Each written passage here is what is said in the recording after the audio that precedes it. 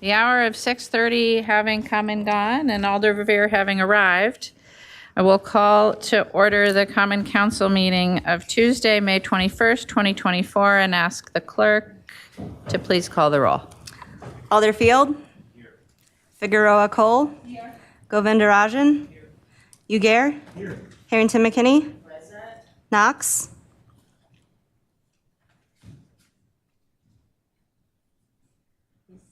Here. I'm here. All right. Sorry about that. Latimer Burris. Here. Madison. Here. Martinez Rutherford. Present. Miadze. Present. Rummel. Present. Tischler. Revere. Here. Vitiver. Wahelia. Here. Bennett. Conklin. Present. Curry. Duncan. Evers. Madam Mayor, we have quorum. Thank you.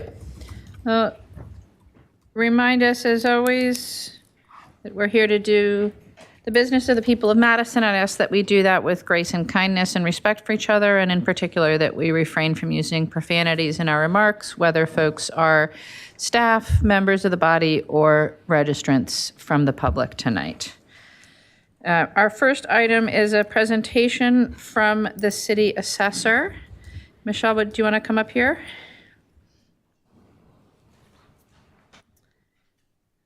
Let's get her slides up. You can take your pick of which side you'd like to be on. Okay. If you could do that in the, there we go. Can everybody hear me all right? Yep. Thanks for having me today. So my presentation is frequently asked questions, things that we get fairly routinely about rather boring topics that have big impacts. So assessed value, new construction, and taxation. So if we could flip to the first slide, Nikki, that would be great. First thing we're going to talk about is assessed value. If we could flip to the next slide. What does the assessor do and why do I do it?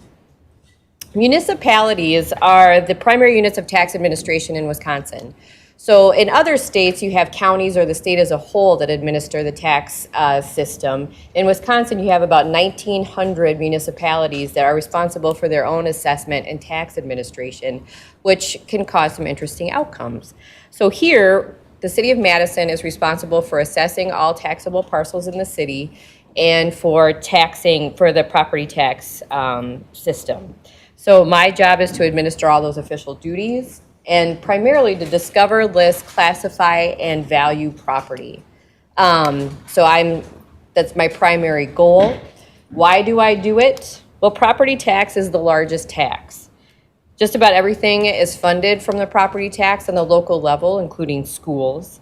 Wisconsin, at its very formation, decided and was very concerned about fairness and equity in the process. So this goes back to the 1800s. Clear standards were established at that time with a goal that all were going to fairly contribute in this process. So that's the why. This is a large tax. We want to make sure that it's done equitably and fairly. And then again, the takeaway, I discover, list, classify, and value property. If we could go to the next slide. Valuation is what we're going to talk about today.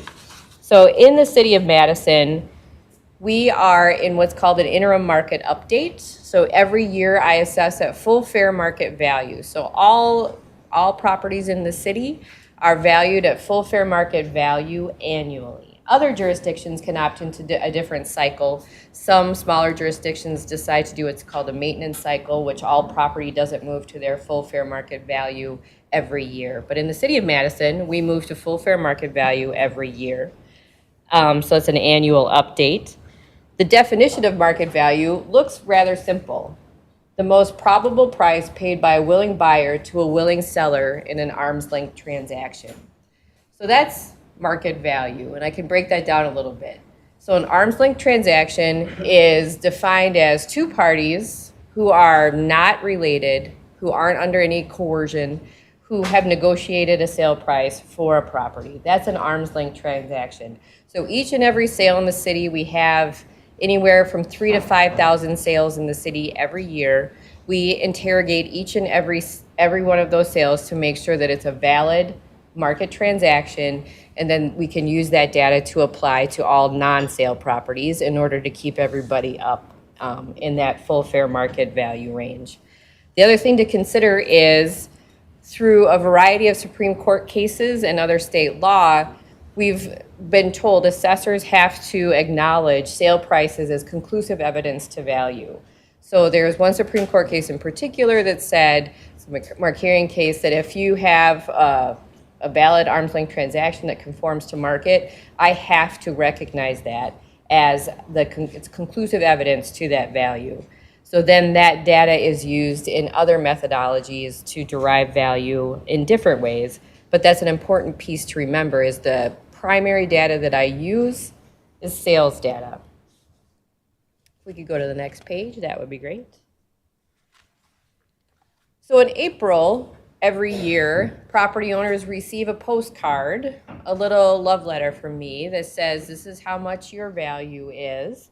And that is the result of something called mass appraisal. So the first cut that we do in April is derived from a trending process. So we take a look at all sales in a particular geographic location.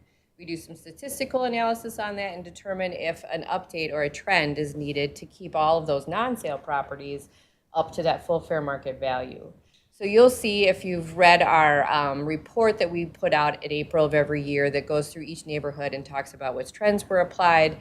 This year you saw anything from a 5% trend up to a 20% trend. And all of that is based on sales data from that particular geographic scope. Commencing in 2021, we were pretty concerned that the lack of housing was overly influencing sale prices. So we were, and this I think is shocking to anyone who owns a home, we were very conservative in our approach to trending.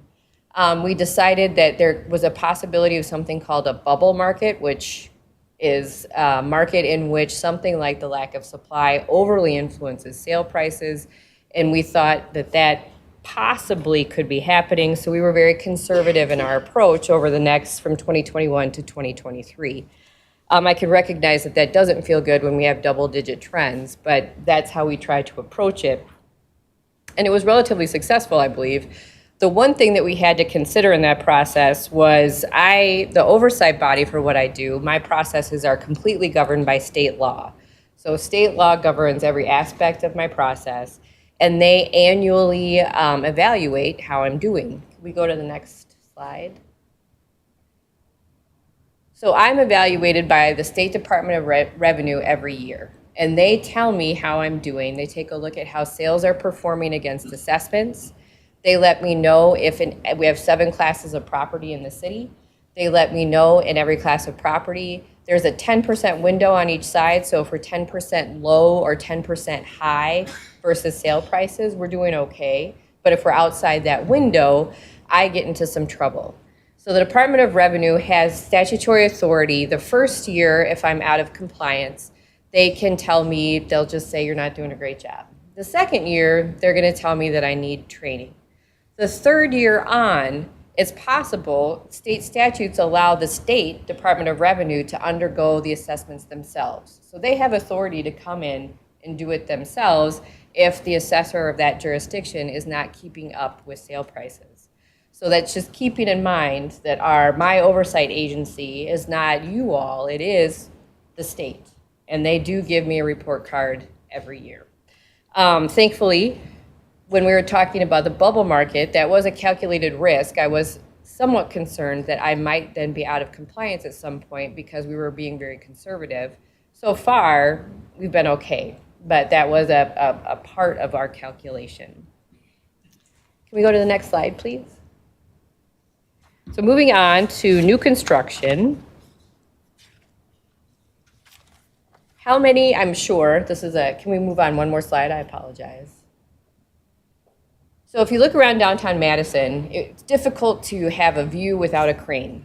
And I think it's not an unreasonable assumption to say, well, gosh, given all of this growth, that must mean that we're doing okay, that our tax base is growing, that we're doing all right. Unfortunately, That is not true. While I think it is a reasonable thing to think, it is not accurate. The ability to increase the levy or budget is completely governed by state law and is capped. So it's based on what's called a net new construction calculation. So in 2011, the state legislature had limited all municipalities in the state to increases related to net new construction. Net new construction is the amount of new construction that occurred within the municipality in the prior year, less any value of demolition. That amount is divided by the equalized value, which is a complicated thing that the state tells us, essentially, what our equalized value is. And that determines the allowable percentage to apply to increase the levy. This year, and this made my heart palpitate somewhat, we had $1 billion. $1 billion of new construction. It's a record. We've been setting records every year. And I think it's reasonable as you sit here today to say, man, we're killing it. We should be able to increase the levy. We should be doing great. But if we go to the next slide, you will see what that equates to. So in 2023, our equalized value was about $39 billion. Our net new construction was $864 million. But we could only increase our levy 2%. That's it. Now you'll see in the last column the inflation rate, which is just CPI data. So you can see that we didn't keep up with inflation. 2022, similar. 2021, similar. 2020 and 2019. So when we think about all of the gangbusters construction, I do, again, think it's reasonable to assume that that must have some relation to our budgetary authority. Unfortunately, it's not in the same way. It's not a dollar for dollar adjustment. So it is quite limited, as you can see from those numbers. Can we go to the next slide, please? So moving on to taxation. One more slide, please. So not only should we talk about net new construction, but assessments rise, right? Every year, because of our growth and because of the popularity and the wonderful nature of our city, we attract a lot of growth. So it seems like a reasonable conclusion to say if assessments go up, taxes go up. And that is not the case. So again, it's another reasonable, intuitive thing to think, but they are two disconnected processes. So assessments are actually designed to be revenue neutral. So we'll get to slides further on, but as assessments rise, typically the tax rate goes down.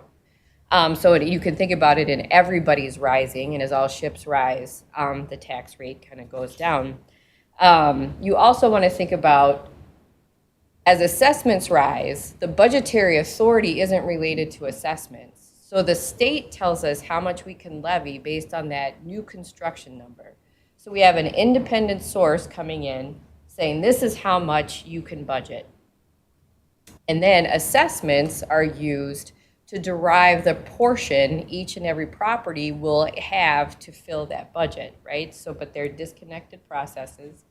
The state sets the overall budget authority.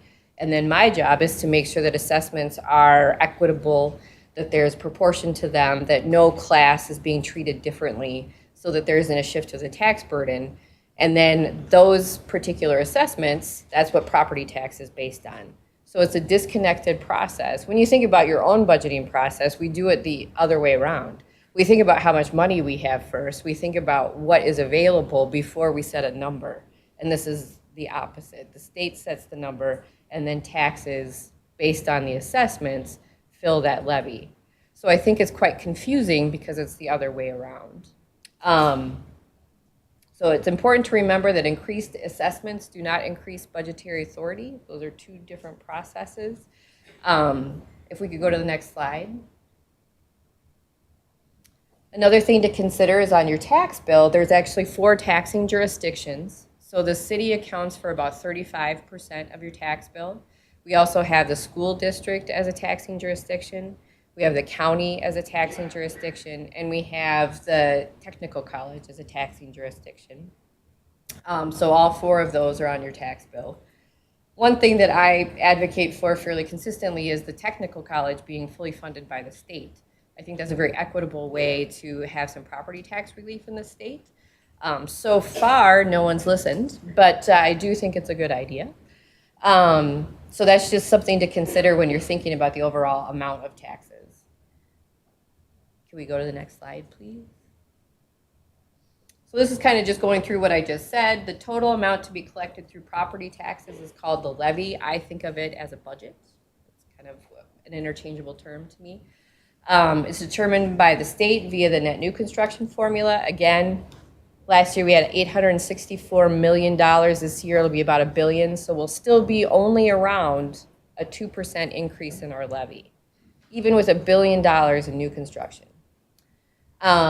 Thinking about the tax rate, so the second entry there, the tax rate is calculated by dividing the amount of taxes allowed, which is that levy limit, and the total assessed value of all taxable property in the city. And this year it's going to be around $40 billion, maybe $41 billion. So that's the tax rate. And then we take the tax rate and we create a mill rate, which is the exact proportion each property owner pays in taxes. So that's the system kind of in a nutshell. Next slide, please. So assessments, again, when you think about assessments, as they go up, because everybody goes up, the tax rate goes down. So typically higher values result in a lower tax rate, while state aid and tax credits will also, those are two different things. State aid and tax credits are operated or facilitated by the state. They also influence the tax amount. Can we go to the next slide, please? So here's an example of what I'm talking about. So the average home was increased in 2021 by 6.4%. That's over 2020. Well, taxes on the average home increased by only 1.9%. So you had a 6.4% increase in value. Taxes increased 1.9%. And after applying state tax credit, the change was less than 1%. So as you can see, increased value doesn't equate in a dollar for dollar increase in your taxes. I do often get folks reaching out panicked. My house value went up $50,000. I'm going to pay $50,000 more in taxes. Well, that's not the case. So this is an important example to keep in mind if you're out there in the public, if you're talking with your constituents. It's something that can be used to educate and calm everybody down, that the increase in assessments does not necessarily and not often mean an increase in taxes. That would be an outlier experience. Next slide, please. So equity is another thing that I'm very concerned about. So my job is to ensure that there is not an inequitable shift of the tax burden. We have 7 different classes of property in the city. Primarily, the bulk of them are commercial or residential. So when I'm doing my job appropriately and well, both classes of property have an equitable share of what they're paying. We do have some agricultural. It's not super significant, but it does exist. So primarily we have commercial and residential. When you talk about assessments rising, the true risk is that if some properties rise and others fall or stay the same, that there will be a shift of the tax burden. And that's equity. That's a problem. If commercial owners aren't paying their fair share, then the residential owners pay more. That's not acceptable. The inverse is also not acceptable. So the primary job of my office is to ensure that all assessments are undergone fairly and equitably to make sure that every property owner has the appropriate share of the tax burden. So when you think about equity and you think about assessments going up or down, this is the important part of what I do. Next slide, please. So this is a slide that actually Dave Schmidtke shared with me, which I thought was really great. It just illustrates the different percentage, like the different data points that illustrates what we've been talking about. So percentage change from 2019 to 2024, the total assessed value of the city increased 55%. The total property tax levy increased by 27%, meaning the ability to tax, like our budget increased, but the tax rate went down by 19%. The average home value went up 49%. Taxes on the average home went up 19%. And then CPI is just an inflation statistic. So that's what inflation has done during those years. I think this just really illustrates very well, and I'm grateful for the slide of the different data points that we're talking about. Next slide, please. So moving on, I often get, I don't know if you all get questions about this, but I'm a senior, I'm being taxed out of my home. Why can't that change? I'm a veteran. what possible thing can you do for me when I own my home? There's all kinds of different questions that I get in my office, and I'm sure you get them as well, about what can be done with progressive tax policy. And unfortunately, there's a Supreme Court, or not a Supreme Court, there's a part of our Wisconsin Constitution called the Uniformity Clause. And back when the Constitution was written, back in the 1800s, the founding folks then really had a lens on no preferential tax treatment. They were very clear that it should be equitable. We shouldn't have influential property owners getting preferential treatment. So the Uniformity Clause was a result of that concern. So the rule of taxation shall be uniform, and taxes shall be levied upon such property as the legislature shall prescribe. So that's the language. And while I applaud the initial impetus for this clause, I do think the outcomes have become rather rigid. So when you say that there can be no preferential tax treatment, how that's been interpreted is there can be no differential tax rates.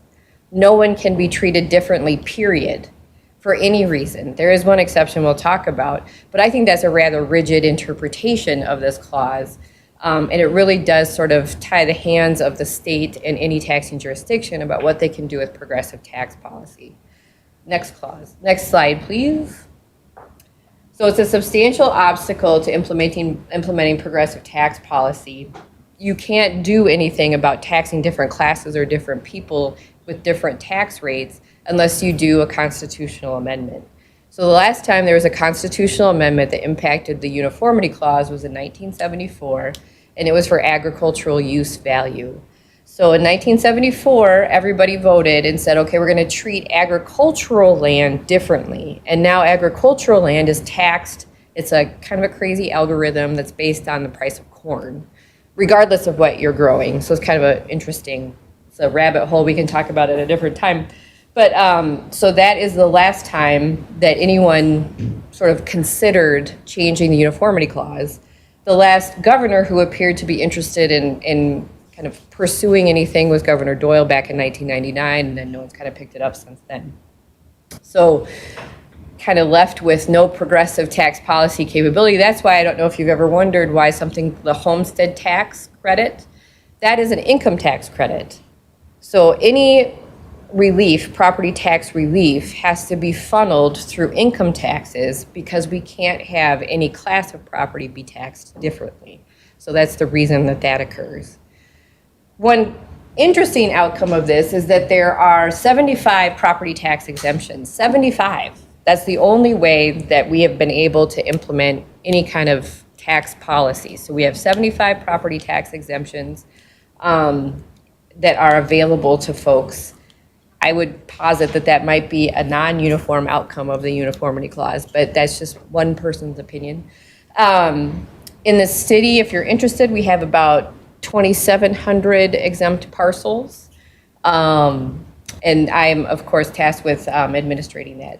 So that's the Uniformity Clause, and why we can't really implement creative tax policy or progressive tax policy we've had, like in Illinois has a different tax rate for seniors, Minnesota has some different things.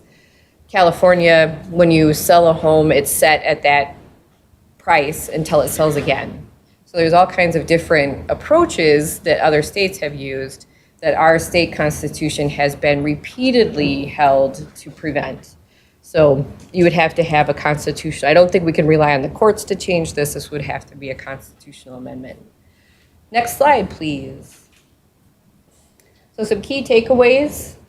State law governs my process tip to tail.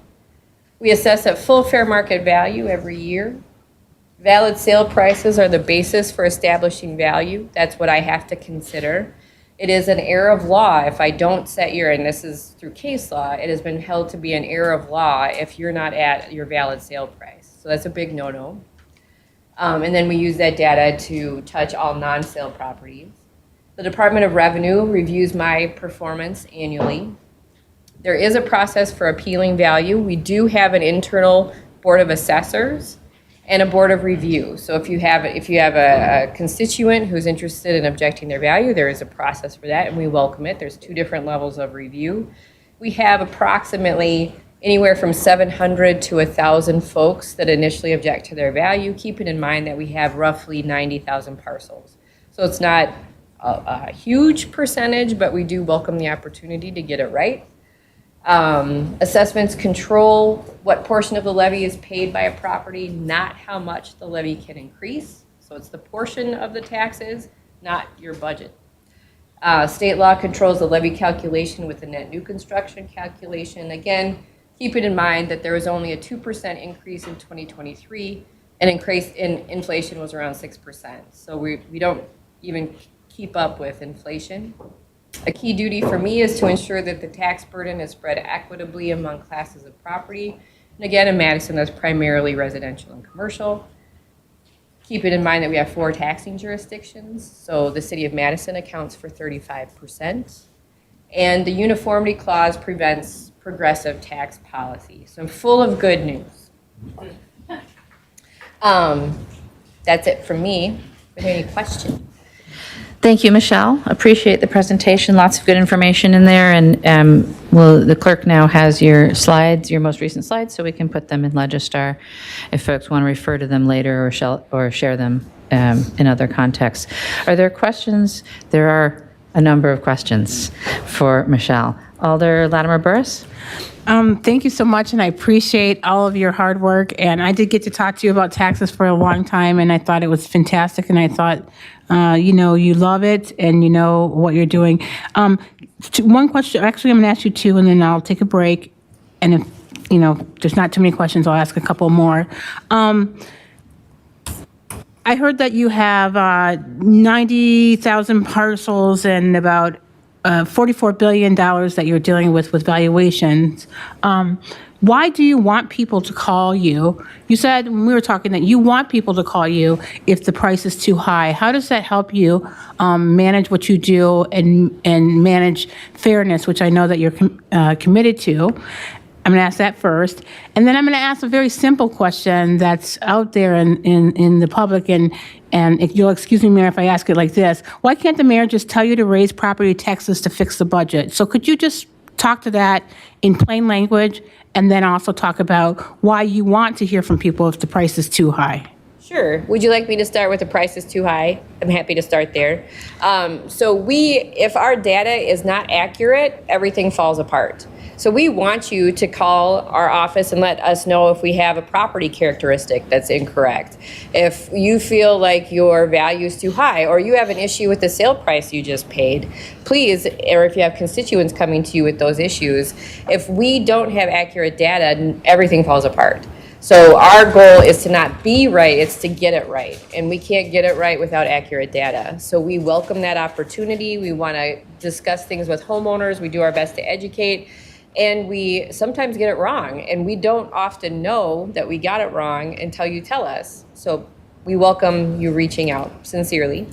The second question, well, the mayor could ask me to raise assessments, but it would not change property taxes. So it wouldn't have that outcome.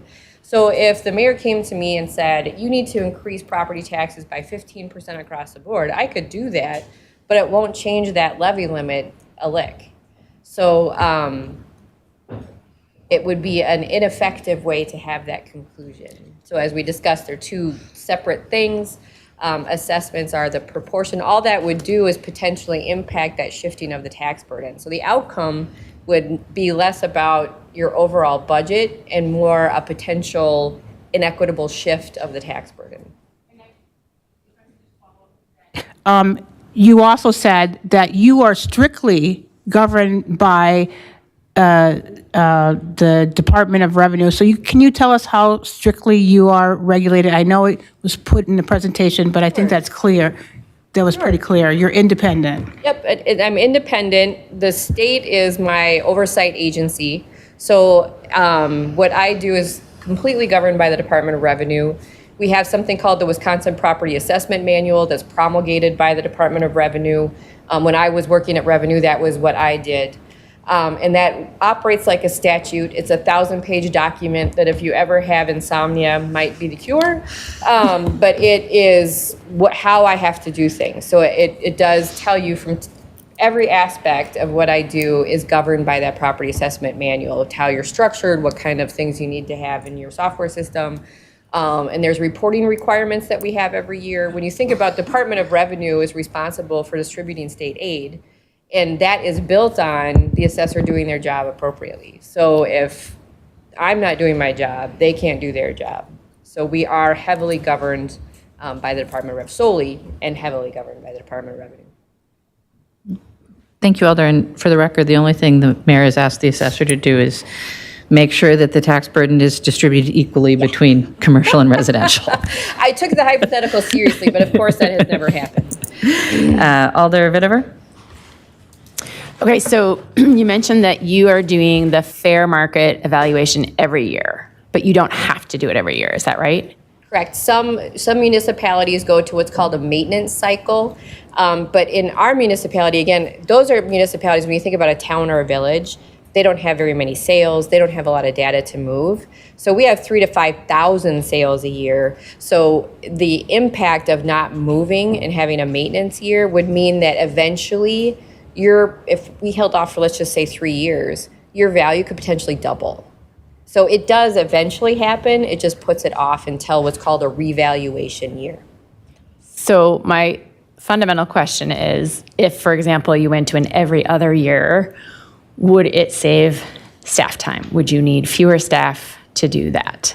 No, because we still have to go through all the data. Good question, though. Thank you, Alder. Alder Wahili? Thank you, Madam Mayor, and thank you, Michelle, for this presentation. My question is, if you could elaborate more the equity lens, how you use in terms of different levels of assessment, if you can go into details, but also uniformity clause, like which you talked about 2,700 parcels are exempted from this tax. Can you talk about more also? Sure. So if I understand the first question, it's by the equity lens. And for me, applying an equity lens, or the importance of equity in my work, is to make sure that the tax burden isn't shifted. So I need to make sure that the commercial class is assessed at the same rate in the same way as the residential class. Despite, homeowners don't have attorneys, they don't cause a ruckus in the same way, whereas commercial owners are represented and can often be a little contentious. But I still have to do my job and make sure both classes of property are assessed in the same way at the same rate. So that's the equity lens that I was speaking of. And I think you had a uniformity question around exemptions, how many exemptions that we have. So there's 75 different kinds of exemptions that you could make a request. That are set by the state, correct? They're set by the state statute. So it's section 7011 has a list of all the exemptions. So you'd have to apply to my office. I evaluate each and every request. They're due in March. And then some are approved, some are denied. And, in the city, you can think about exempt properties, typical ones that are, again, state statute. It's not the municipality. There would be university, government buildings, churches, all kinds of different things, music centers, different things you can think of. Being a 501c3, which is an IRS designation, doesn't equate automatically to being a property tax exempt, but it is good evidence of that. So if you're thinking about that kind of charitable group, that would be something that would potentially be qualifying for an exemption. I don't know if I got all your questions. Yes, can I ask a follow-up question, Madam Mayor? Of course. Yeah, so when you talk about equity, that's commercial versus individual property owners. But let's say if, property owners, like if the houses are more expensive than others, there's no equity in that regard, right? But the analysis is more of commercial versus individual owners. So equity, what I'm talking about, is shifting the tax burden specifically. Because of the way the uniformity clause is written, there can't be any different tax rates for different kinds of properties. So if you're thinking about really high valued properties versus really low valued properties, there can't be different tax rates. But the high value properties will get a higher proportion of the taxes. So your burden, if you have a higher value, your tax burden is higher than the lower. So someone who owns a home for $200,000 will pay fewer taxes than someone who owns $1 million home. Or $1 million homeowner is going to pay less taxes than someone who owns a $50 million apartment building. So it is proportional in that way. So that is another equity lens. But you can't have different tax rates. Okay, thank you. You're welcome. Thank you, Alder. Alder Knox? Thank you. Yeah, I appreciate this presentation. So my question, and you just sort of hit on it. I heard you say that the uniform tax rate, the tax rate is uniform. It's not differential, and you just kind of cleared up saying it's proportionate based on the value of the property. But you also said the assessments, and I'm assuming you said a trend is 5 to 20%. I'm assuming you're saying the assessments have gone up 5 to 20%, probably based on the value of that home. So here's the question that I've been getting a lot of phone calls about. So, and you can clear this up. So there's not a situation where the city infrastructure improvements, for example, the town came in to the city, a lot of the boroughs, neighborhoods assessments have climbed considerably. Does that have any impact on the assessments, the overall infrastructure improvements for the city? No, Does that make sense to you? It does. Yep. I appreciate the question. So the only thing that changed when the town of Madison came in is the data that we're using to evaluate the former town of Madison homes is now City of Madison sales. So the only thing we can use to look at and analyze assessments is sale prices. That's it when it comes to the residential side. So when we're looking in a particular geographic scope, like around the Burr Oaks neighborhood, there's sales, and the sales are coming in, and we don't have anything to do with the sale price. The sales are coming in well above assessed value. So we inherited some properties that were potentially kind of hanging in a below market. They come in, sales are then saying, okay, they're going anywhere from 5 to 25% over the assessed value. And then given the constraints and what I have to do for Department of Revenue, I have to assess at the sale price. I don't have a choice. So if it's a valid arm's length transaction, I have to value at the sale price. And then I use that data to touch every property that hasn't sold. So that's the trend. Okay, so it's based on the sales, and maybe some of the properties were undervalued, and now that they're selling at a much higher rate, that Correct. would drive the assessment up. That's absolutely right. I respond to the market. I don't set it. I often wish I could, but no one has given me that power. So there's no scenario where, because I guess if we start doing the infrastructure improvements there to get things up to the city's code standards, those would just be individual assessments to a particular property owner, you don't spread that across the whole, say, neighborhood. Can you hear me? Yep. it's a tornado warning. I'm sorry, Alder. Hopefully I can get back to you on this question. So we will pause and come back to this question when we reconvene, and the council will recess until such. Do we need a motion to recess? We move a recess, and there's a second. Is there any objection to recording unanimous vote in favor of recess until the tornado warning is over? Seeing no objection, we're in recess.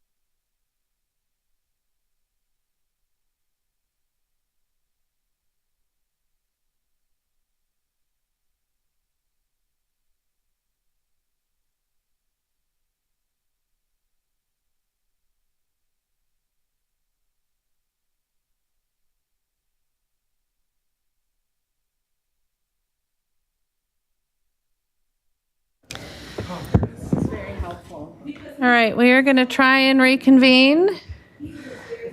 And so I'm giving this notice to the tech staff. And we have alders in the room trickling back in.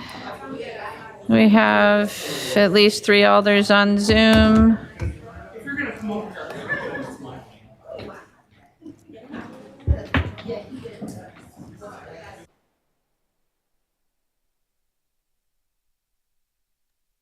Mayor, we are all set to go on our end. Thank you.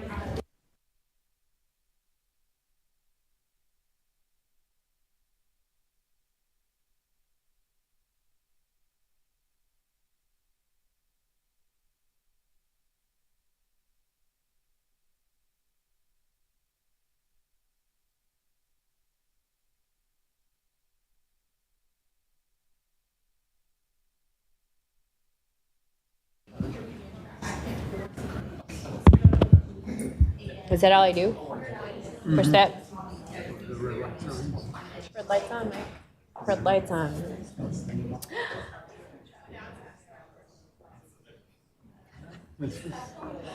Gives me PTSD.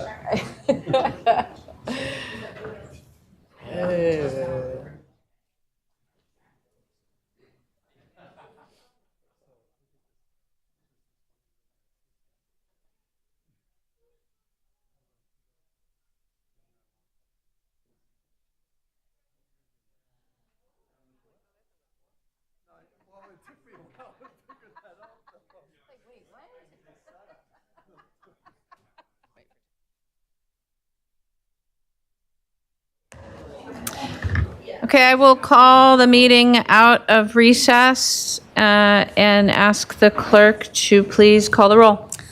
Alderfield. Figueroa Cole. Here. Govindarajan. Here. Huger. Here. Harrington McKinney. Knox. Here. Latimer Burris. Madison. Here. Martinez Rutherford. Here. Miadze. Rummel. Present. Tischler. Vervier. Here. Vitiver. Here. Wahelia. Here. Bennett. Here. Conklin. Present. Curry. Here. Duncan. Here. Evers. Madam Mayor, we have quorum. Thank you. All right, so we are on item 1, still in questions for the city assessor, and I believe, Alder Knox, we were in your turn for questions. So Alder Knox, if you would like to restate your question, or if the assessor remembers it. I unfortunately do not. I apologize. She was, I had asked a question about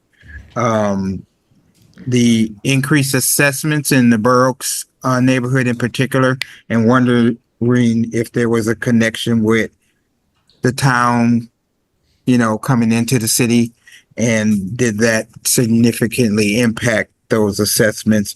Maybe you had explained that it had to do more with sales, and there might have been some properties that were below market and now are selling at a higher rate. But I just wanted to make sure that the city's infrastructure improvements would not affect that assessment, other than some individual homeowners, assessment for sewers, things like that. That's basically what you were kind of explaining. So it might be useful to explain the difference between the property assessment Sure. and the way in which we assess infrastructure charges. You bet. So what you're speaking about, Alder, is called a special assessment, which is something that the finance department runs that it's unrelated to your property assessment. So a special assessment could be for, sidewalks, gutter, that kind of thing. Sure. And that's additional assessment that you find on your tax bill, but it's unrelated to your Sure. property value. Okay, so you're saying the rationale behind these, what people have been communicating with me, unusually high assessments, has to do with the sales in that area, in the Burroughs area? Correct. It's all related to the sales data. And on our webpage, we actually we're data heavy, but if you wanted at any point, I would meet with you, Alder, and I could show you where your constituents could find sales in those neighborhoods. We have those available, Sure. and that might solve some of the problem. Yeah, I basically refer them to your office. Yeah, that's fine too. You can send them my way, and I'm happy to show them where that data lives. Okay, thank you. You're welcome. So we are under a severe thunderstorm watch. It's not a tornado warning. The tornado is siren. We still don't have a watch or a warning on alert.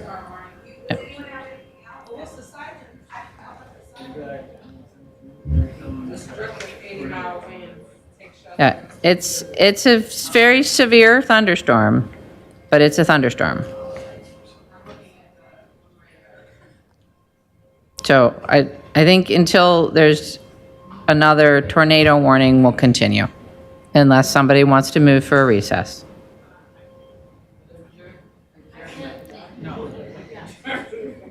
Alder Govindarajan? Motion to approve the consent agenda and then adjourn. We can't do that, Alder. We have registrants to speak. We'd have to at least get through the consent agenda. And- Alder Bennett? Thank you.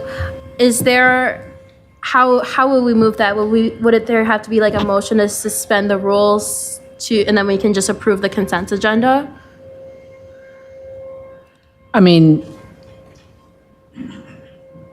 we have to at least get through the consent agenda process. We can't just approve it. And then there are additionally items that have already been pulled from the consent agenda because we have registrants or because alders have requested them. So you have to do something with those.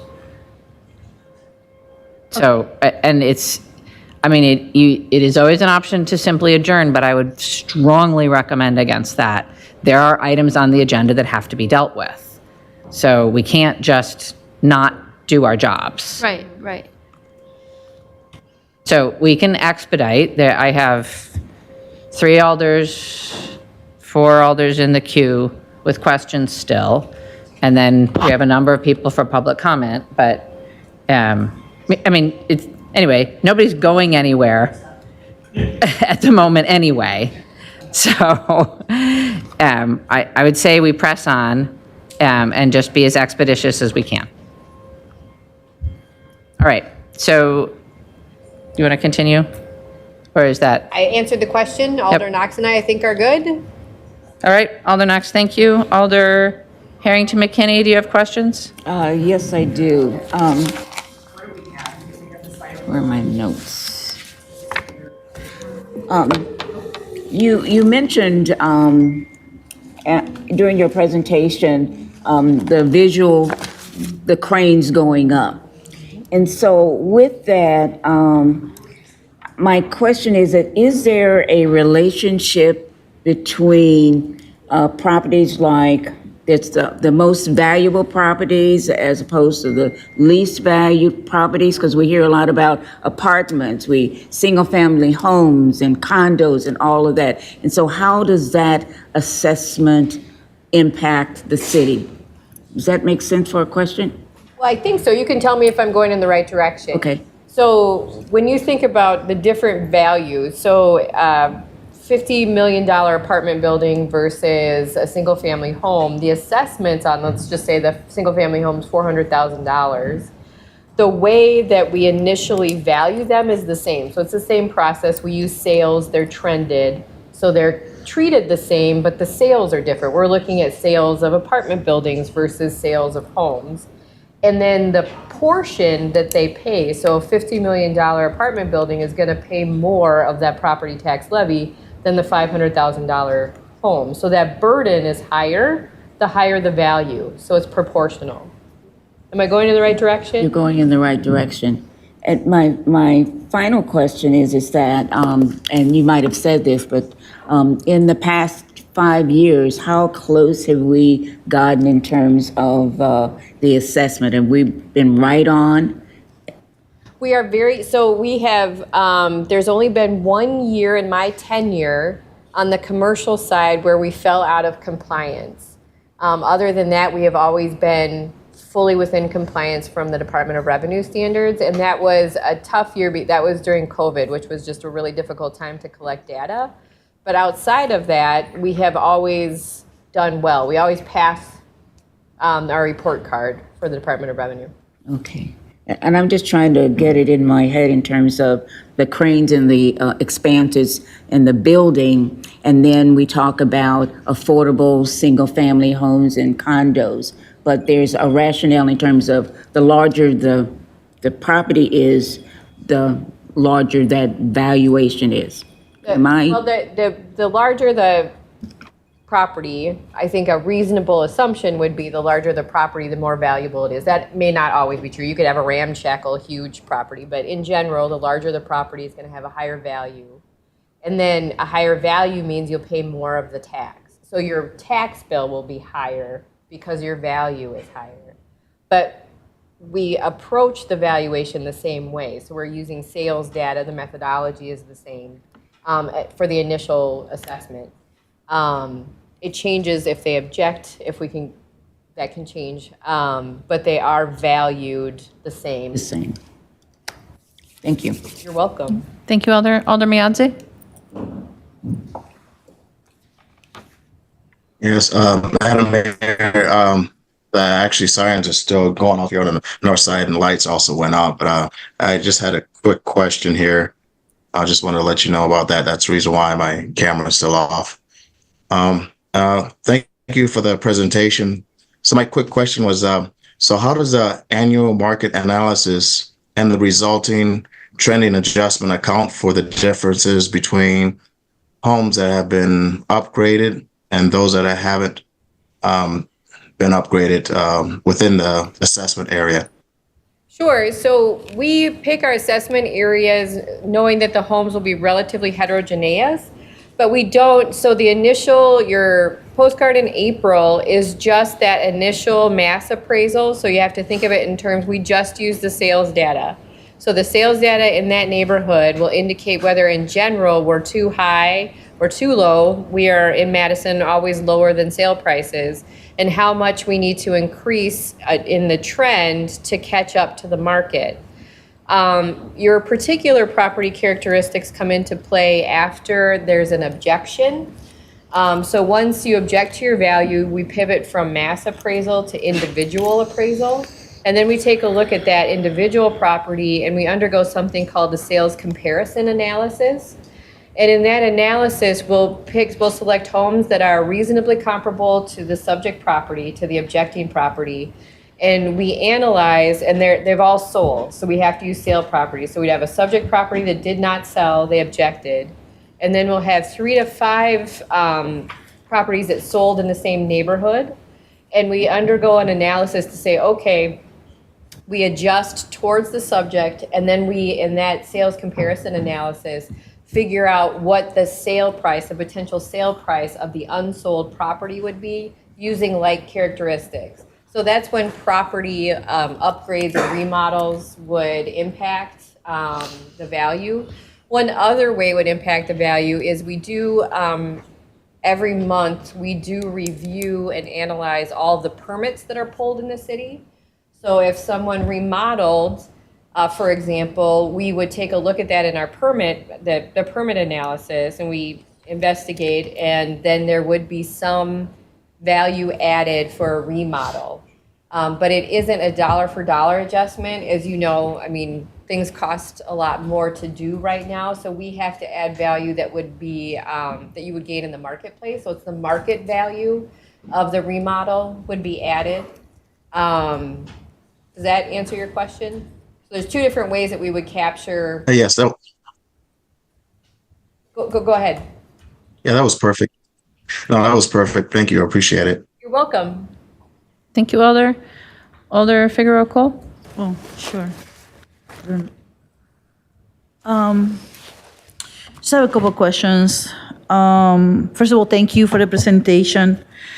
Can you provide some examples of the 2,700 parcels that do not pay taxes, that one that are exempt by the state of Wisconsin? You know, such as city, for example, does the university buildings pay taxes? Sure. So No. the state statutes outline what the exemptions are, but they have to request an exemption, and I have to approve it. There are some exceptions to that process, and that would be government-owned buildings. So like the state-owned, like the Capitol, for example, is exempt. The State Department of Administration building is exempt. The university buildings are exempt. Churches? Churches are exempt. There's, in the 75, you would be surprised, like hockey. Hospitals? Some parts of hospitals, clinics are not. That gets a little complicated. So some medical clinics, some aren't. When you think about nonprofits, a lot of that, you know, like the, there's a new symphony orchestra building that's all, they qualified, you know, so there's a variety of different ways that you can end up with an exemption. It's a long list. T-ball fields, I think, are exempt. Right. Interesting list. Yeah, so no very uniformity, to be, you know, like you were saying earlier. It's Yeah. a wildly non-uniform way to try to achieve uniformity, yes. And then I had gotten a couple of questions since you started speaking. If the city moved with a referendum, does that increases the assessment of the property? No, it doesn't. I just wanted you to, you know, to answer that question. No problem. And lastly, when your office sent out the Q&A, I asked for language access to translate those things in Spanish and Mon, and they did that. So can we please send that to all others in case they want to share that on the blog along with this presentation? Absolutely. I apologize for not thinking. No, that's fine. That's good. Thank you so much. That's all I got. Thank you. Thank you, Alder Verveer. Thank you, Mayor. Thank you, Michelle, for being here. Thanks for your presentation. I'll pass, I think, given the weather and the hour, but I do just want to publicly congratulate your office on your state Supreme Court victory today. Oh, thank you. We feel pretty good about it. Thank you, Alder. And thank you, Michelle. Thank you very much. Thank you. Thanks for your patience and your work. All right. Now we will move on to disclosures and recusals. Are there any disclosures or recusals on items on tonight's agenda? Going once, Alder Harrington McKinney. Yes. I would like to be recused. Item number 45, 83173. And Madam Mayor, if I recuse myself, can I be added as a sponsor? I think that would be contrary I to take the. that back. I just answered my question. Yeah, that would be contrary to the spirit of recusal. Thank you. So item 45, Alder, you'll be recused. 83173. Thank you. Further recusals, Alder Evers. Thank you, Mayor. Regarding item 37, I have helped promote shows in the past at Bree Stevens and may in the future, but it will not affect my vote or thinking on this matter. Thank you, Alder. Alder Vitiver. There are two items to be introduced from the floor, Legislative File 83451 and 83453, that involve my employer, the Department of Health Services, and I just am disclosing that. It will not affect my vote. Thank you, Alder. Alder Madison.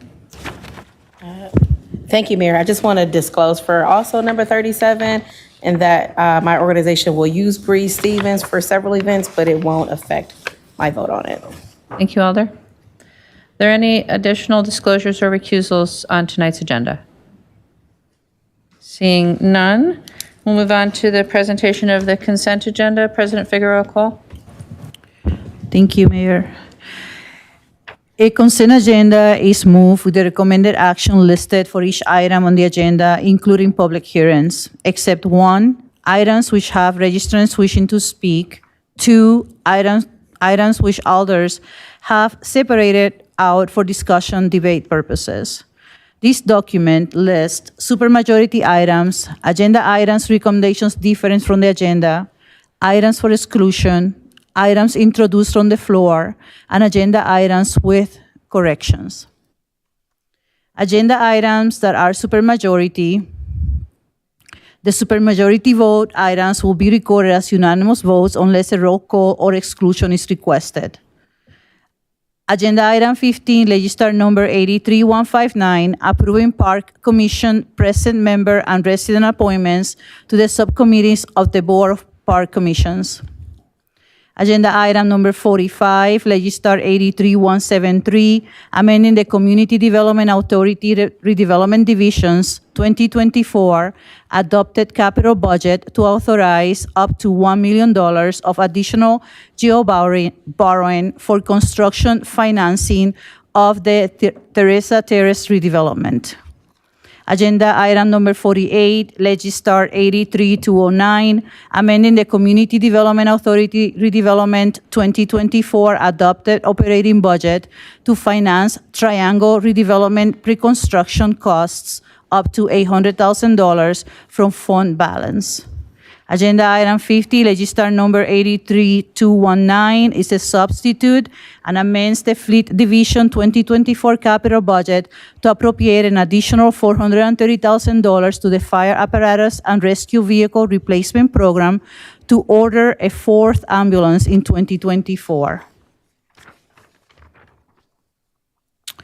Agenda items with recommendations different from the agenda.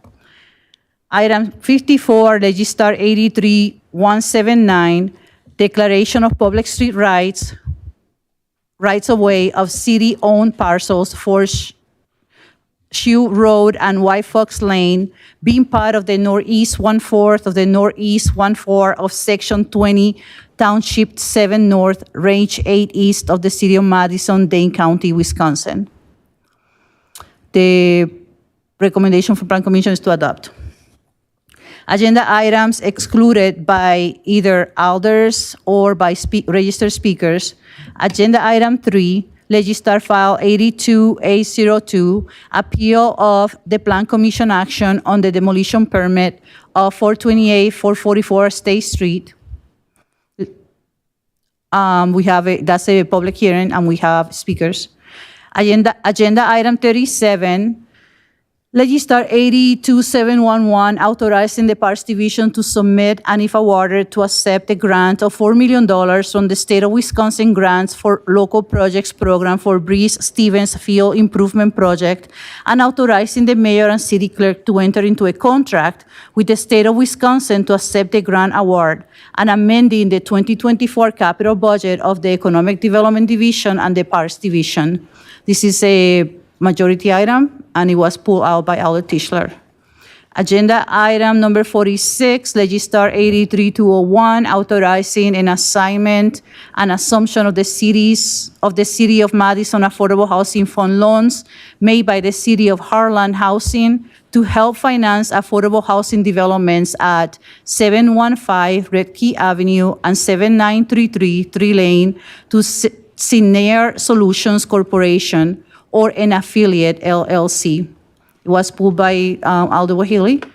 Agenda item number 47, Legistar 83208, authorizing a grant of up to $1,527,600 to Sinair Solutions Corporation to be drawn from funds authorized under the American Rescue Plan Act, ARPA, for its use in acquiring and rehabilitating the properties of 715 Red Key Avenue and 7933 Tree Lane, and preserving their long-term affordability for persons with household incomes at or below 60% of the county median income.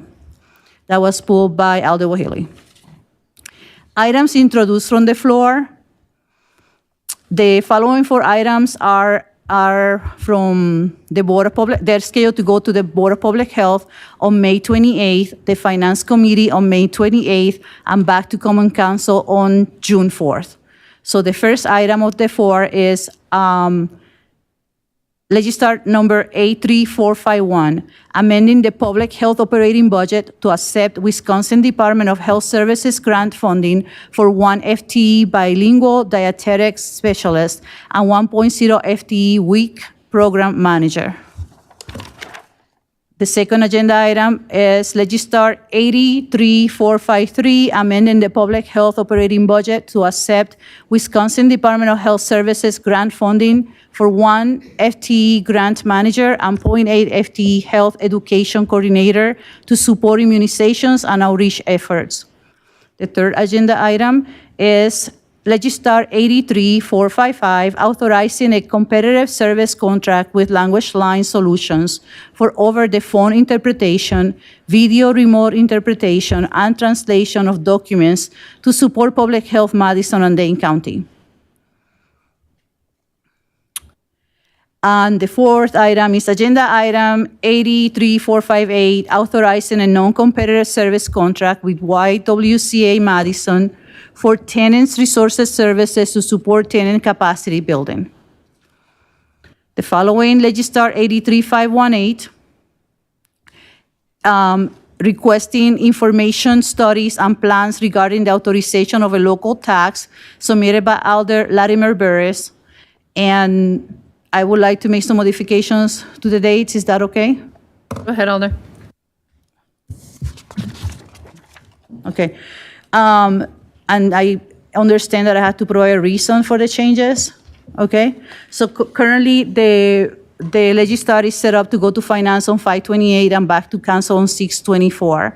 The actual Legistar item in reference CCEC on it, so I would like to suggest that we send this to the CCE meeting of June 4th. It also makes mention of employee relations, so and different ways to accommodate and avoid layoffs. So I suggesting to move that to June 11 for the Committee on Employee and Relations. Then also mentions a task for the Transportation Department, so sending the resolution to Transportation Department on Transportation Commission on June 12. Bring it back to Finance on June 24 and back to CCC on July 2nd. I'm sorry, to the council on July 2nd? I mean, sorry, to the council, CC, yeah, Common Council. Thank you. Thank you.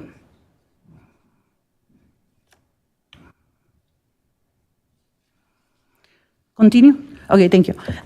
Legistar item number 83533, amending the City of Madison official map to remove a mapped reservation for a future north-south public street located in southwest quarter of the northeast quarter of Section 30th, Township 8 North, Range 10 East in the City of Madison on land generally addressed as 2202 Darwin Road. And that is scheduled to go to Plan Commission on June 24, Transportation Commission on May 29, Board of Public Works on June 5th, and the Common Council on July 2nd. There's no items listed for corrections.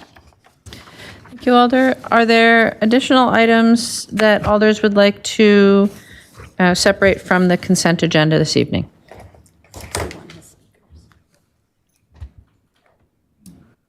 Seeing no other items to separate, I will note that we have a speaker on item 61, so we'll separate that as well. And just one more time, following our supermajority, item 15 is a 14-vote item. Items 45, 48, and 50 are 15-vote items. On item 54, the recommendation is to adopt. The following items will be excluded from the consent agenda: items 3, 37, 46, 47, and 61. We have a number of introductions from the floor. The only deviation from what's printed in front of you is that legislative file number 83518 will be referred to, let me put these in order, CCEC on 6/4, Employee Relations on 6/11, TC on 6/12, Finance on 6/24, and the Council on 7/2. All right, everybody got it? Good, good. All right, and then the consent agenda, a motion, please. Motion to adopt. Moved and seconded to adopt. Alder Miadze, did you have a question? Yes, Mayor. I just wanted to make sure the one that President Cole mentioned, that if I could be a sponsor, added to a sponsor on that. Which item, Alder? I believe that she just introduced an item. Alder, Alder's if it's up for responsible. I don't know. introduction, why don't you just contact the clerk and have them add you as a sponsor, please? Doesn't have to be done tonight. Yes, ma'am. Thank you, Alder. All right, thank you. Alder Latimer Burris? Yes, on the item 83518, asking for the local sales tax 2.0, I'll call it. If we're going to add on referrals, I would like to add on a referral to the Equal Opportunities Commission, since this is a issue that would affect them as well. So that is on, the next time I think they meet is June 13th. Additional referral to EOC on 6/13. Thank you, If we're going Alder. to add referrals, we might as well hit everybody. Thank you, Alder. Alder Figueroa Cole? Oh, I'm good. Okay, thank you, Alder. And, all right, so it's been moved and seconded. Is there any objection to recording unanimous vote in favor of the consent agenda? Seeing no objection, we'll record that vote. And we will move on to public comment. For public comment tonight, we have registrants wishing to speak on item 3, which is the appeal of the Plan Commission action on the demolition permit for 428 to 444 State Street.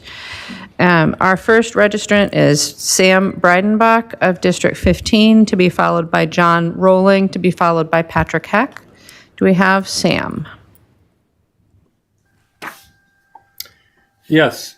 Go ahead. Good evening, Madam Mayor and Alders. My name is Sam Breidenbach, and I am testifying this evening in opposition to the demolition of these 3 buildings. I have lived in Madison since 1985, and for 35 years owned TDS Custom Construction, a company that specializes in restoration of buildings of similar vintage. I have restored numerous buildings like these, and from my experience, the condition report and photos submitted by the developer illustrate a typical condition of neglected buildings that one would expect, and don't show anything that cannot be remedied by normal repair and restoration techniques. The report concludes that these buildings are unsafe and that the buildings have become a hazard to the safety of the public and should be demolished. As stated elsewhere in the appeal documents, quote, the structural integrity and water damage to these buildings would result in it collapsing on its own accord, unquote. This is utter and disingenuous nonsense. It should be noted that ARC Development LLC, the author of this report, has absolutely no online presence that would indicate any professional credentials, yet one of the main arguments in favor of demolition by supporters of the appeal is rooted in this perception that the buildings are not salvageable, based on this substandard and unprofessional report. Approval of demolition would be in direct conflict with many practical conditions of the 2012 downtown plan, as well as the city's comprehensive plan. Moreover, the essence of these plans speaks to Madison as being a community of special places, neighborhoods, and districts offering something for everyone. The downtown plan calls State Street Madison's premier street. The most salient point is that these places contribute to the culture and character of the whole community. Nor does the soul of State Street have to be destroyed in the quest for more housing, however noble that endeavor is. Your consideration this evening should not be zero-sum. These two concepts can coexist if we have the political will and courage to make it happen. If the council votes to approve the demolition, it will accelerate a disturbing trend that is chipping away at the iconic, quirky sense of place that State Street represents. State Street is at a tipping point. How many more buildings will be demolished before it loses its essential character and is no longer Madison's premier street? Once they're gone, they are gone forever, and with them goes the cultural history and defining character of a very special place. I urge you to vote no. Thank you very much for listening. Thank you. Our next registrant is John Rowling, to be followed by Patrick Heck, to be followed by Josh Olson. John? Thank you for this opportunity to speak. The Plan Commission has considered and rejected demolition permits for these 3 buildings twice in the past year. Now these owners come to you seeking to overturn those decisions of the body that you have mandated to make such determinations. The only argument that the owners make is that these buildings are supposedly, quote, in a state of disrepair. Others have already spoken more specifically about that disrepair, whether it's structurally fatal or readily fixable. But let's be clear. Developers' fundamental idea here is that older buildings deserve to be raised. Developer Representative Colin Smith stated this out loud, quote, "These buildings were not meant to stand for over 100 years. Well, I've been a real estate appraiser for 40 of those years, and I have appraised hundreds of buildings of those ages, including some premier buildings that you know well. Bellevue Apartments, Madison Club, Catholic Association, Longfellow School. By the way, much of that work done for the city of Madison. The idea that age alone creates obsolescence and justifies demolition is ridiculous. One need only look around Madison's downtown, our Near East and Near West sides to see hundreds of buildings that continue to serve and will serve far into the future. The second part of Smith's argument about disrepair is even more ridiculous. He claimed that the buildings were in a state of disrepair when the developer took them over. Well, let's be clear again. The limited liability corporation owning these buildings is the result of an assemblage process begun back in 2003. The individuals who now propose demolition appear to have controlled this ownership entity since 2018. They've had over 5 years to address any conditions that they now suggest are in such disrepair. As a real estate appraiser, I can't help wonder how the condition of these buildings was described in 2018 when the owners secured a multi-million-dollar mortgage on them. We know that Joseph McCormick signed the mortgage document, which requires, and I quote, "duty to maintain. Grantor shall maintain the property in tenantable condition and promptly perform all repairs, replacements, and maintenance necessary to preserve value." And we know that these buildings continued to be rented to commercial and residential tenants for some years after the McCormick Group took control. I presume that the owners met their mortgage and lease obligations by maintaining the buildings in tenantable condition. You have about 30 seconds. While those leases pertain. Please reject. Thank you. Thank you. Our next registrant is Patrick Heck of District 6, to be followed by Josh Olson, to be followed by Rick Chandler. Alder Heck. Thank you, Mayor and Alder friends, for this opportunity to speak. When I made the motion at Plan Commission to place this demolition application on file, I referenced demo standards of approval 6 and 7. They read in part, number 6, the Plan Commission shall consider the condition of the building or buildings proposed for demolition or removal. And number 7, the Plan Commission shall consider the factors and information specified in items 1 through 6 and find that the proposed demolition or removal is consistent with the statement of purpose of this section. Let's look first at Standard 6. While the applicant did provide photos of the building's interiors, it was difficult for commissioners to tell whether or not there are structural problems that would prevent these historic buildings, as judged by the Landmarks Commission, from being saved. Yes, the buildings may look rough in some of the photos, but whether or not they could be repaired without a significant outlay of capital was and is unknown. We just couldn't tell if the building's conditions were such that their loss was appropriate. Standard 7 references that the proposed demo needs to be consistent with the statement of purpose of the ordinance section, which reads in part, The purpose of this section is therefore to ensure the preservation of historic buildings, etc., and aid in the implementation of adopted city plans, etc. In our decision, Plan Commission put weight on the phrase, ensure the preservation of historic buildings, given the importance of this particular block of State Street to Madison's cultural fabric. Other blocks of State Street and downtown have seen much change via demolition and the construction of new buildings of a much larger scale. I don't think most commissioners, including myself, believe those changes were inappropriate. Generally, commissioners have supported changes in the downtown fabric and elsewhere in the city as long as they generally implemented city plans. When historic structures are involved, however, Plan Commission must weigh the importance of history and whether or not a demolition will aid in the implementation of city plans. This involves some subjectivity, which is one of several reasons why we need a Plan Commission. In this circumstance, 5 of us gave weight to a portion of an adopted city plan, the downtown plan, and its recommendation number 75 regarding State Street.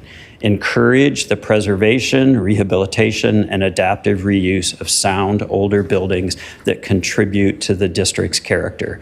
Since we couldn't be sure, sorry. You have about 30 seconds. Since we couldn't be sure that the soundness of the building in question, we believe that the application was inconsistent with the statement of purpose.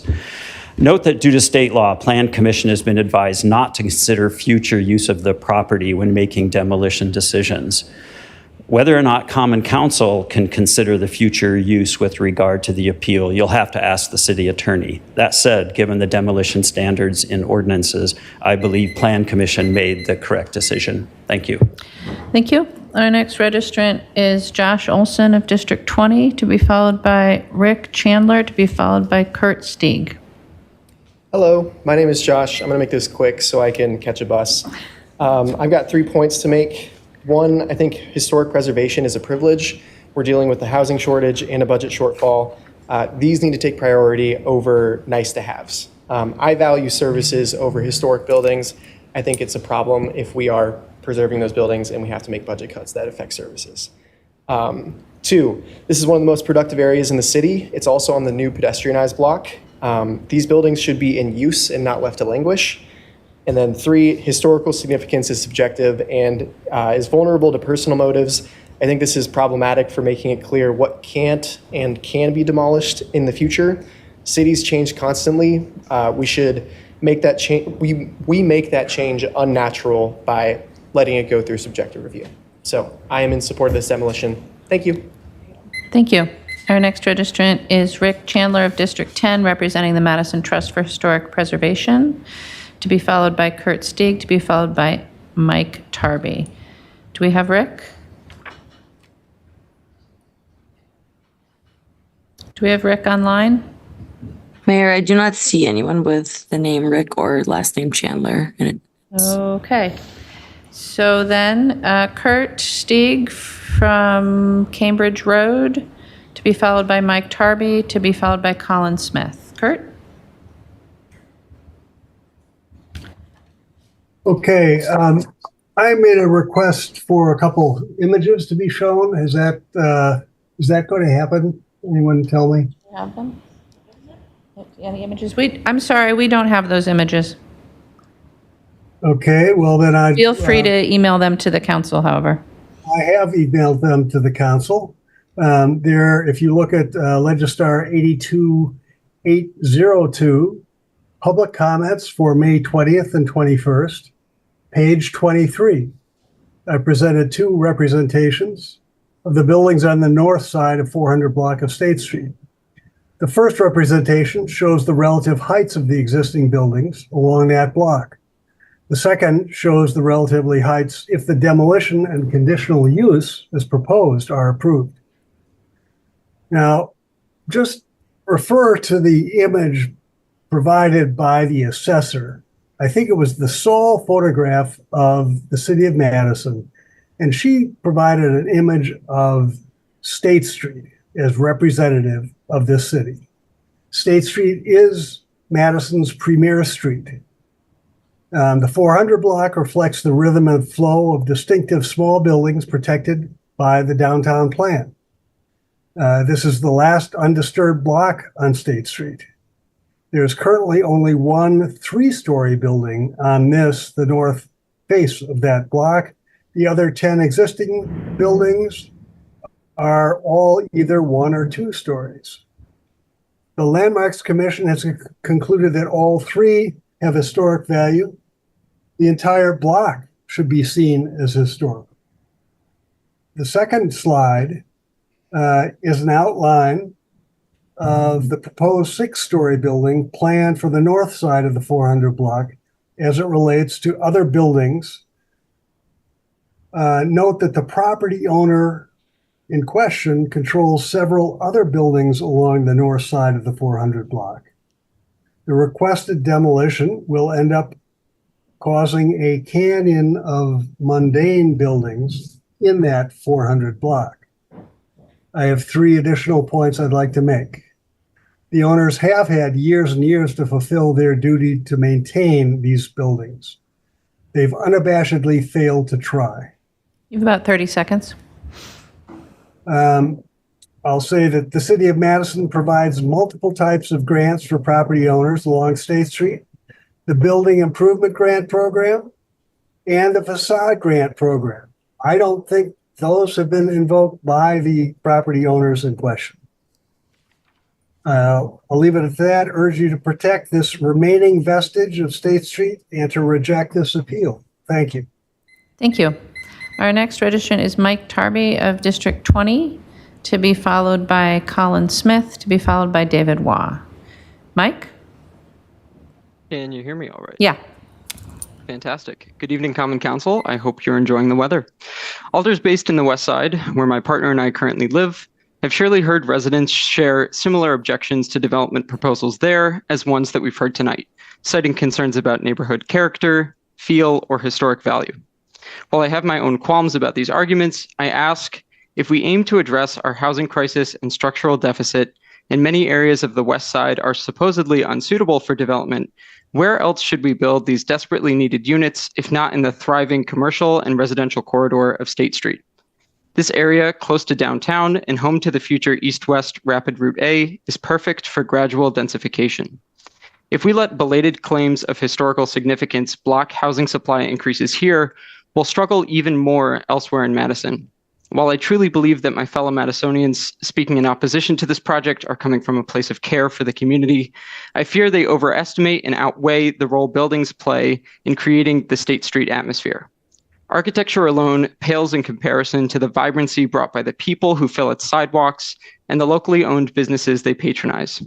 This proposal maintains ground floor retail space while bolstering the downtown housing supply, providing even more opportunities to grow these businesses and enhance State Street's energetic aura.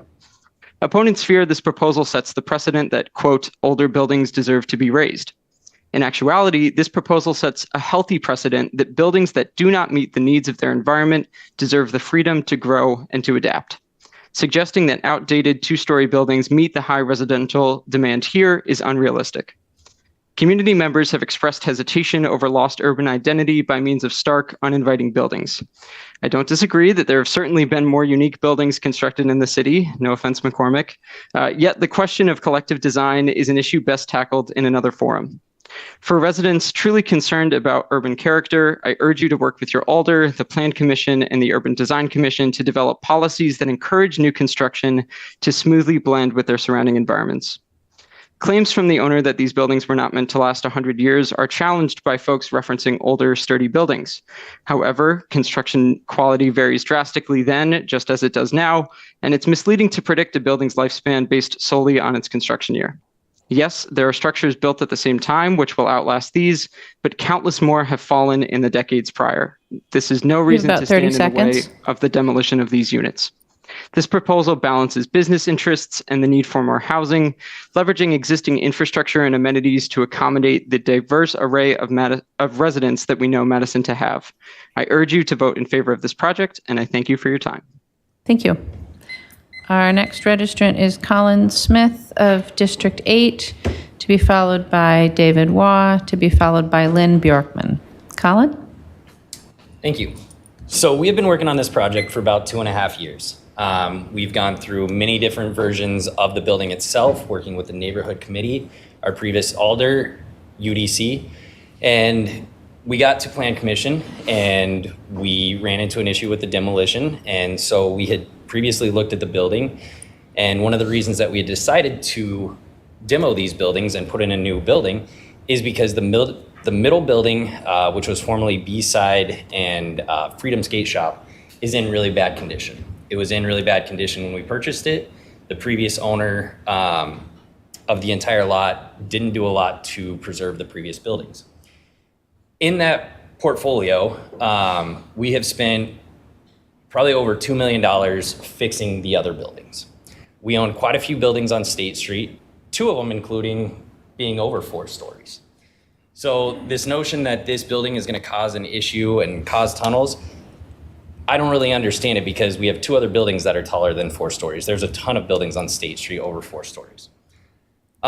Basically, we want to do this project because our owner has been in Madison his entire life, went to school here, raised his family here, started his business here, and wants to do something to help improve State Street. We saw these buildings as a great example of a place we can do that.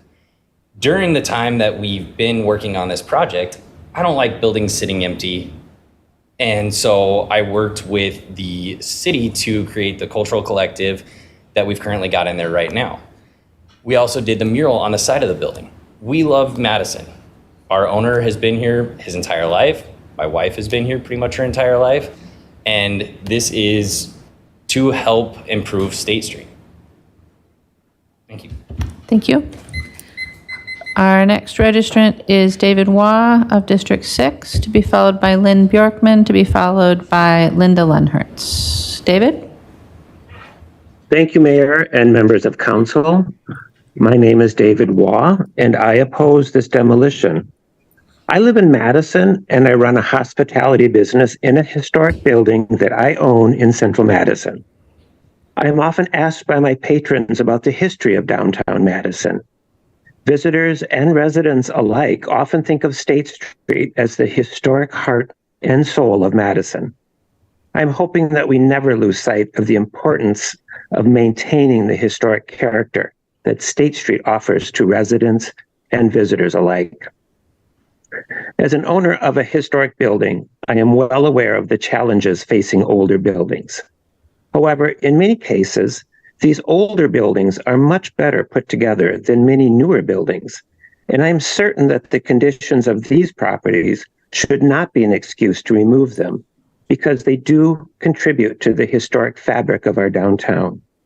They can be fixed up, and more importantly, they can provide naturally occurring affordable retail space in our city core. To remove these buildings would be a clear example of demolition by neglect. In closing, I'm sure that our investment in bus rapid transit will provide more opportunities for adding housing across our city, because more and more areas of our city will see a vastly improved transit landscape. Thank you for your time. Thank you. Our next registrant is Lynn Bjorkman of District 13, representing the Madison Trust for Historic Preservation, to be followed by Linda Lenhertz, to be followed by Robert Kleba. Lynn? Thank you, Mayor and Alders.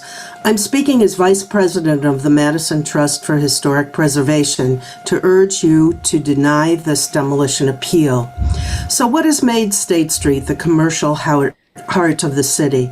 Madison's 2012 downtown plan states that, quote, diversity of businesses, the architecture of the buildings, and quality of the streetscape work together to create vibrancy for the district.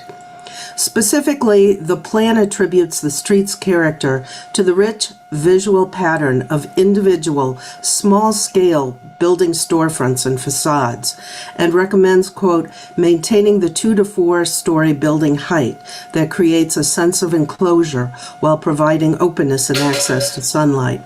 This recommendation is even more important today. New, tall, multi-story buildings now rise around State Street. These buildings provide needed downtown housing, though at a cost to the area's historic fabric, human scale, and diverse urban environment. Maintaining State Street's vibrancy and vitality depend on keeping the design qualities of its historic buildings. The new building proposal is, simply put, misplaced. How so? The proposal's design features do not support the street-level economy of small, local businesses that define and sustain State Street, drawing both residents and tourists to the downtown area. Notably, the building's long stretch of boxy, repetitive bays and street-side windows do not create the kind of visual interest displayed by the block's historic neighbors.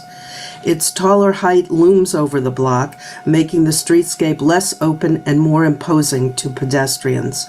In addition, the large ground floor commercial space, likely requiring high rents, would be out of the reach of smaller local business tenants. Dating from the 1880s onward, the 400-block historic buildings together represent styles, materials, design elements, and ornamental details that cannot be replaced or replicated.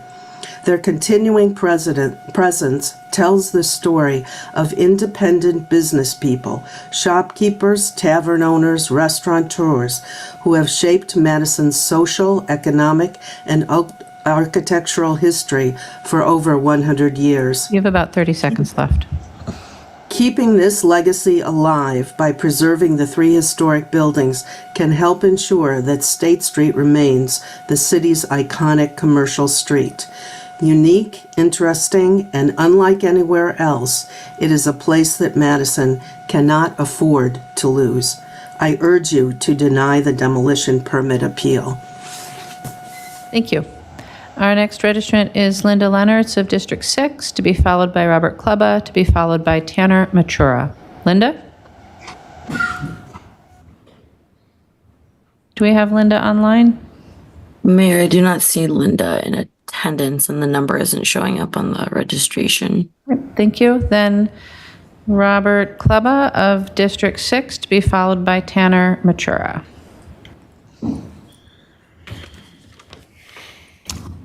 Good evening, Mayor, alders, and staff.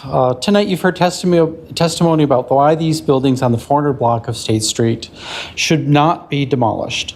I could talk about the restoration my husband and I did on an 1850s building on Mansion Hill that was severely structurally compromised.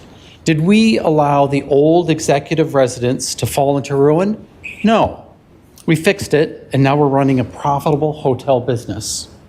You've also heard testimony about how important it is to build housing in Madison.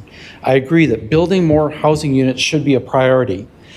I personally testified at city committees and at Common Council in favor of construction of over 1,000 units in my own neighborhood. But here we are talking about the construction of 26 units. Ironically, the recent changes to the proposed West Area Plan have removed the potential of 250 to 1,000 units of housing.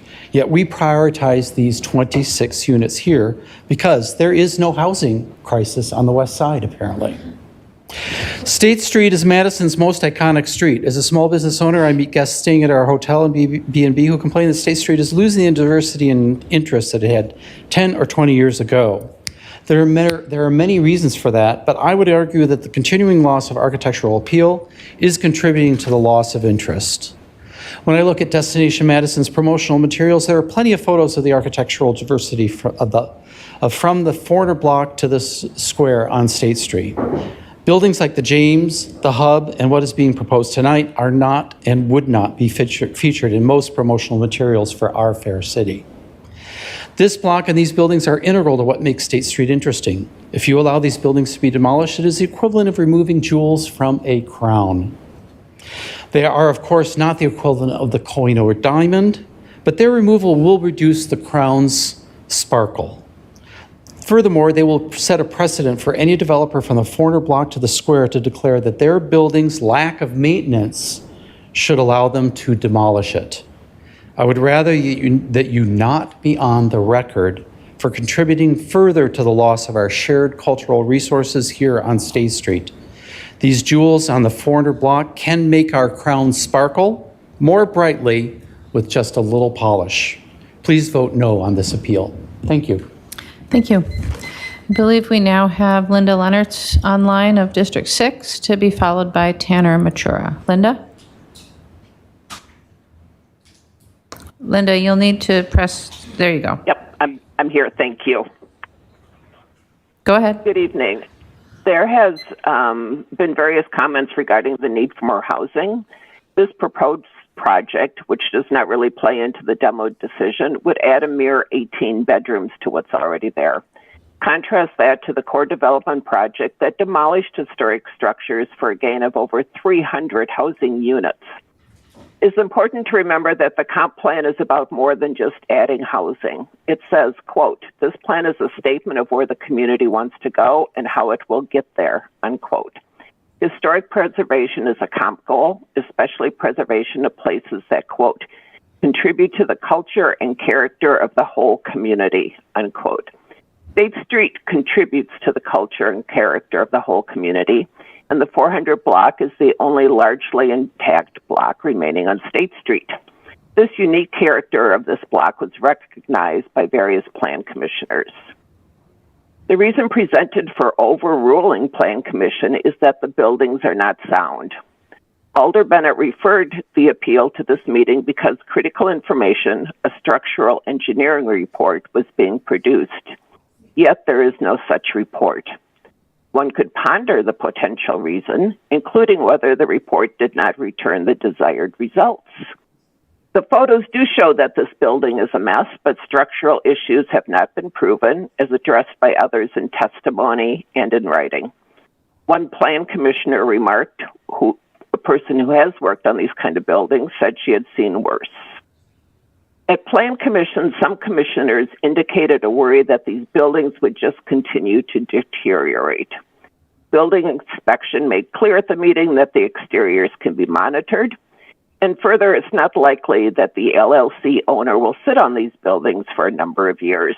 In fact, after the Plan Commission meeting placing the demo on file last year, the applicant was reported as saying he was considering selling the buildings.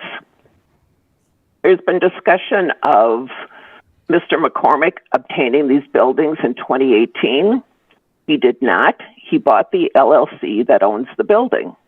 The LLC has owned 428 since 2008, and another LLC has owned 432 states since 2003. It is the owner. You have the about LLC. 30 seconds left. It is the owner, the LLC, that has the responsibility for maintenance for the past 15 to 20 years. Mr. McCormick gained advantages by buying the LLC, no real estate transfer tax, and no increase in the assessment, but buying the LLC also comes with its own set of liabilities. So I urge you to not support this appeal. Thank you. Thank you. Our last registrant wishing to speak is Tanner Matura of District 2, representing the Campus Area Neighborhood Association. Do we have Tanner? We don't see Tanner in the room or on the Zoom. So then on item 3, are there questions for any of our registrants? Alder Madison. Thank you, Mayor. I just wanted to ask, I believe it's Colin with the light blue shirt. You mentioned the Culture Collective still being down there. And at least the last couple of times I walked that way, it didn't appear that they were still there. So I'm wondering, are they coming back or were you putting them somewhere else? No, that program is still in effect. I've worked with Saran. Yep. But I guess there isn't anything in there though. Like it doesn't. So I know two when I was spaces, down there. Alder, that might be a question for staff. Gotcha. Yeah. So when we get to it. So. I know on Saturday they were there. Okay. Thank you. Are there, while you're here, are there other questions? Yeah, stay. You should stay. All right. So Alder Bennett, do you have questions for this registrant? Yes. Okay. Go ahead, Alder. Hi. So could you tell us what was the process leading up to this development, maybe even starting like from when the buildings were purchased up to today? Yeah, so the buildings were purchased in a portfolio of multiple properties. We've renovated a lot of those buildings, including 506, 508, 422, which is right next to this actually. When we took them over, we had planned on redeveloping them. We had talked to different alders about it. When we finally went to start the process, we worked with our alder for 2 years, the neighborhood committee, went through UDC, and this issue actually hadn't been brought up, the demo issue hadn't been brought up during that period until we got to Plan Commission. We had looked at renovating them after that, like what that would cost. The middle building, which is the former B-side and Freedom, is in the worst shape. It's got deteriorating structural walls down in the basement, flooding, all sorts of stuff. And we even looked at doing a facadectomy. I had talked to our architect on that. That was going to be extremely expensive and really, really hard to actually perform because of the way you have to do a facadectomy. This site's only about 3,900 square feet. And so by keeping 428, which is the former Sencha, we would actually lose a unit per floor just because of the way the building's set up. And I don't even know how we would actually do the facadectomy. So we looked at that. We looked at if we renovated these things, the cost to renovate it against what the potential income for rent would be just doesn't make financial sense. Yeah. I mean, would you be able to tell us a little bit more about the facade, what it would take to do a facadectomy, like what it would mean on this specific site because of like the staging area and like... Yeah. So for this specific site, it would be almost impossible because with the facadectomy, you have to support that exterior wall. And going forward, you're on State Street, which we've basically been told we cannot use State Street. So then we would have to support it coming from the back. Well, on a 3,900 square foot site, you're using every inch possible. And we're gonna have to do a lot of this work from the back anyway.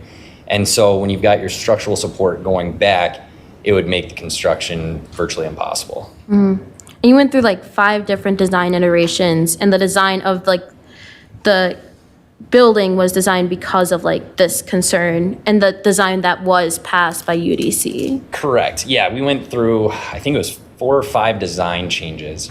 And each time it was a little bit different. We kind of went with what UDC, what the neighborhood wanted to see more. And so we made it look like multiple buildings. The commercial space is actually designed to be broken into smaller pieces if that's what's needed. So it can either be a large restaurant space of about 3,600 square feet, or it can be broken into multiple smaller retail spaces. Mm-hmm. And then could you tell us more about like what professionals were engaged in this and what were their findings? Like, did you have a structural engineer, an architect? So we had a structural engineer go Contractor. through. We haven't gotten the report back. Found out he's in Ireland, so that's why we haven't gotten that back. Had a art development, which doesn't have presence online because they're a brand new company, but the owner, Jeremy Dressler, has been in the industry for about 20 years working for companies such as Horizon Construction. So he came in, reviewed it. We kind of talked about what would be needed and how it would be done. And after talking to him, it just doesn't make financial sense to be able to renovate these buildings for the low rent that we would be getting, which would be probably in the 30-foot range or $30 a square foot range. Right. Okay. Thank you. And then like just one final question, like would you be able to describe in like a little bit more detail, like what's the condition of the building, especially like there's this idea of like demolition by neglect, but I understand like a lot of the problems with this building is actually from water damage from Lisa Link Pace Park. So could you talk more about just like the overall conditions of the building and what's been leading to the conditions that they are in now? Yeah, so that middle building is the worst one. A lot of the water, basically, if you look at Lisa Link Park, the way it's graded, it's graded into the back of the building. So all of the water from Lisa Link Park is going straight into the back of this building, which is destroying the foundation from the back. The ground has, we've got a center divider that was a support wall that's basically half gone. So we've got some bracing in there, but we don't have any commercial tenants in there. We moved B-side and Freedom left probably right at the beginning of this whole construction period, or development process. Yeah, okay. Thank you. Thank you, Alder. Alder Rummel? Thank you, Mayor. Hello, everyone, and thanks to all the speakers tonight. My question is for Colin, then I have another question. We referred this last meeting because we were told there would be a more substantial condition report. Is that something we can expect? Yeah, I mean, that was the plan. We had a structural engineer, Connor Nielsen, go through there, and he just hasn't gotten it back because he's been in Ireland, and I didn't realize that until I tried to call him and find out where it was. So we had expected to have a structural report back for this meeting, but we weren't able to get it. And so since it's not here, if the body decides to refer, is that something that you would accept? So we can get that report? Yeah, I mean, we're still looking into, we're still waiting for that report to see what it says and what we can go from there. Thank you so much for that. Mayor, if other people have questions for this registrant, I have no more, but I have a question for a different one. Okay. Alder, I'll come back to you then. Alder Vitiver, is it for this registrant? Yeah. Okay, so I just want to go back to the facade-ectomy, which I don't know anything about, but preserving the facade. And so is that for all of the buildings that it's impossible, or just one of them, or? Doing all three would, that would be completely impossible. Doing the 428 would still, from talking to Art Development, who does construction, as well as our architect, Knothi Bruce, they said it'd be virtually impossible to do the construction. I mean, we're struggling to even find construction, like a construction team to do it. We've had to talk about doing like post-tension, which you do it by floor, which would be really hard to keep that facade-ectomy out there, especially with us not being able to use any part of State Street or the park. And what about reconstructing the facade? Is that feasible? So like that you wouldn't preserve it, but you would deconstruct it and then reconstruct it. Yeah, I mean, we hadn't looked down to that part. Basically deconstructing all the brick would be pretty difficult. I mean, as of right now, we're looking at actually building from the inside out because we can't use State Street. And so we would do the structural wall, and then the facade that we would probably use would be non-structural. So we would have to go from the exterior on State Street to probably put that back on. I don't know for sure because that's not my specialty, but Knothi Bruce has done a lot of these types of projects. And when I talked to Kevin about it, he's just like, there's no way on this site. I mean, just looking at something like the Olive, right? That they basically reconstructed the entire streetscape and then did their massing behind. And so the question is whether you ever considered anything like that. So we did design it to look like multiple buildings. And so I know Olive, where they didn't use the actual material, they made it look similar to the previous one.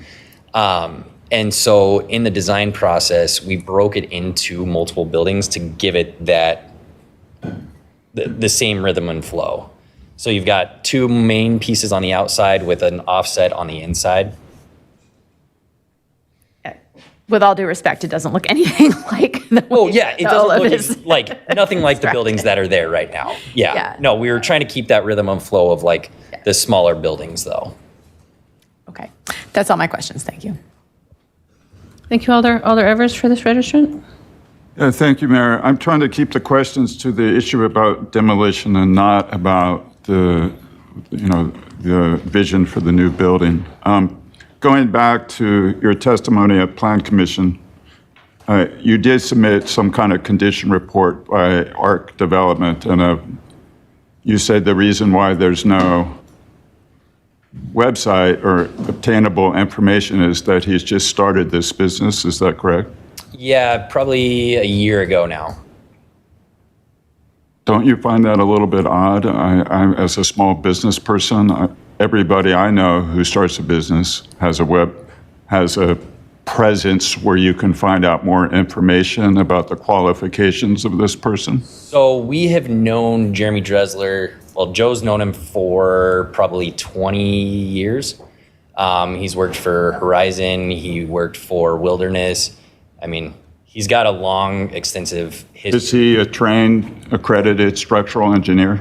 He is not a structural engineer, he is a construction manager. So he's done construction on everything from water parks to restaurants to apartment buildings.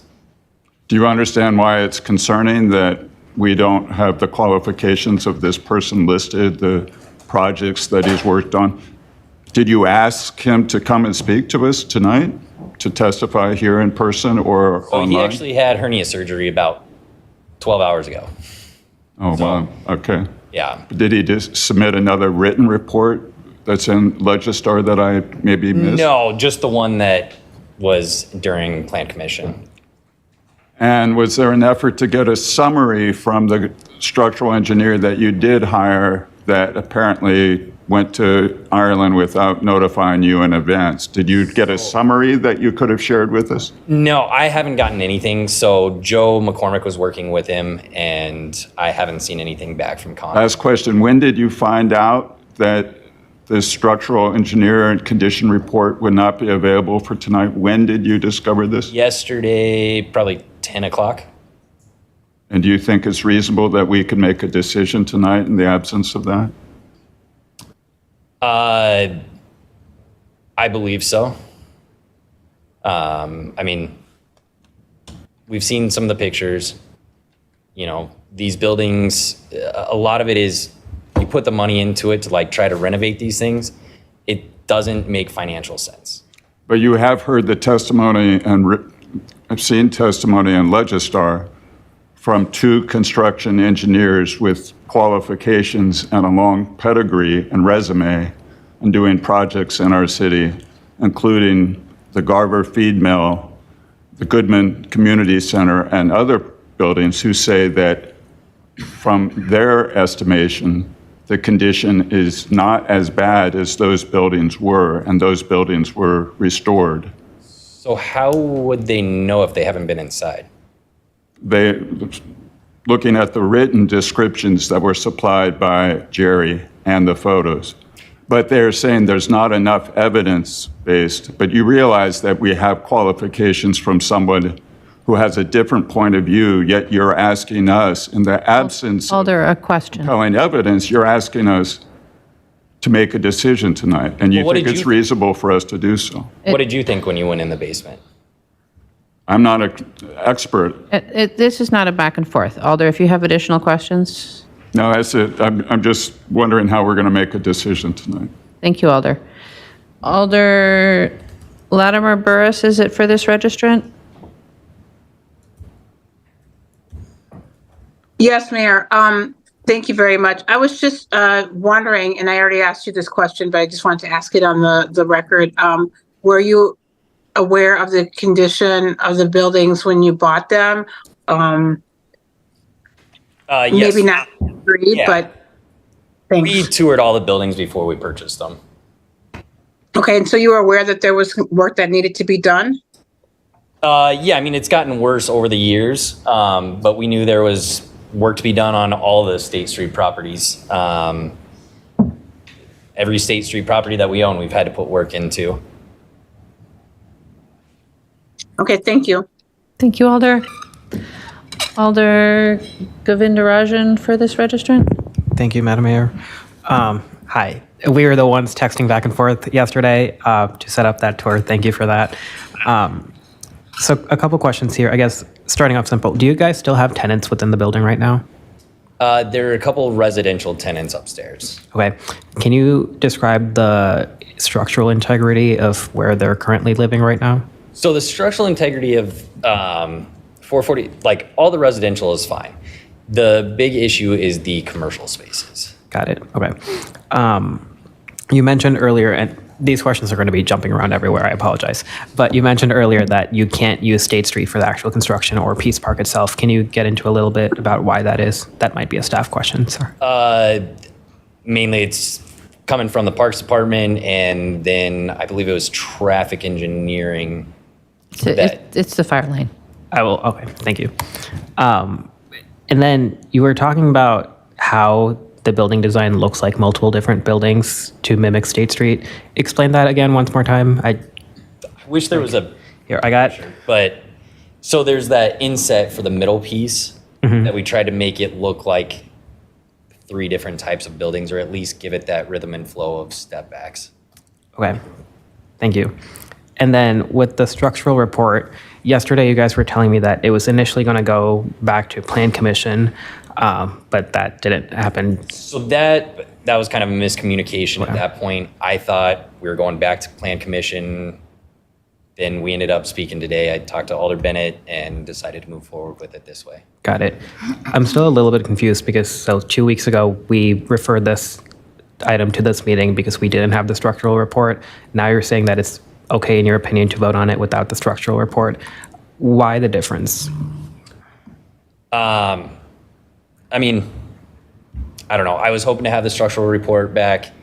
You know, I think after looking at it, I mean, it just doesn't make financial sense for us to renovate the buildings because we're never going to get the rent out of them. And so these spaces could be much better utilized from a new building. I mean, there's not many restaurant spaces on State Street. I don't think there's any available right now from 4 down to 600.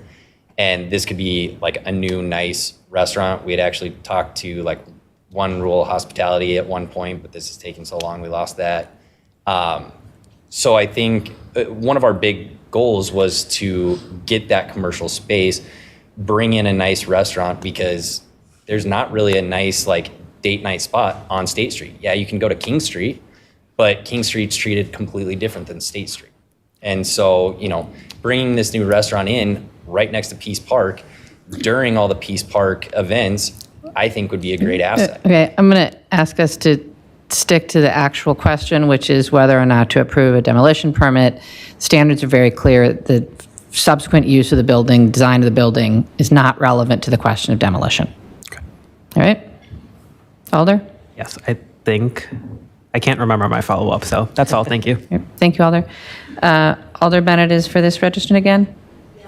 Yes, it is. Go ahead. Was it ever made known to you that a structural engineering report or a report from any sort of professional was a requirement from the city? No, and even the alder that we worked with for 2 years never mentioned it once. Do you think it's fair that the Common Council and the Plan Commission is now making a pseudo requirement for you to produce such a report? We're going to take that as a rhetorical question, Alder. Okay, thank you. Yep, that's what I wanted to ask. Thank you, Alder. Alder Evers, is it for this registrant? No, it's not. All right, thank you, Alder. I have no other alders in the queue for you, so thank you very much. Alder Rummel, we'll go back to you. Thank you, Mayor. I have a question for Bob Kleba. Bob?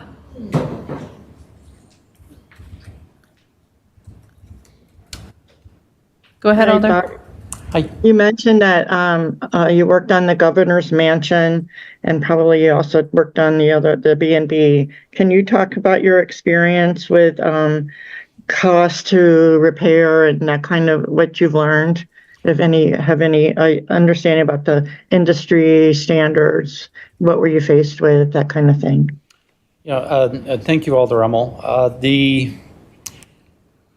We were able to buy the former Knapp House at a reasonably good price, and mostly because it had been occupied by students for 70 years, and it had been getting minimal maintenance over those 70 years from the university.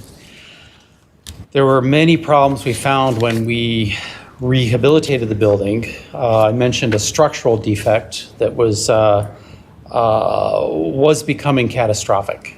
And we had a minimal investment in the property at the time when we discovered that, and we could have just walked, and we could have let the building fall apart.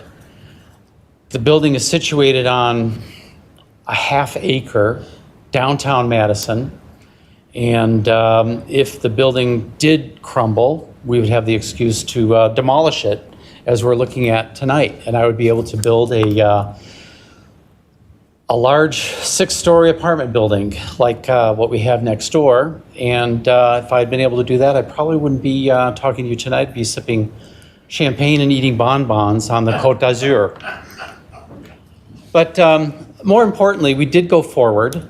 And what's interesting is that we spent probably $230,000 per room to rehabilitate that building. Industry standard for hotel construction is anywhere between $15,000 and $30,000. So almost 10 times, or more than 10 times, really, what the industry standard is for constructing a hotel. But we did it because we were committed to the building, historic preservation, and right now we have a business that is profitable and busy. So I don't see problems with rehabilitating old buildings and making them functional and profitable. Thank you. Some of the previous conversations about facade-ectomies or facadism, depending on your use of the word, that's come up in your experience, hasn't it, with say the Madison Trust and other State Street projects that you've worked on as a sort of downtown neighborhood activist?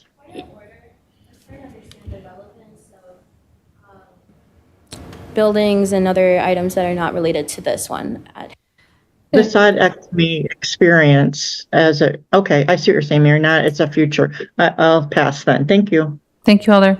Thank you. Hold on. Alder Evers, is it for Bob? No. Alder Figueroa Cole? Yes. Alder Figueroa Cole. Thank you, Mayor. Bob, did you say $50,000 was the repair? Is that what the number that you provided? For the structural repair? Well, it depends. There were several issues, but I would say we spent on the order of $40,000-$50,000. And what year was that? 2019. And is your property registered with the Historic Preservation? It is on the National Register of Historic Places, yes. I always get confused about those different levels, but do you get funding to help you repair the building? We did not get any funding. Perfect, thank We you. got tax credits at the end. That does But mean, yeah, kind of the same thing. Okay, thank you. Thank you, Alder. Alderfield? No. Okay. Thank you, Bob. Alder Evers. Yes, is Sam Breidenbach still on? Yes. Let's have Sam Breidenbach back, please. Go ahead, Alder. Mr. Breidenbach, you mentioned that you had been in the reconstruction business with TDS Custom Reconstruction since 1985. Is that correct? Correct. Could you, we heard the applicant say that it would be impossible for someone who didn't go in these buildings and questioning how someone else could have a different opinion as to whether or not these could be redeemed, restored, or reconstructed in terms of adaptive reuse as opposed to demolition. How did you come to your determination that indeed might be possible, and on what basis? Well, solely from the evidence that was presented by the developer and created by ARC Development. The photos that were shown and the description did not match the fatalistic conclusion of the report, which I stated was he concluded that the only way to protect the public safety would be to demolish the buildings. And I'm paraphrasing. But the photographs illustrate what I perceived as really fairly normal conditions that we often find in older buildings. Plaster falling off, mold, asbestos. Those are really just run-of-the-mill challenges that every contractor who has experience restoring older buildings, that's just their daily life. Now, could there be some underlying structural issues that were not evident in the photos or the text, which, by the way, was really very simplistic text, basically just saying that the photograph had falling plaster. So I think in the absence of a structural report, beyond my expertise, I just, I couldn't conclusively say that they're not falling down. But my experience tells me that, that they're not, just based on the evidence presented. And you mentioned experience. Could you refer to just a couple of the projects that you've been associated with and that have involved adaptive reuse and restoration of older buildings?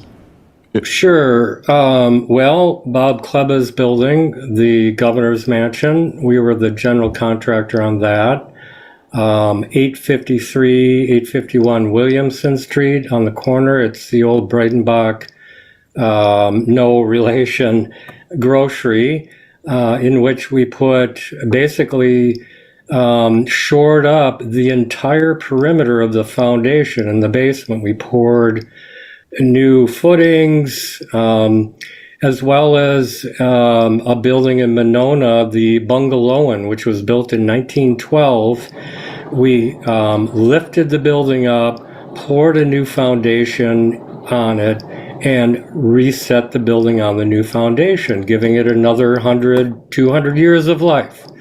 And then just numerous other buildings throughout the city. And others have referenced Garber Feed Mill as an example. Do you know anything about the process with Garber Feed Mill? Well, I know a friend of mine, Chris, was the project manager on that for Bachman. And what I do know is that I walked through that building. I got a kind of a VIP tour before any construction started, and there were trees, there were 20-year-old trees growing inside that building. The roof was completely dilapidated. The brick facade structure, well, the structural brick was deteriorating beyond anyone's imagination. When I walked past that building, I always thought, man, if they don't fix this, they're going to have to tear it down. But now it's a iconic, classic destination that, everyone in most people in Madison are just amazed at the transformation. And it's very successful. Thank you. Thank you, Alder. Alder Duncan, is it for the same registrant? Actually for Colin, sorry. Okay. Alder Bennett, is it for Sam? No. Yes. Alder Bennett for Sam? Yeah, I was wondering, have you ever worked on a restoration project that was 3,900 square feet on State Street? we have worked on buildings on State Street. We took out the old porn shop, which is where the theater is, the Civic Center. There was a Radical Rye that we built. The porn shop we took out and made that into, I forget now, that was back in 1989, something like that, 1990. We worked on Momentum. We worked on, which was a women's clothing store back in the 90s. So yes. So like what was like in those projects, like the staging areas looking like were you able to use State Street? Were you abutting a park that you could not touch in any of those? No. We were able to close a selective area of the sidewalk to do our work. Right. And so like without those conditions, would you have been able to do the restoration? Well, I think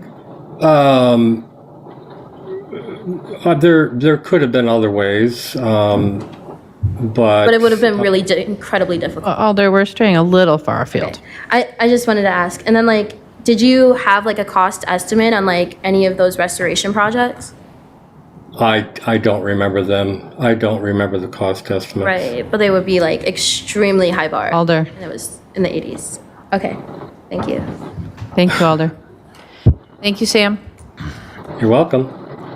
Alder Duncan? Thank you, Mayor, for calling. Sorry, Colin.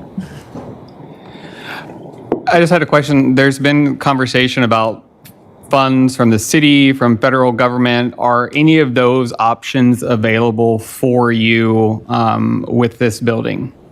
So like the facade grant is $10,000 and the owner has to put in $10,000, or it's like $5,000, you get $5,000.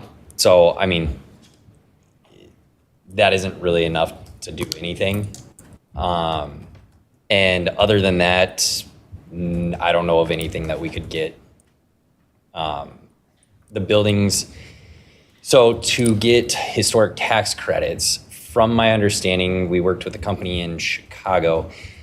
There has to be so much of the building that's considered original.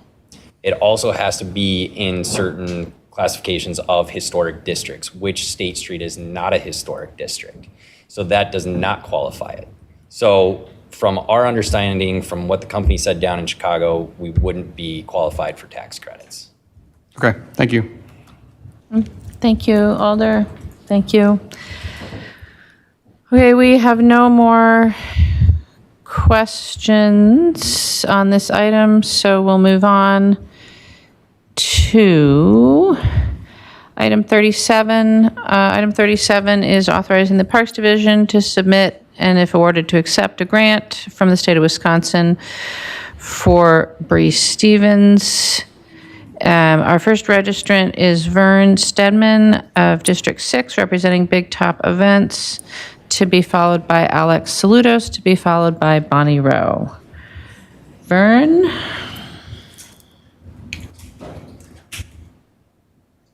Good evening.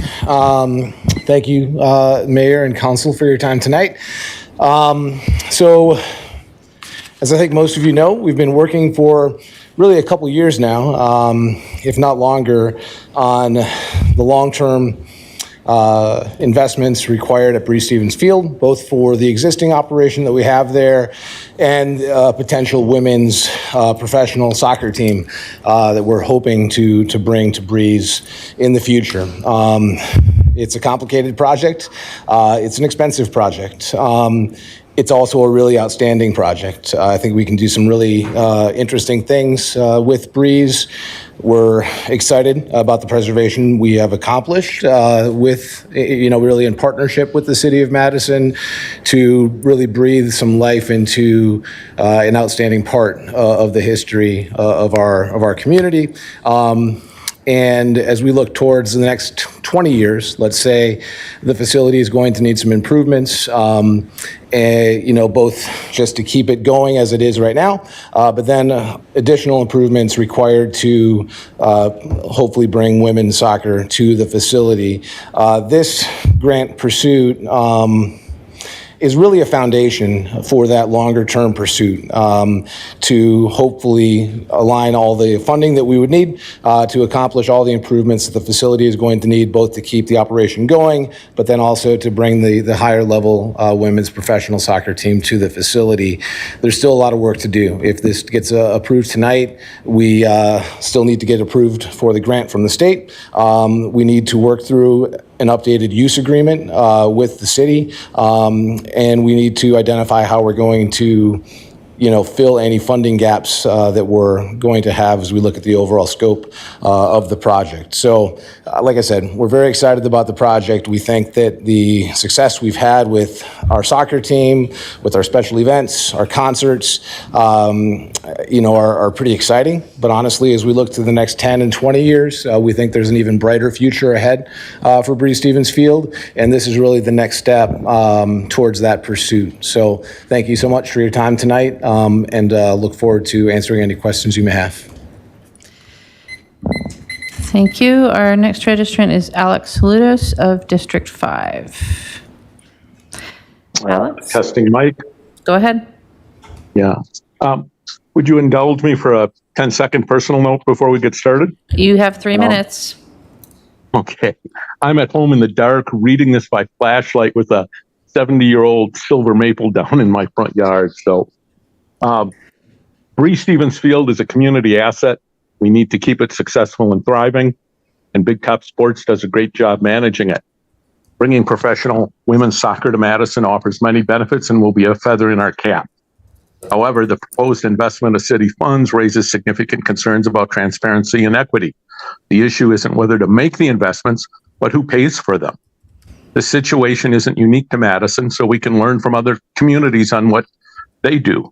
For example, Denver owns a thriving, well-known venue, Red Rocks, that's similar in size to Breese Stevens. They fund revenue maintenance and improvements through a $6.75 user fee and 10% facilities development admissions tax on all tickets to the venue, which goes directly towards paying for operational costs, maintenance, and debt repayment for large-scale projects. Based on public data, a similar program at Breese Stevens would generate $1.3 million in 2024. Also, the public needs to know the bottom line. For 2015 to 2028, the net rental fee after contractual adjustments will be about $26,400 per year. It's far below the rates for similar venues and is an inequitable deal. Including this $4 million, the city's net for that same period after improvement costs will be a negative $7 million. And this doesn't include interest expenses. To address these issues, I propose a 6-point plan, a thorough financial report of the stadium's revenue expenses so we know the real bottom line, create a small task force of experts in sports and music venue management to help equitably value and negotiate use agreements and fees, utilize consultants that are subject matter experts to equitably value and negotiate use agreements, create an open, transparent, and equitable policy for the use of city property for for-profit enterprises, create a sinking fund for maintenance and improvements funded by a use fee and use tax added to ticket costs, and amend this proposal so user fees pay for the improvements or defer this proposal until these recommendations are implemented. I'll summarize. Bottom line, Big Top isn't bringing women's soccer to Madison and didn't ask for this money out of the goodness of their heart. These investments will generate significantly more revenue for them and keep ticket prices artificially low with taxpayers footing the bill. I urge you to amend the proposal so users pay for the improvements or defer this until these recommendations are implemented. Thank you. Thank you. And good luck with the tree. Thanks. All right. That is who we have registered wishing to speak on this item. Are there questions for either of the registrants? Going once, going twice, sold. All right. And our next item with someone wishing to speak is item 61, amending sections of the Madison General Ordinances to provide parking division authority to regulate parking, stopping, and standing in the Dutch Mill Park and Ride. On item 61, we have one registrant wishing to speak, Jesse Ransom of Badger Road. Jesse? Hello. Go ahead. Okay, so I do a lot of stuff with Friends of the State Street family. A lot of homeless outreach and Dutch Mill and a lot of the parking rides. It's kind of like a can of worms. So, sorry. If you start like looking into parking at the park and rides, especially Dutch Mill's the big one. You're going to run into a lot of homeless individuals, a lot of families, a lot of people go to work. They come there and they sleep for the night. Then they go take showers at the gyms. You're probably talking about like around 1,000 people a year that are homeless that utilize that way of going that route. And we try to get them into like the tiny house villages, like we try to get them services, but a lot of people just don't accept it. And we have to like build that community and that trust with them. And I think switching to that model where you're going over there and you're like marking tires a lot more, you're going to run into a lot more situations where people are losing their cars and in return losing their housing. And that's going to end up with a lot more unhoused people in Madison, honestly. So it is a can of worms. I mean, I get it. It's kind of like sometimes it's not the greatest place over there. Like I'll go over there and there'll be 20 people that I'm servicing, bringing cans of propane or food or Long Johns, but it is a can of worms. So be very careful with how you proceed with this. Thank you. That's all. Thank you. Are there any questions for the registrant? Going once, going twice, seeing none. Thank you very much. That is it for public comment. So we are on to item 3. Item 3 is Legistar 82802, appeal of the Plan Commission action on the demolition permit for 428 to 444 State Street.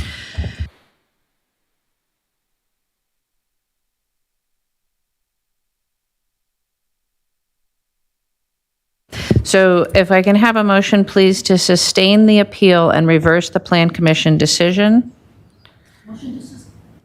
Motion to sustain the appeal and reverse the Plan Commission decision. Is there a second? Moved and seconded. Thank you. And I'll just remind folks that we structure the motion that way because the motion to overturn requires 14 votes.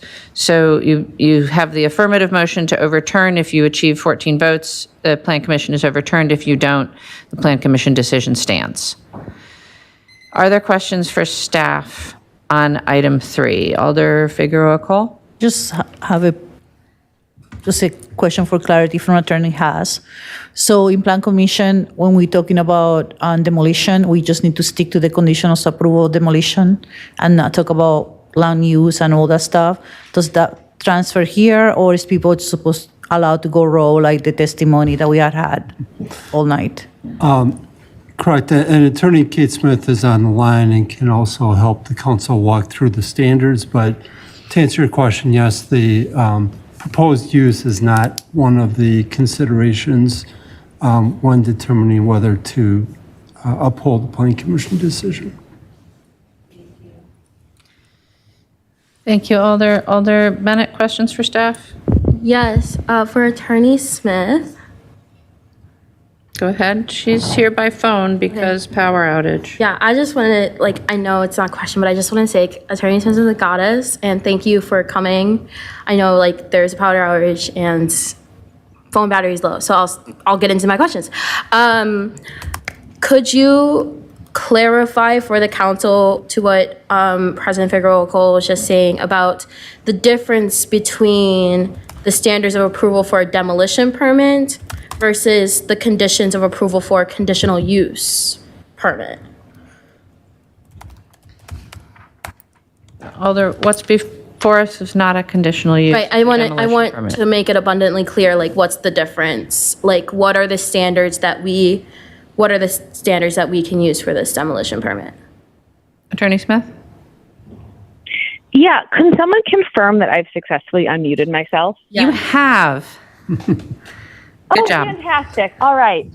Well, thank you. Yeah, and I might have to lean a little bit more on my colleagues. Like I said, I don't have power at the moment, and I'm having a hard time getting my phone to load in the actual Legistar file. But if you, I think that what Alder Bennett and also what Alder President Figueroa Cole was asking was just to have a very, hopefully, helpful rundown of the standards of the demolition ordinance and what's in front of you for the vote.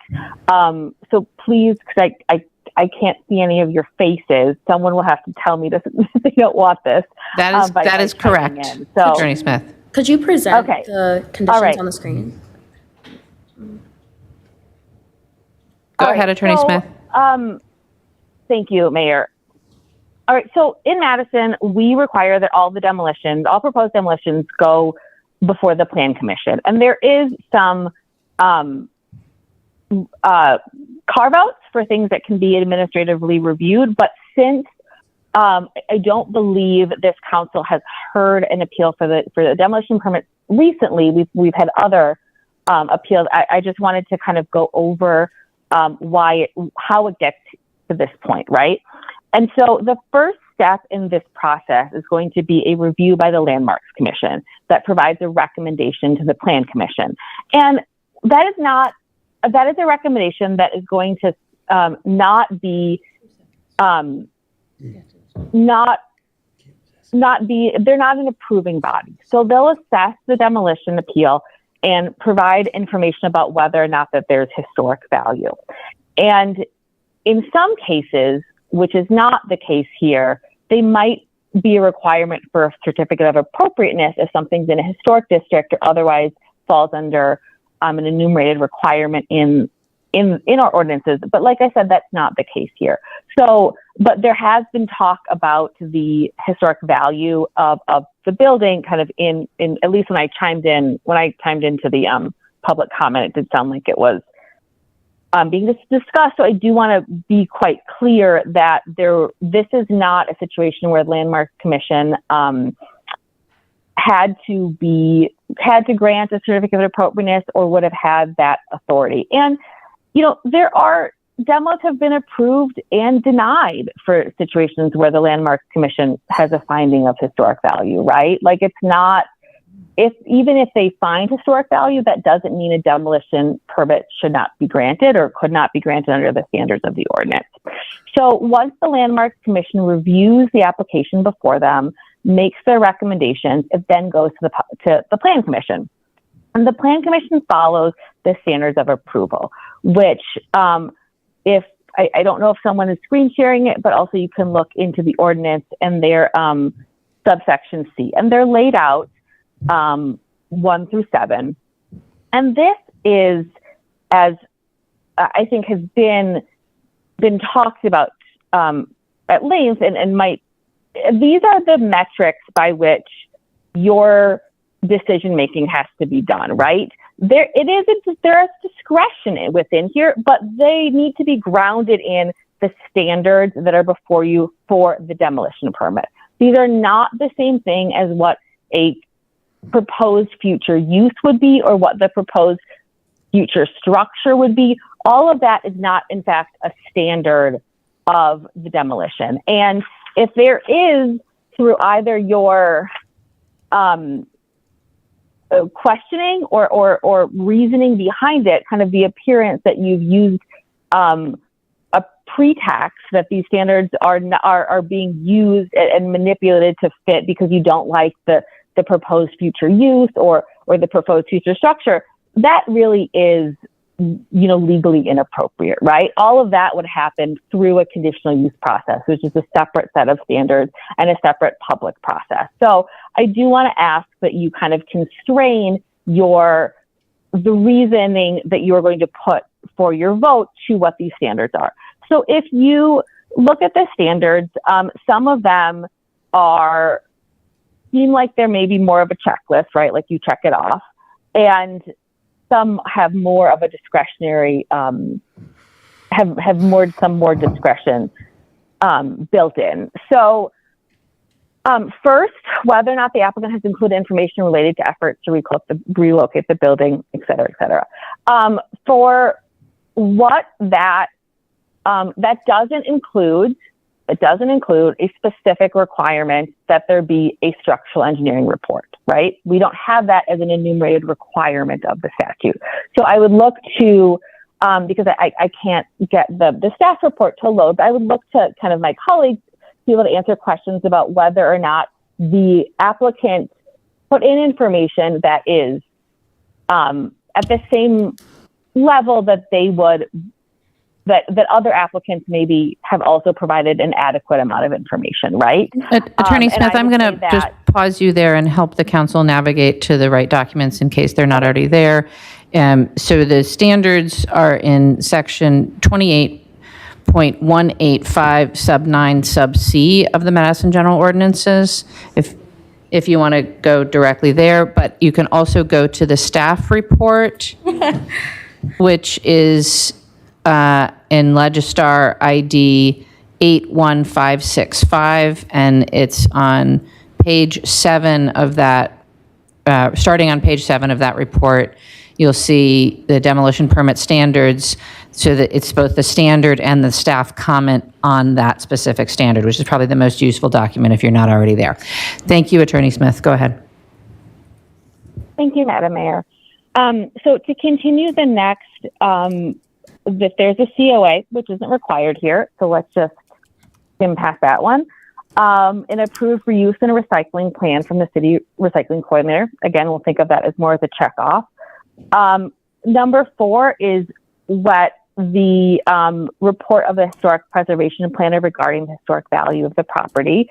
So that is going to also, I think, my colleagues in planning and zoning might be able to talk a little bit more about what that report contained. And there is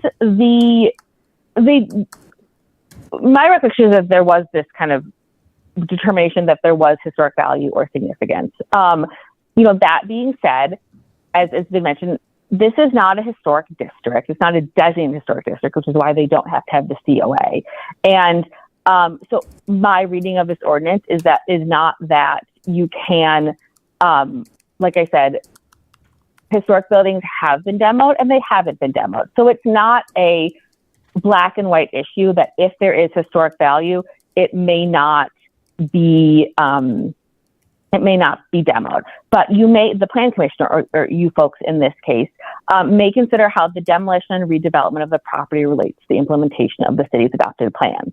And that is not, when it says the redevelopment, I want to caution you that that is not a place to put in a discussion of the proposed future use or structure, right? It's really whether or not the demolition of this, which will then come with a redevelopment, and I know we're asking you to separate your information that you do know from the standards, but this is the infrastructure that we have, right? These are the metrics that you're asked to follow. But it's not about the specific proposed conditional use, because should that go forward, there is a separate process, public process that would consider the CUP. Then we have Forester, the consideration of the condition of the buildings, which I suspect will be a discussion point. This can, I think, be quite frustrating because it is saying that you need to consider the condition of the buildings, but it doesn't provide like a metric for what that consideration should entail. Like at what point is a building should be demoed or not demoed? And I think that unfortunately there is not really a way to use this ordinance to say you cannot ever demo a building because of the conditions of it, right? Like things are demoed that are in fantastic condition and things that are demoed that are in bad condition. So that is the thing that you'll have to weigh.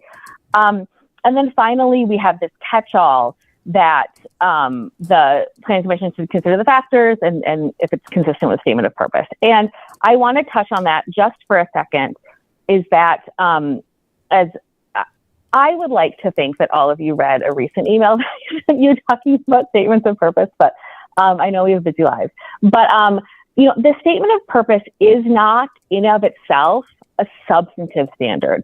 And so if the reasoning really behind the denial or the approval, right, it can go either way, really rests exclusively on the statement of purpose. And so going back to the beginning of this ordinance, it has a statement of purpose. It's the first thing you'll see, right, when you go to the beginning of the ordinance under subsection 1, is that vesting the reasoning for either the vote either way exclusively on the statement of purpose is not a legally sound argument, right? Like that is a much less defensible argument. And so when you are evaluating the metrics of whether or not this demolition has checked off 1 through 7, if the only thing weighing against it is kind of a more amorphous argument about what the statement of purpose says, I think that can kind of consistent with feedback that we've gotten from the circuit court lately is that is a much less legally defensible vote, right? Like that is a signal, I think, to courts that you're using the statement of purpose as a pretext for your vote, right? It's kind of masking a reason that you're voting against it or for it for other reasons that are not part of the metrics. And then finally, I think I'm going to try to mute myself after this and hopefully it works. So you'll have to ask me to unmute. But the only other note that I would put in is that, again, this is to make sure that when the vote happens, in case I lose cell service or battery, is that be mindful that there may have been conditions of the demolition that were recommended by staff that would have been contained in the staff report. And so if the vote, I don't know if there could be an amendment to the motion or something, but to make sure that if it passes to sustain and to grant the demolition, that those standards of approval that were recommended by the staff report, if that is the will of the council to include that can be made clear on the record. And I'm sure Attorney Hoff can help facilitate that if there are questions about that. Because typically when these appeals are, or not the appeals, I'm sorry, the permits are before Plan Commission, there is an incorporation of any standards or extra kind of standards, conditions that staff might recommend. And since this is not typically seen in front of council, I just wanted to note that might, we might need to flag that to see if there are any special recommendations from staff. Thank you, Attorney Smith. Alder Vitiver? Do we have Dr. Still, I'm sorry, Alder Bennett, additional questions? sorry about that. Yes, I do have additional questions, even though that was like amazing. So let's just be mindful that she doesn't have a lot of cell service. Okay. I just wanted to kind of confirm some things that you said, but I don't know, might have been lost. I just wanted to make it abundantly clear. Can the council today require such an engineer report or any other report, or say like, we really, really want this and choose not to vote for it just because there isn't a report?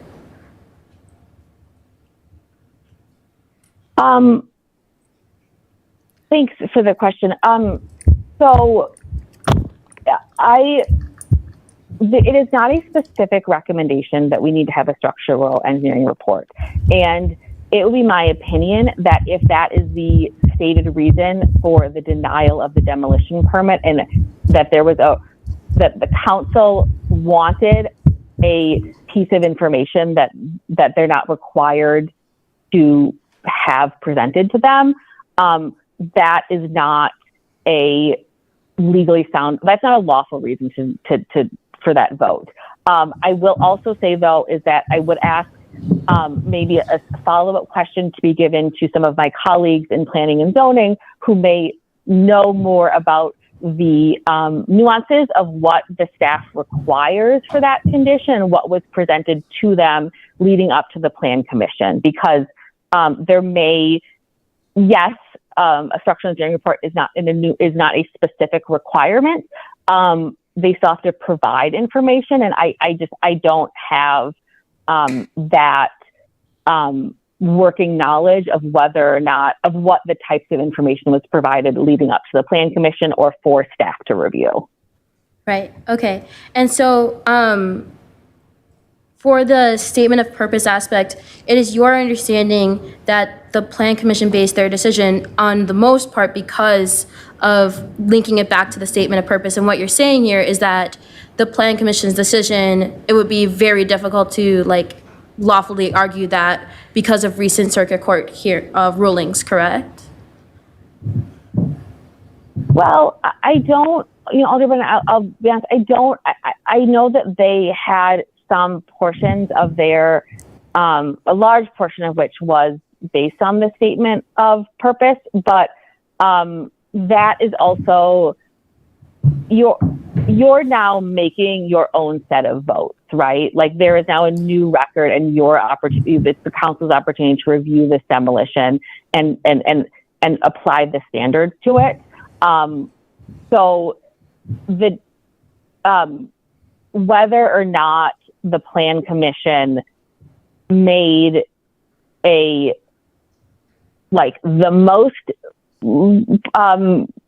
I don't think structurally sound has been in building speak, but the most supported argument or an under-supported argument, it is now the opportunity and the responsibility of the council to now make this vote.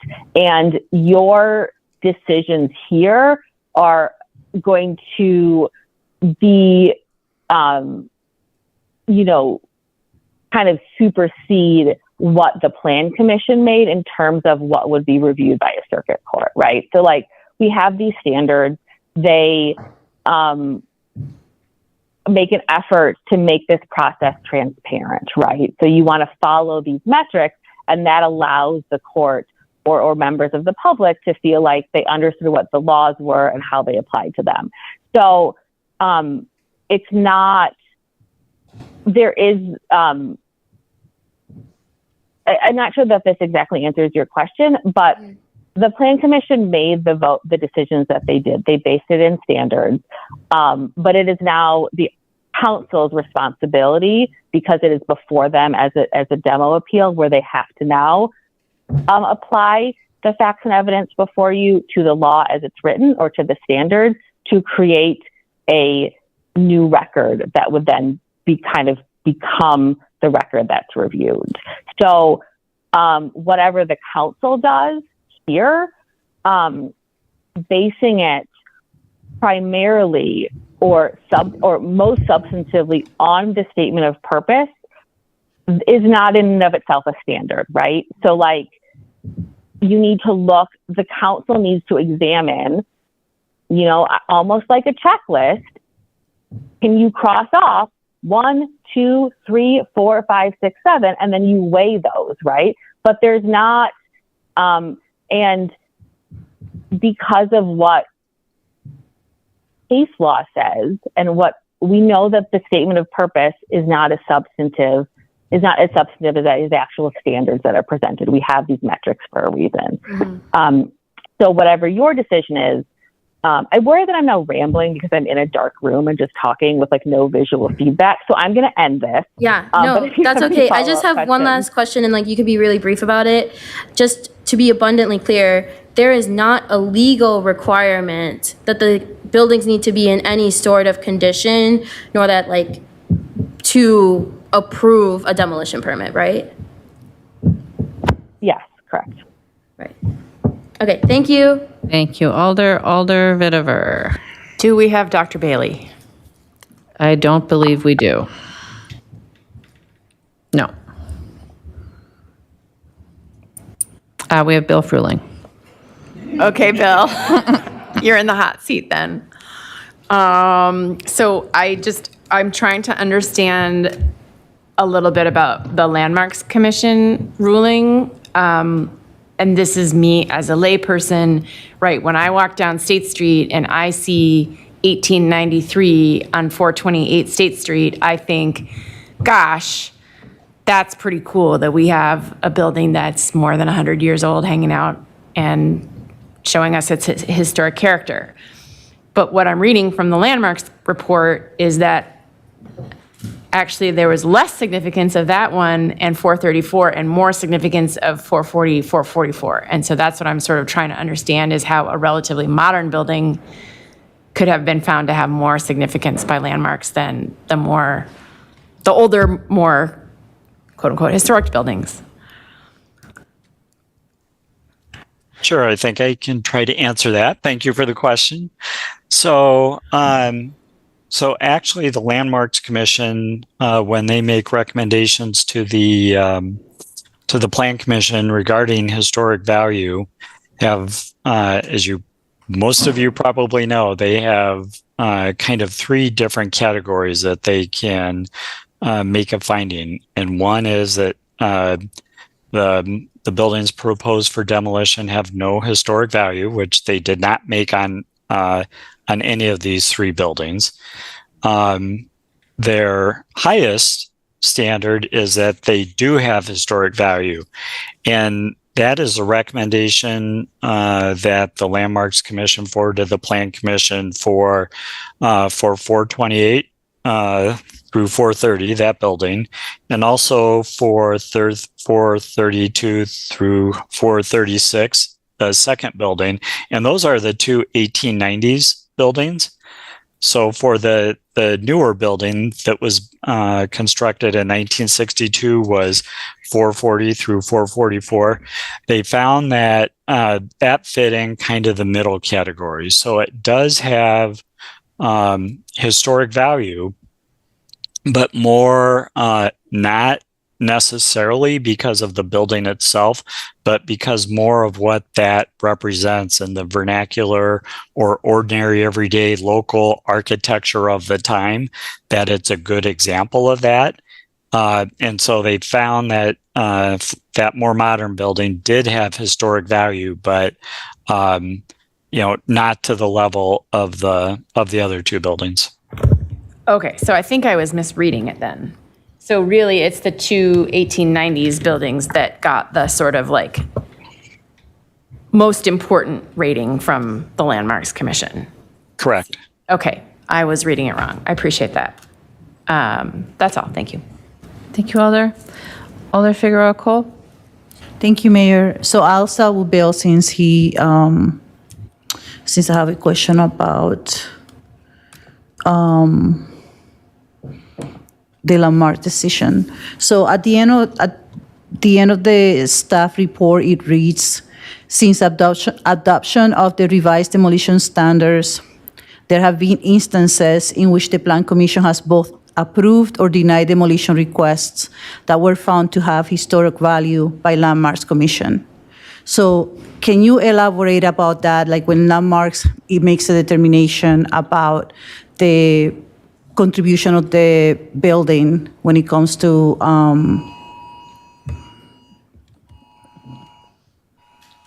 what's going on? Hold on, Bill. Are we good? Go ahead. Okay. I haven't gotten an alert yet. Yeah. So can you kind of just give us a little bit of clarity for the rest of the body? What does that sentence really implies?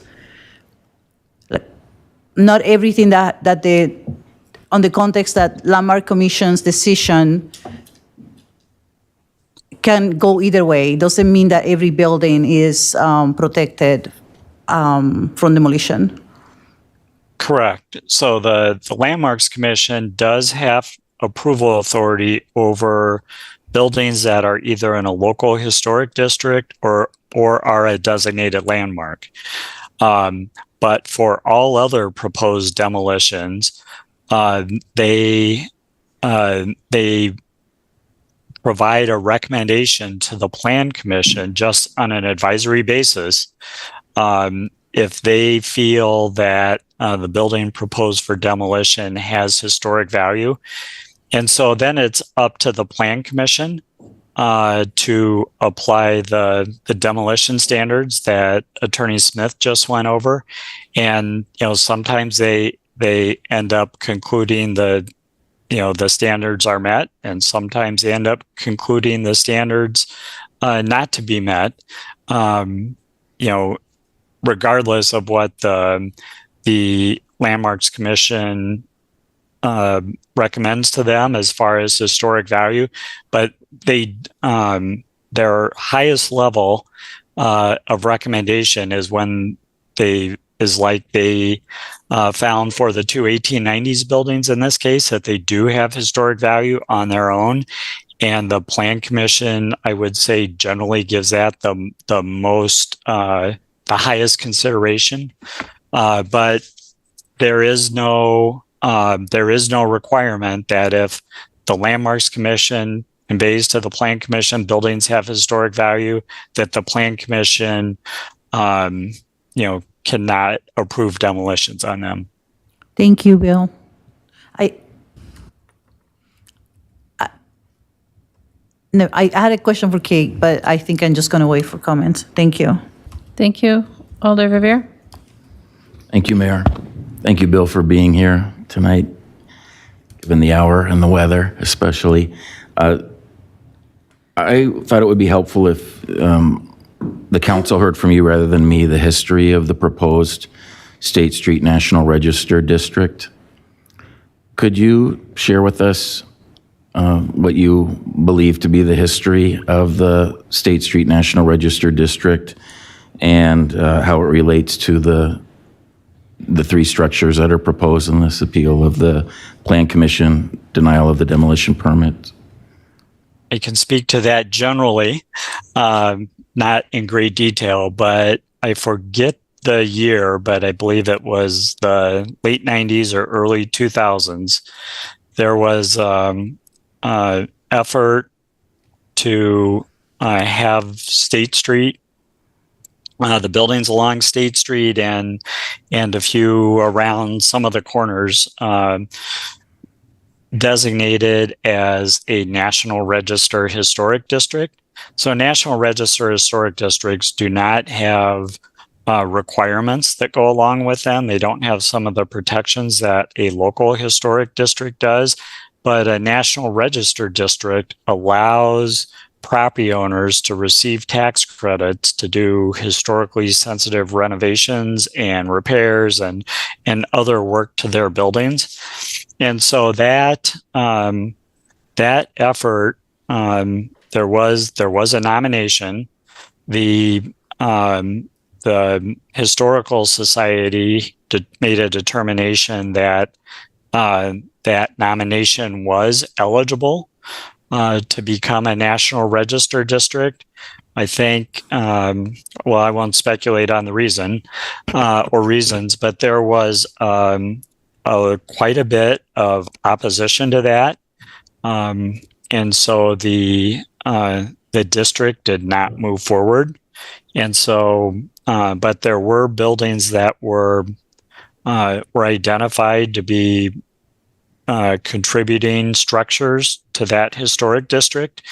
And for sure, the two 1890s buildings were, and I don't recall if the 1962 building was identified as contributing to that or not. But anyway, that district did not move forward at that time.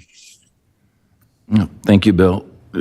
If I state a few more facts as I know them, could you just, in response to that, the series of facts, let me know if you think any of them are mistaken. So the first is that the City of Madison Planning Division actually were the institutors of the application. Former Preservation Planner Kitty Rankin and colleagues on behalf of the City of Madison proposed the National Register Historic District. And by the way, that started in 1995, that initiative. I know because I was there, of course. Thank you for that. You're welcome. And it wasn't only, you were absolutely correct. My understanding is that the Wisconsin Historical Society office found that the district was very eligible, but so did the so-called keeper of the National Register at the National Park Service, U.S. Department of Interior. Does that sound correct to you? Absolutely correct. Yep. And under federal law, if a majority of the property owners that are proposed for National Register designation object in writing, then the district may not move forward in terms of actually being listed on the National Register. Is that your understanding? And a majority of the property owners back in the late 90s actually objected? That sounds correct, but honestly, I can't attest if that's actual fact, but that sounds right to me. Mm-hmm. Do you recall more recently that bus rapid transit east-west route was proposed with federal funding, that Metro Transit was required to go through a significant environmental review of the portions of the east-west BRT route because the keeper of the National Register at the National Park Service, U.S. Department of Interior, had determined that the National Register district as proposed was eligible, although it was not official due to the opposition? Yes, thank you for that clarification. It's my understanding that when there are projects that have federal funding attached to them, that is part of their environmental impact statement, and they have to do a historic review as part of that they do look at or make some requirements based on eligible National Register districts, even if they weren't designated. Thank you. And I don't mean to be repetitive because this might have been asked and answered in the previous questions of you, but as it relates again to the demolition permit appeal before us, 2 of the 3 properties were absolutely considered contributing to that State Street National Register district, correct? Correct. Yeah. And I'm just actually reading the Landmarks Commission report, and so I'll just fill in, and you can confirm if you believe there's any contrary otherwise. But as it relates to that third 1962 property, for those that are very familiar with this area, the one with the mural on it at the entrance of Lisa Link Peace Park, that one in 1962, that was not considered contributing to the potential State Street National Register district because it was outside the period of significance of 1855 to 1946, which is why the Landmarks Commission likely did not give it the red light, but the yellow light, and their unanimous motions of both 2022 and 2024 when they reviewed these 3 properties. Yes, and I think part of the Landmarks Commission action, just to add on to that, was it could be contributing building by the criteria now if there were a future potential National Register district. I think at the time it just was not old enough to make that period of significance. Thank you. And then if I could quickly turn to the adopted downtown plan, something near and dear to your heart as the co-project manager of that for several years. I know you're familiar with it, and I'm sorry to put you on the spot, Bill, and think that you have different recommendations, perhaps memorized after these years of passage. But are you familiar with recommendation 75 that was specifically mentioned in the motion to place on file the demolition permit that in that motion by the Plan Commission, actually I think both in 2023 and earlier this year? Recommendation 75, it's on page 40, Yes. page 45. Yes, I am. Yep. Could you maybe recite that for us, please, and explain what you believe it to me as the project manager of the downtown plan? Sure, I'd be happy to. Thank you. So just to provide a little bit more context, Sure, please. part of the downtown plan that was adopted in 2012 It's talks relevant, about Alder. talks about different districts within the neighborhood, and in the State Street district, there's recommendation 75 that Alder Verveer just referenced that recommends encouraging the preservation, rehabilitation, adaptive reuse of sound older buildings that contribute to the district's character. And so, my recollection of kind of how that recommendation came about is because there did not seem to be support for establishing a local historic district or a National Register district, but as was referenced in some of the earlier testimony, discussion about the character of State Street and the historic value of many of the buildings, and contributing to that character, that this was more of a general recommendation instead of going through and identifying specific buildings and suggesting that this one or that one be a landmark or not a landmark, that this was more of one of those recommendations that really was trying to speak to the intent and vision and was a broader recommendation that then might have otherwise been made. Thank you. And then, Bill, again, I realize I'm putting you on the spot, but as it relates to the adopted downtown plan, but could you also speak to other recommendations in that plan related to historic preservation?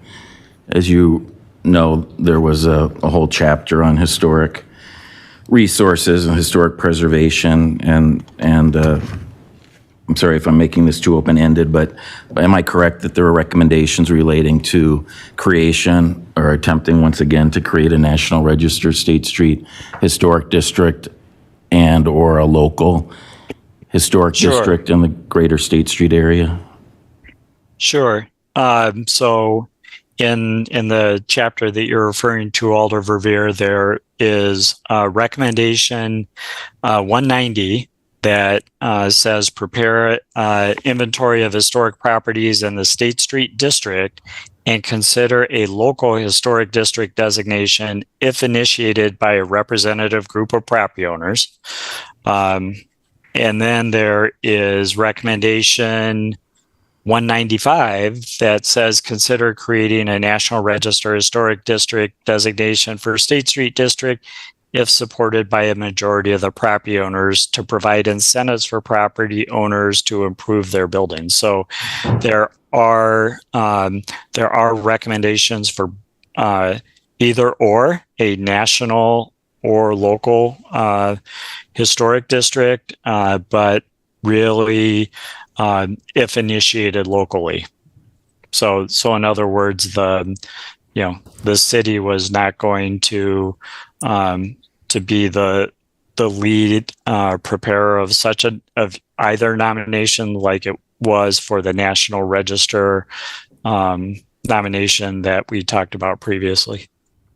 Thank you, Bill. And just very lastly, could you explain for us what the relationship of the adopted comp plan is, the comprehensive plan, and the adopted downtown plan? Am I correct that the comp plan refers to the adopted downtown plan and incorporates its recommendations, including in various map notes related to the core downtown area? Yes, that's correct. So bottom line is that the downtown plan is adopted, is an actual official adopted document that's incorporated into the adopted comp plan, correct? That's correct. Okay. Thank you very much, Bill. Thank you, Mayor. Thank you, Alder. Alder Figueroa Cole. Thank you, Mayor. I have a question for Kate Smith. Is she Still here. Thank you. Hey, Kate, so we just went through a history lesson here about the situation with the National Registry for State Street. Could you please tell me, if we were going to write a resolution that incorporates that history, how will that be done? Is that history something that will hold on court? If the applicant decides to take it to the circuit courts? I'm not sure what you mean by what if you wrote in a resolution, but I will tell you, I mean, you folks have the application that you have, and that exists where there is not a historic district, and it exists that they want to demo the building. So, it's a little bit like, well, wanting to have had Hillary win the election because she got more votes, that might be true, but it doesn't change the reality. The reality is it's not a historic district. The reasons why it isn't are just interesting tidbits, but they're not relevant to the demolition ordinance that you have in the standards, right? You have what's in front of you and you have the context that's in front of you. So some other buildings and applicants might have chosen to propose to keep their building. Some places might have proposed to demo their building. What you have in front of you and what you need to take the standards and apply to the facts are simply the facts for this application. It's not in a historic district and they want to demo the building. So apply then the facts, apply those standards to those facts. Does that answer your question? Yes, it does. And I have a second question. On regards to... I'm sorry, Alder, can I ask for clarification on that? Attorney Smith, is the question of the district or not is not a relevant one, but the question of the historic value of the properties is relevant to Standard 4, isn't it? Yes, that's correct. I'm sorry if that was Thank you. confusing. Alder Figueroa-Cole? Thank you, Mayor. So in regards to the Downtown Plan Recommendation 75 that reads, encourage the preservation, rehabilitation, and adaptive reuse of sound, older buildings that contribute to the district's character. How do we reconcile that? Can you help us reconcile that with the statement where it says here, while the zoning code knows that the condition of the building to be raised shall be considered, it does not specify that a certain structural condition or level of despair is necessary in order to approve a demolition.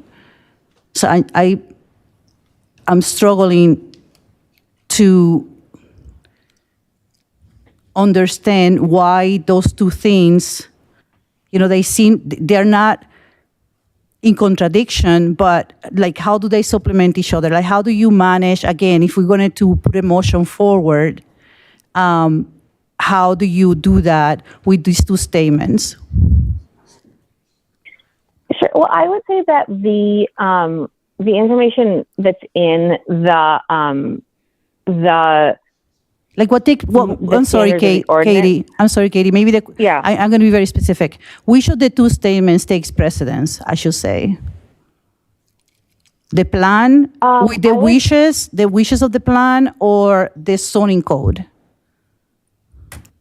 The zoning code. Thank you. That's all I got, Mayor. Thank you, Alder. Alder Bennett, questions?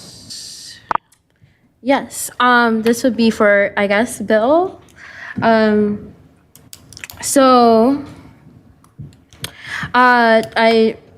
know that we just got a little bit of history lesson, but adding to that history, I wanted to know, is it not the case that the council has approved numerous buildings after the State Street National Register was proposed? Numerous buildings on State Street, correct? Yes, that's correct. Right, and is it not the case that numerous buildings were proposed that were of a similar nature to this one? The demolitions permits were approved and buildings were built after the downtown plan was in effect, correct? I would say that would also be correct, Alder. Yes. So, I'm wondering then, is that not a precedent that there were numerous sound older buildings that where the demolition permits were approved on State Street after the State Street National Historic District and downtown plan were both in effect? I'm sorry, could you No. state that question again, please? Sure. No, I'm getting at the fact that like there is a precedent here that the council and the plan commission has set for approving demolition permits on State Street of older buildings that were sound after the State Street National Historic District was proposed and the downtown plan was approved. There certainly have been demolitions that have been approved and have occurred, since both of those events. Thank you. And then the staff report notes, as for condition 6, that the applicant has provided additional information, which, states like what the conditions are, and while the zoning code notes that the conditions to be raised shall be considered, it does not specify the structural condition or disrepair. I'm wondering, to that question about like what is the necessary information, is it not the case that staff finds that the information that was presented by the applicant was sufficient enough for staff, the plan commission, and the council to make a decision about the conditions of the building and whether or not they were sound? I don't believe that that portion of the staff report comes to quite that clear of a conclusion. It just notes that some additional information was provided by the applicant. They, as was stated previously, they did apply for a demolition permit back in June of 23. The Plan Commission did not feel that the applicant showed that the standards were met, so they placed it on file without prejudice. It came back, and I think that's what that sentence that I believe that you're citing is referring to, that the applicant had provided some additional information with this more recent application that you're talking about now. But it was the Plan Commission feeling that the information provided by the applicant did not, show that they met the standards, I guess, or No, it's okay. I understand where you're getting at. I'm wondering, with the information that was provided by the applicant, can you say beyond any reasonable doubt that the buildings are structurally sound? No, I can't say either way. Right. And I just wanted to note that it is true that if we deny a demolition permit today, which I understand numerous alders are struggling to separate the conditional use and what they would like for the future use of this. If there were to be a project that we absolutely loved the future use of, would denying a demolition permit today not set the precedent that a demolition permit should never be approved for these sites?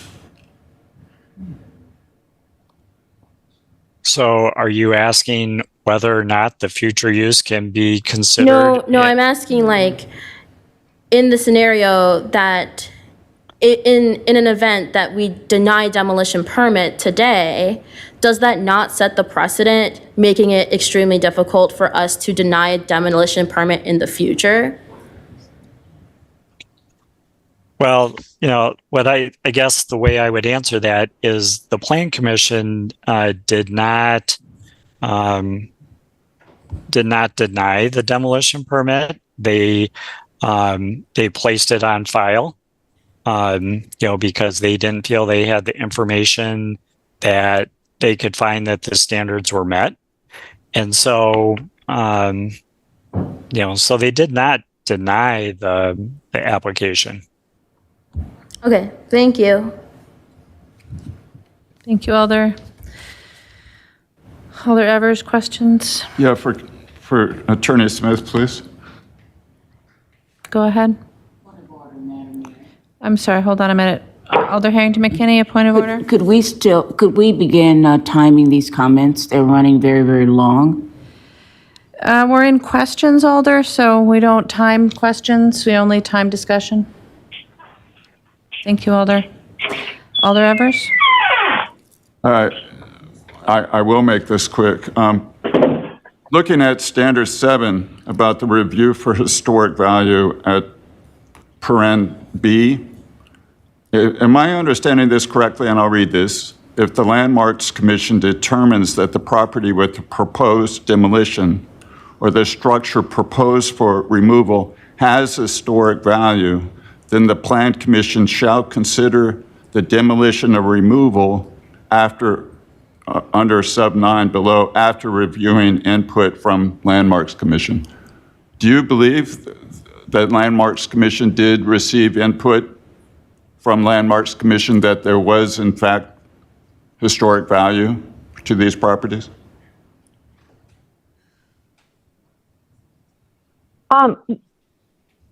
Yes. So then for Plan Commission to make their decision based on that input, it would be reasonable that that decision itself would hold up in court, that it's rooted in, not in the preface or in the statement of purpose, but firmly in Standard 7.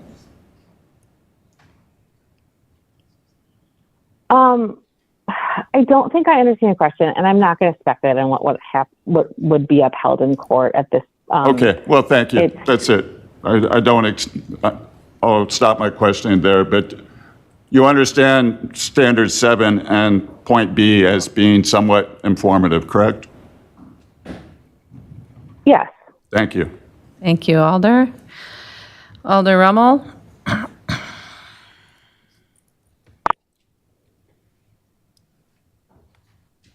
Trying to turn my camera on. Hi, everyone. Thank you. I have a question for Bill.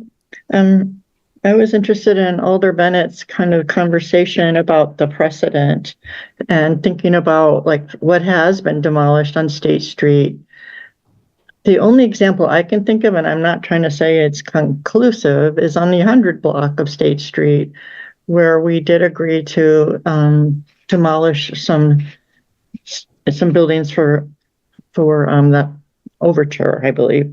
Can you remind me if there were other buildings? I think of the one down near campus. That was like a 60s era hotel building. I'm just wondering if there were other ones besides maybe the famous house on State Street that got torn down that I'm not coming up in my head. Yeah, the Olive. I think that's how you pronounce it. Some buildings were demolished. With that project, there. And then the 100 block is really what I was thinking of. So, and would it be fair to say that other demolitions tended not to be buildings that were in the period of significance other than on the 100 block and maybe that house on State Street that I don't remember? Yeah, I'm sorry, Alder, I don't have an inventory of all the demos in front of me. Just kind of going off the top of my mind here.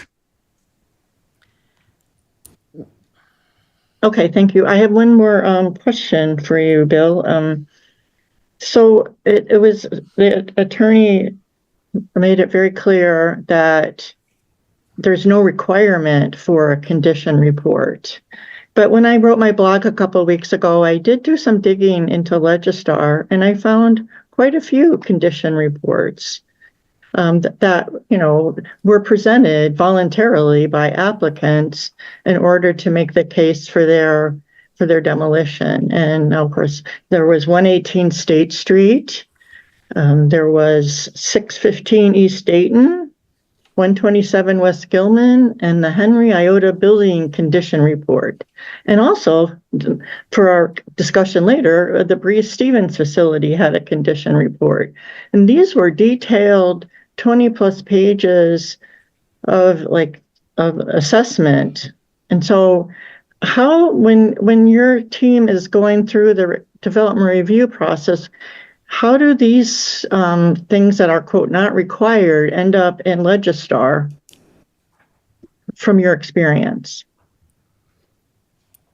Sure. Thanks for that question. So structural condition reports are not required, but it's really incumbent on the applicant to show to the Plan Commission that they are meeting the standards. And so often when we'll have our pre-application meetings with applicants, and we think that there is going to be some, oftentimes the applicants will just do it voluntarily. They read the standards in the ordinance and they say, oh, we have this bar we're going to have to meet. We need to prepare a structural conditions report. Sometimes we will suggest that to applicants, but it's not a requirement. But again, they are trying to show the Plan Commission how they are meeting the standards, and a lot of times they will just do that on their own volition. Thank you. That's the end of my question. Thank you, Alder. Alder Latimer Burris, questions? Yes, thank you, Mayor. This is for Bill. I just want to ask this question in context, not so much for future use. First of all, how many separate building owners are there on State Street? Do you happen to know that? I do not. I'm sorry. Okay. And then I know you said you didn't want to speculate. And again, just in context of the situation, not for future use. If the buildings are torn down or demolished, does this change things from a historical perspective? Meaning that if we have less and less buildings, that are there, they're gone. Would this preclude a historic district in the future? So if we tear them all down, is there a point of having a historic? Does that preclude or inhibit a historic district in the future?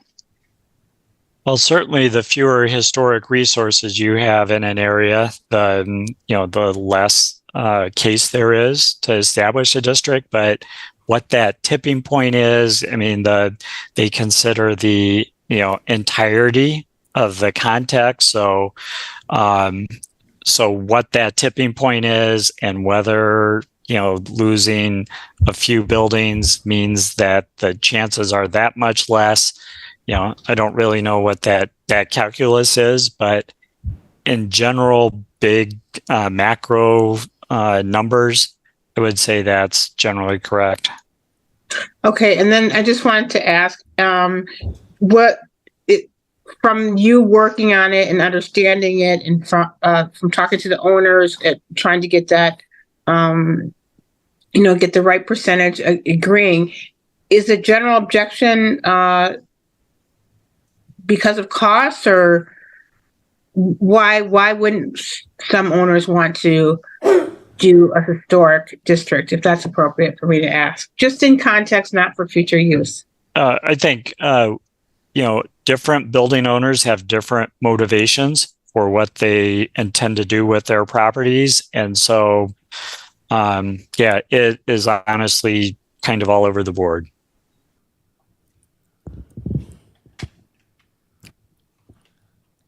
One last question, just for curiosity's sake, how long has State Street, as it's known, as Madison's known for, how long has that been around?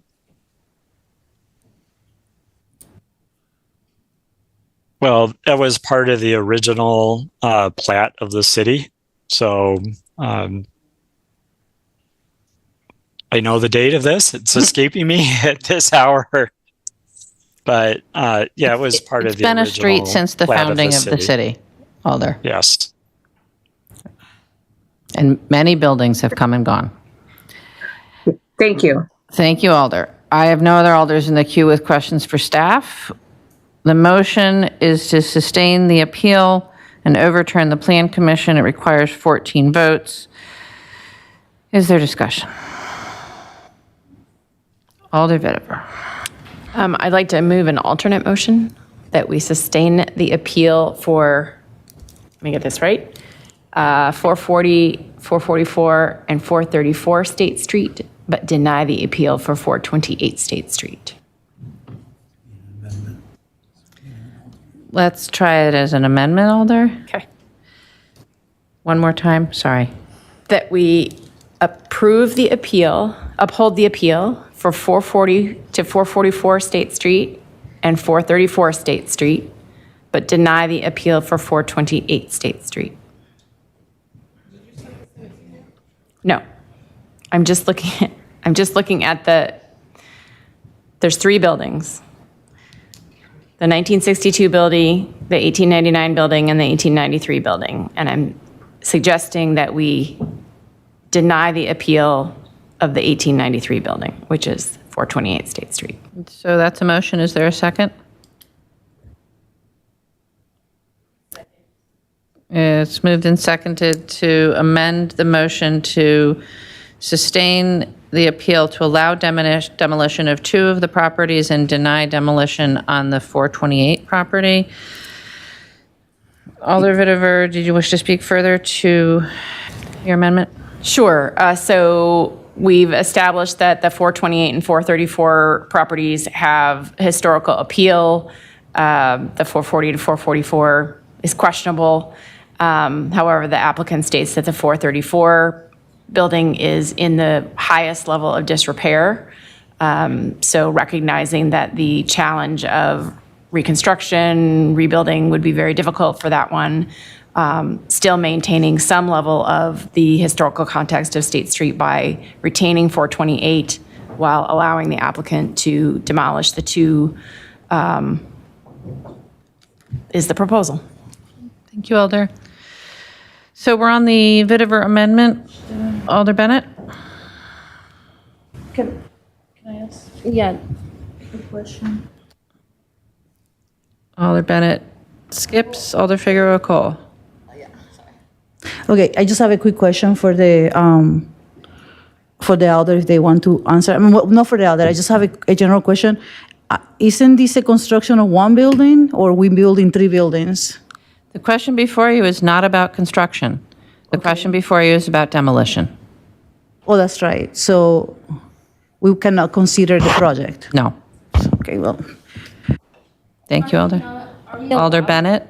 Are we allowed to split up a demolition permit by property? Attorney Haas? The council can uphold, can modify the plan commission, modify, reverse, or uphold the plan commission decision. Right, but in that modification, can we separate the buildings that are for the demolition permit? Well, I believe so, because you could break it out. You could break out the motion into separate parts. You could conceivably, divide the question into separate motions. So I believe you can. Thank you, Alder. Okay, Alder, I'm going to come back to you. Alder Figueroa Cole? So in that note, does that mean that the applicant apply for 3 demolition permits? In this application, we have 3 demolition permits in front of us? No, I think it's more a matter of the council's ability to modify the decision of the plan commission. Okay. I'm a bit confused. Okay. Thank you, Alder. make sure. Alder Bennett. I'm crystal clear.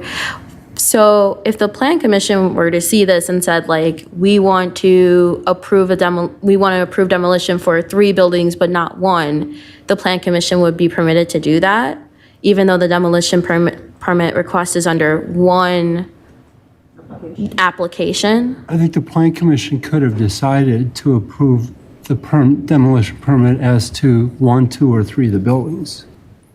That would have been within their purview. I see. Okay.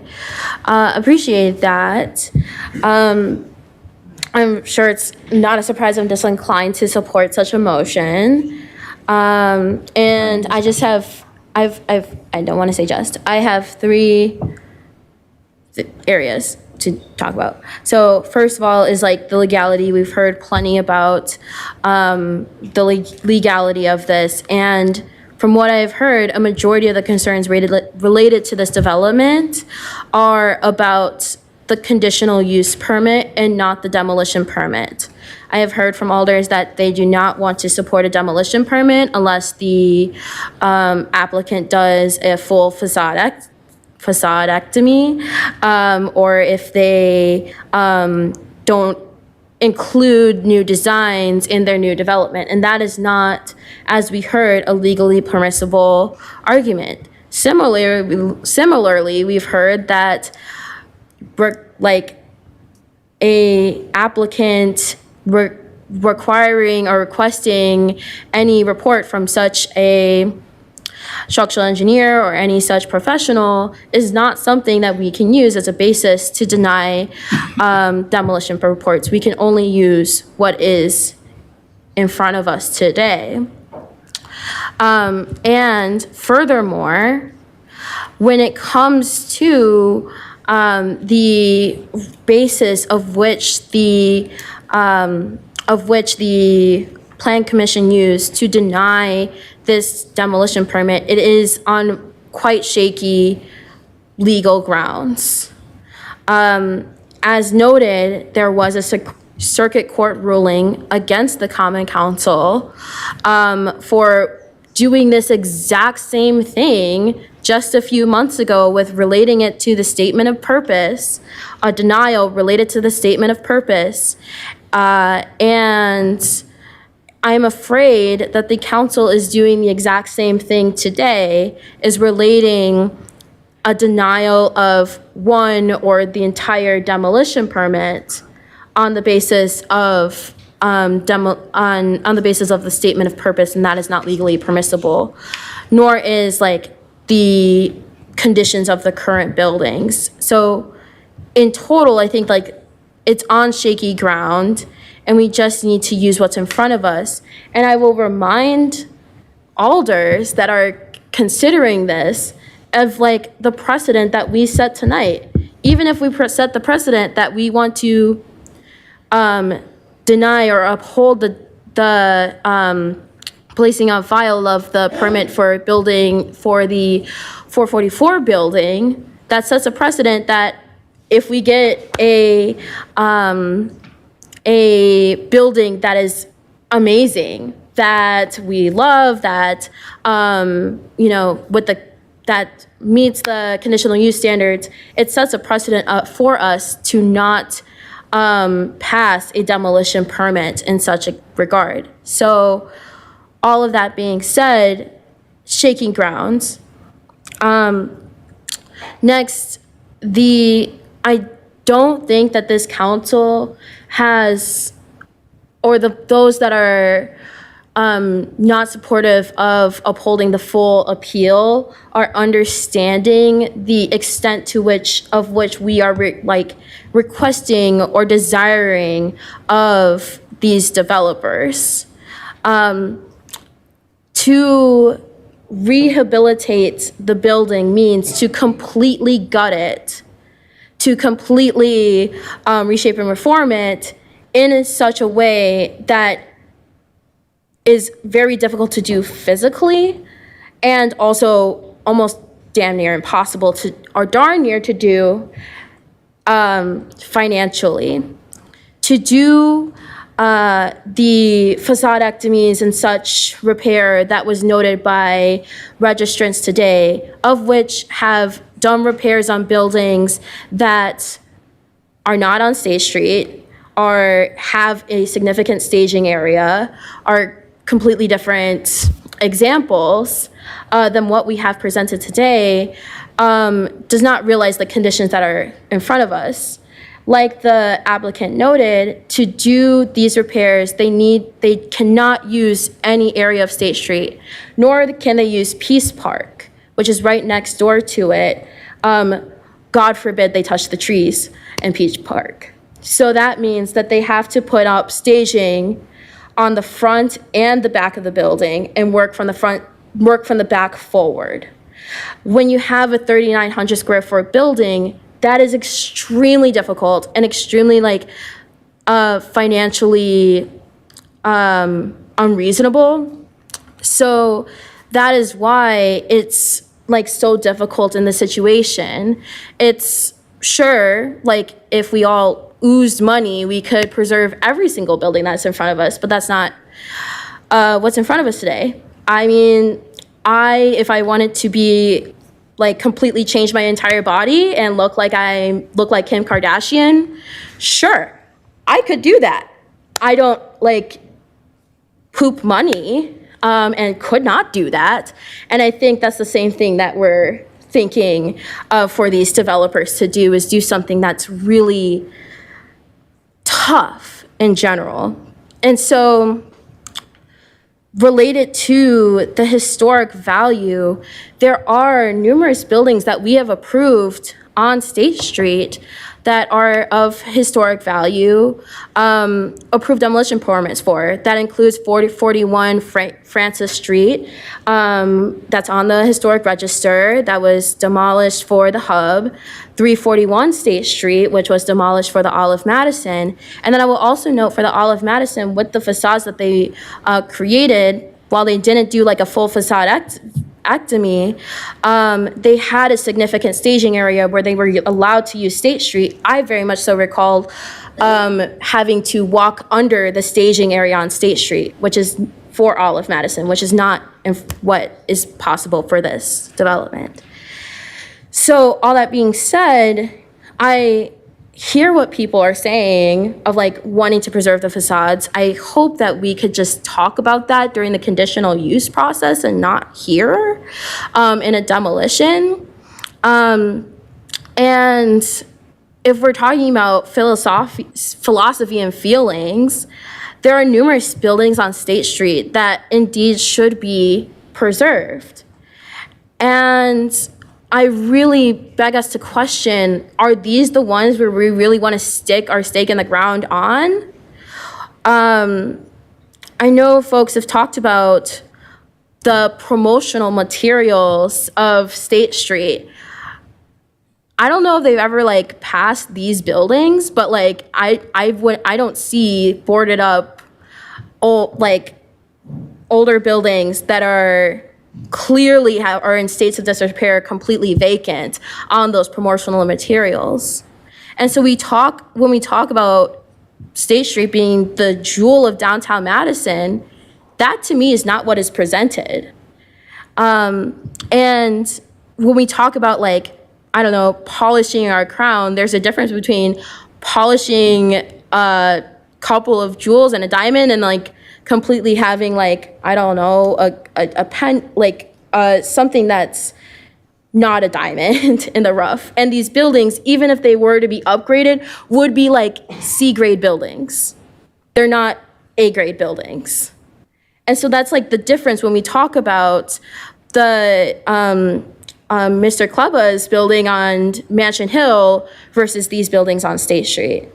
So in general, I don't think that we should be pursuing a policy of denying demolition permits in this matter, nor should we pursue a policy of basically requiring to go so above and beyond the level of scope of historic preservation that it becomes impossible to develop.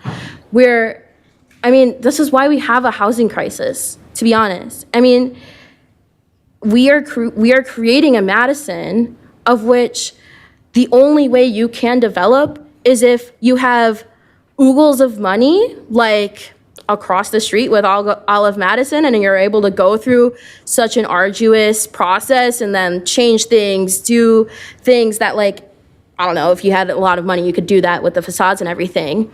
Or a philanthropist that really loves historic preservation and will go to any lengths to do that. And so we are creating a Madison where local developers and folks that are dedicated to Madison can't develop. So it shocks me when we complain that the only people that are developing in Madison are huge out-of-town developers that are building these huge Rockefeller, like not Rockefeller, but like huge 10-story buildings.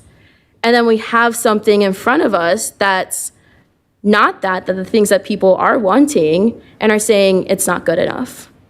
So that doesn't really make sense to me. And I hope that we would be able to uphold the appeal. Thank you, Alder. Alder Govindarajan. Alder Rummel.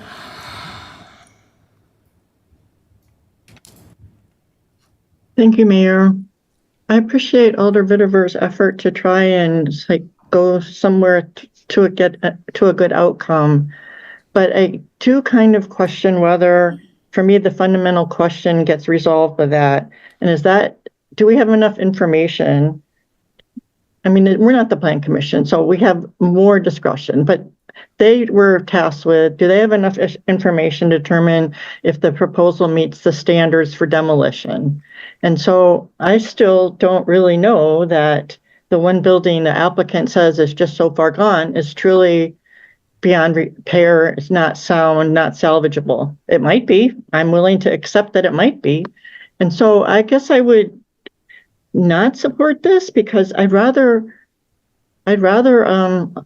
accept their voluntary offer to provide us a report so that we can make an informed decision about what is the best use for this if those properties are not able to be salvaged. And so with due respect, I just wanted to share that. Thank you. Thank you, Alder. Alder Govindarajan. Thank you, Mayor. Quick question for staff on the amendment. Is Attorney Kate Smith still here? Okay, well, that's fine, thank you. So the discussion so far has been like, we have to focus just on the demolition permit request itself. So would this amendment have any legal problems that you can foresee? I mean, I think it's a proper amendment. It's something that the council could do. You still have, the standards that we need to consider in whether or not to adopt the amendment and ultimately the motion. Okay, thank you. Thank you, Alder. I have no other Alders. Alder Bennett for the second time on You the love amendment. me. No, you don't. I know. It's okay. For Attorney Haas, just questioning that part of it, I'm not fully understanding what standard of approval the amendment was linked to. Could you clarify that for me? So we have the amendment. If the amendment passes with just a majority vote, then it becomes the motion before the council that would require 14 votes to pass. And so we're looking at ultimately in considering the final motion, you still have those standards in the demolition section 20.185 that Attorney Smith reviewed with the council. Right. But So the standards are the seven. same standards. If the same if standards. this is the amendment is adopted, then the council will have to articulate something about the standards with respect to all three properties. Right, and to uphold the Plan Commission decision for that last building, then that is still using the Plan Commission's kind of ruling about that, which linked it to the statement of purpose, which we heard was shaky grounds, right? No, not necessarily. The council will have to articulate what standards are relevant. Okay, thank you. Thank you, Alder. I have no other Alders in the queue wishing to speak. The question is the Vitiver amendment, which would sustain the appeal for 2 of the properties and deny the appeal for the 428 property, anticipating disagreement on the Vetiver amendment. All those in favor, aye. Those opposed, no. As your name is called, and the clerk will please call the roll. Alderfield? No. Figueroa Cole? No. Govindarajan? Coming back to you. Uyghur? No. Harrington McKinney? No. Knox? Don't see him. I think we lost Alder Knox. Latimer Burris? No. No. Madison? No. Martinez Rutherford? No. Miadze?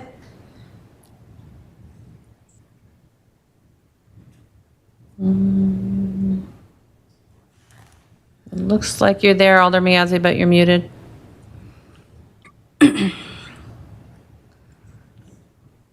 Come back. Okay. Alder Rommel?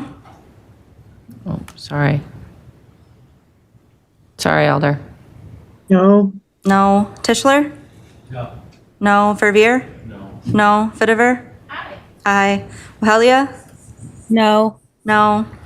Bennett? No. Conklin? No. Curry? No. Duncan? No. Evers? No. Govindarajan? No.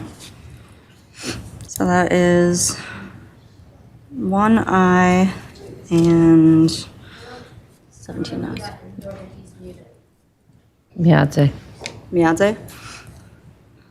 Alder Miadze, if you're still with us, you can unmute if you wish to vote on this item.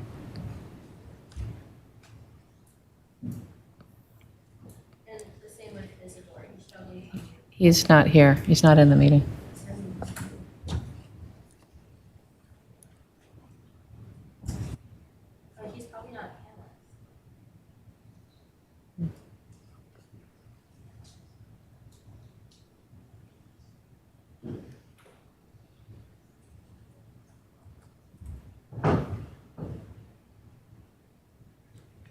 I don't see him. Okay, well, with those, we have 1 aye and 17 noes. With 1 aye, the motion fails. We're back to the main motion, which is to sustain the appeal and overturn the Plan Commission decision. On that motion, Alder Fields. Thank you, Mayor. I will try to keep my comments about the question of demolition. So I want to acknowledge that the downtown plan includes a recommendation that we should encourage the preservation of historic buildings, but importantly, it does not assert that we should require their preservation. For me, these buildings are not protected by landmark status or a local historic district, and so I think the most credible argument against their demolition so far has been this idea we've heard a lot tonight that this block of State Street is the last block unchanged from the historic original development of State Street. As I was thinking about the profile of this 400 block of State Street, the gap in this profile at Lisa Link Park had me wondering if this last unchanged narrative is actually true. So I reached out to the city's preservation planner with a few questions.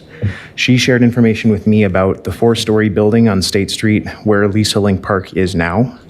Its address was 452 State Street, and that was demolished in 1978. So I'm about to send an email to all alders with a link to the parks page in the Wisconsin Historical Society page that includes this information. But for me, that means that this block of State Street has not been undisturbed or unchanged, at least since 1978. This demolition permit before us would be the first to take place, would not be the first to take place on this block, and I've considered the condition of the building with the information that we have. I'm going to support the appeal of the Plan Commission's decision on demolition, and I really do think State Street will remain Madison's premier street. Thank you, Alder. Alder Bennett, you're next. Come back to me. There's nobody else in the queue. Okay. I'll be right there. Alder Rummel?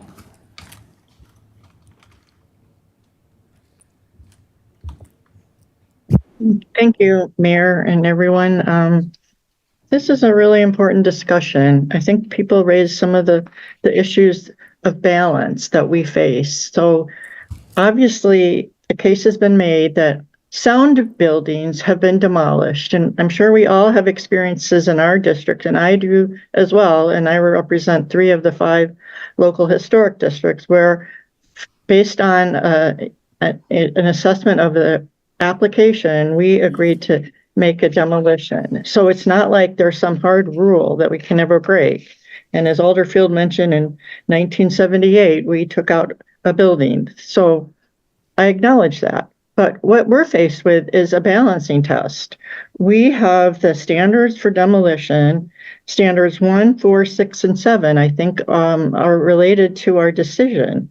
And of course, now I have to go open all those to quote them at you, but I won't. But so to me, I'm willing to accept that the buildings are not sound, but I think because of the unique character of this block and that the vast majority of it is intact, and these buildings, generally speaking, represent, the what State Street once was, I think the balancing test rises to a different level of that. We need to know more about the soundness. Mr. Furling talked about how the Plan Commission and what they were faced with was the information was provided. Was it necessary to meet the standards? Now, I don't think it was. I think, a dozen pictures showing water damage and some of the other foundation conditions face anybody who's lived with an older house in my part of the world. And those things generally can be fixed, as we heard from Sam Breitenbach, who spent his 35 years of his life fixing up people's houses. I think the applicant offered to provide the condition report. I'm not requiring it. They offered. It's underway. We should send this. We should say no. We do not.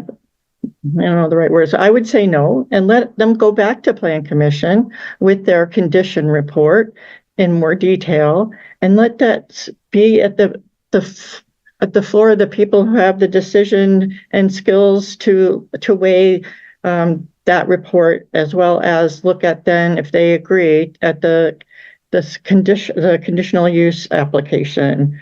I think that if they had come today with a report and we could have had a reasonable discussion about it, I might be willing. I don't say I would, but I was willing to consider the fact that these buildings might be beyond repair. Some are, I know that, but I don't think I was satisfied with that. And because of the downtown plan and the comp plan and all the history of this area, I think we owe it to balance those competing interests and say we need more information. Thank you. Thank you, Alder. Alder Bennett? Yes, just to align with Attorney Smith's recommendations, I'd like to move an amendment to sustain the appeal with the conditions that they align with the recommendations from the staff report, and to meet standard 3, demolition standard 3, to clarify, for the applicant to clarify their reuse and recycle plan to include recycling the facades to the greatest extent possible. You get that? One more time, Alder. Okay. To sustain... As distinctly as possible, so the Sorry. clerk can write it down. I know I'm like repeating myself. To sustain the appeal and grant the demolition permit with the conditions that they meet recommendations of the staff report. And to clarify, to meet standard 3, the reuse and recycling plan, which includes recycling the facade to the greatest extent possible. Thank you, Alder. Is there objection to having that be the motion before us?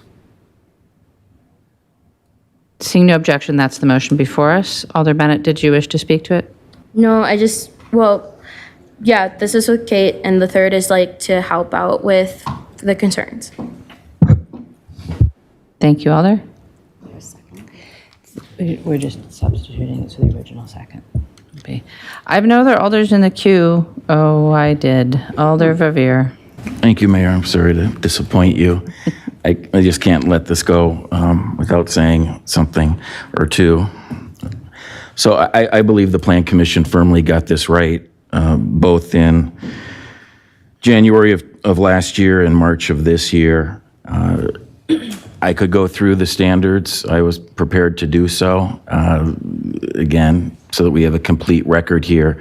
I do want to start just with a bit of a background. I can't help myself in the history here and correct a few things that I believe would have been actually worthy of having interrupting for a statement of point of information. But let me just kind of work backwards. First, I appreciate Alder Field and him providing that latest information, but I just confirm my suspicion that it was a fire that caused the creation of Lisa Link Peace Park. And there's a news article to that effect that demolished buildings containing several restaurants and shops.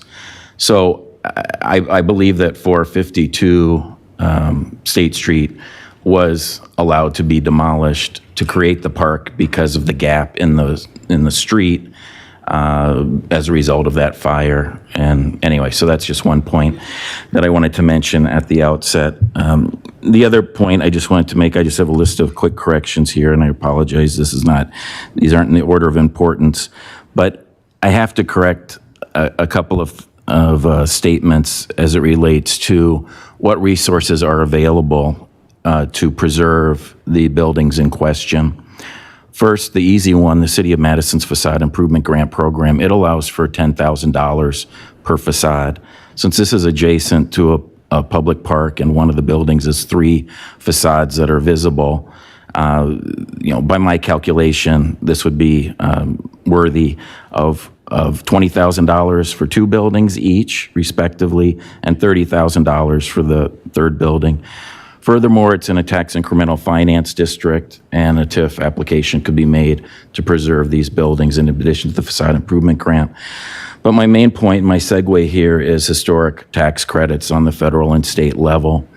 It was a crying shame, and I still have probably the battle scars to prove it as a rookie alder back in 1995, that Hovde Realty, yes, that Hovde, I'm sorry, the hour's late, so I'll just say that, Hovde Realty was able to secure 50% plus 1 of the property owners that were in the proposed by the City of Madison, by the City of Madison's proposed National Register Historic District, and block the creation of said district. It went on for a few years, so I don't want to say that the objection was final in 95, but that's when we started the initiative.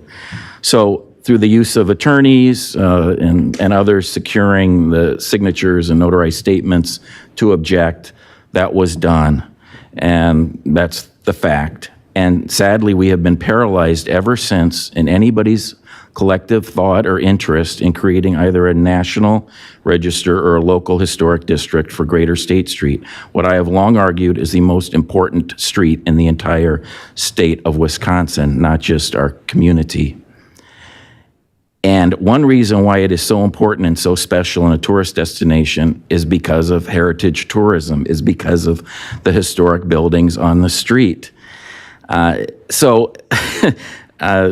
Historic tax credits could have been easily accessible to every single property owner in the proposed district back decades ago. And it's tragic that the property owners since have had to, on a piecemeal basis, hire consultants and go to the Wisconsin Historical Society to secure individual National Register designations to access aforementioned national and state tax credits.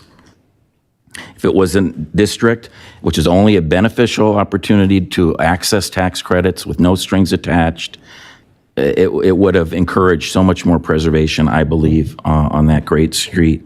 But that isn't the case. So the applicant absolutely could apply easily for National Register designation of at least 2 of these 3 buildings, and if you believe the Landmarks Commission, all 3 buildings, and secure historic tax credits as well to preserve these 3 buildings, not to mention the resources that the city offers that I mentioned. The Landmarks Commission, both in January of 2022 and January of this year, ruled unanimously that these three buildings, in recommendation to the Plan Commission, these three buildings are historic. Two of the three, given the, as has been already discussed tonight, two of the three given the highest category, the so-called red light, do not demolish designation. Alder, you're at 5 minutes. Thank you. The reality is that they do not do that willy-nilly at the Landmarks Commission. The building at 428 and 430 was built in 1893. The building at 432 and through 436 was constructed in 1899. They are beautiful facades. I enjoy working very much with this applicant over my tenure in City Hall. The applicant came to me when I was still Alder in the 400 block of State Street prior to the last redistricting with his vision for this. And we stood both in his office, I would say, I guess we probably sat in his office, but we stood on State Street on more than one occasion, sat at benches in front of these buildings, and I tried arguing with Joe McCormick that at least two of these facades should be preserved at all cost. I said, for Christ's sake, the year is dated is right on it. How can you not see this? But so I believe that this property owner can easily preserve these buildings, deal with the structural defects, which of course we have no certification of whatsoever tonight, even though that was promised a couple weeks ago, and either invest in the properties or divest the properties, as he did with the Women's Club building on the 200 block of West Gilman Street when he ran into historic preservation concerns many years ago. I respect that he is not interested in historic preservation, perhaps, although he, as we heard in the testimony, did invest money in the 500 block properties, for example, where the very nice business that they own, Seven Iron Social, is located. So I believe that the Plan Commission got this right. In looking at the standards of approval for a demolition permit, Commissioner Heck, as he said tonight, and again in the motion at the most recent Plan Commission meeting, which is before us, made the point that, and I won't repeat it because I know my time is limited, but standard number 7, he felt was the strongest. Downtown Plan Recommendation 75, which we discussed in the question and answer and in the testimony in the record tonight, was also the most controlling. I would argue that there are other standards of approval, though, that are also quite significant. I would say that there are several. Standard number 4 directly relates to the recommendation of the Landmarks Commission. Standard number 6, we have absolutely nothing on the record from Building Inspection Division, Fire Department, or any other city agency that there are structural concerns with these 3 buildings. This is not a case of 131 West Wilson Street where Pison's Restaurant was most recently located, where building inspection ordered the building to be cleared and by all means, please demolish it. This is absolutely the opposite case. Building Inspection Director Tucker, and I texted him to see if he was in the meeting to answer my questions, but is obviously not, was not, otherwise I would have asked him on the record tonight, but at the last Plan Commission meeting stated that the photos that were supplied by the applicant in the application and shared at that Plan Commission meeting, he felt were nothing special. There's mold, there's asbestos. That's nothing that can't be remedied. Building inspection does not have outstanding orders on the exterior structure of this building. You heard in the testimony tonight, there are tenants have continuously lived in these buildings. If these were structurally unsound, why is the applicant continuing to rent out the apartments? Why would our building inspection division allow people to be living there if they're structurally unsound? This just does not make any sense. So I believe, as I say, the Plan Commission got this right on not one, but 2 occasions. The standards, if I had more time, I would go through them one by one with the checklist as recommended by legal counsel.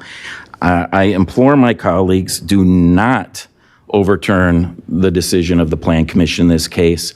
I assure you the buildings will not sit vacant, not in high rent State Street, both for commercial and residential uses. We're making a big mistake if we overturn the wise decision of the Plan Commission. Thank you very much. Thank you, Alder. 9 minutes, 20 seconds. Well done. Alder Govindarajan. Thank you, Mayor. I will keep this brief. That is if my computer loads. Thank you. I have a lot of mixed feelings about this, truthfully. I will be voting in favor of the appeal, but I do that with a lot of reluctancies here. I understand the historical and the cultural value that State Street has, and at the same time, I clearly understand the housing crisis and how this does help that crisis, even if it's just a couple beds. I am by no means a preservationist in any form, but State Street, I think, is one of the most culturally, if not the most culturally significant portion of Madison, in my opinion. I'll vote in favor of this appeal, but I will be I can say with confidence, if this was a local or national historic district in any capacity, my vote would be different. So I'm a little bit disappointed, but I'll vote in favor of this. Thank you. Thank you, Alder. Alder Uguer.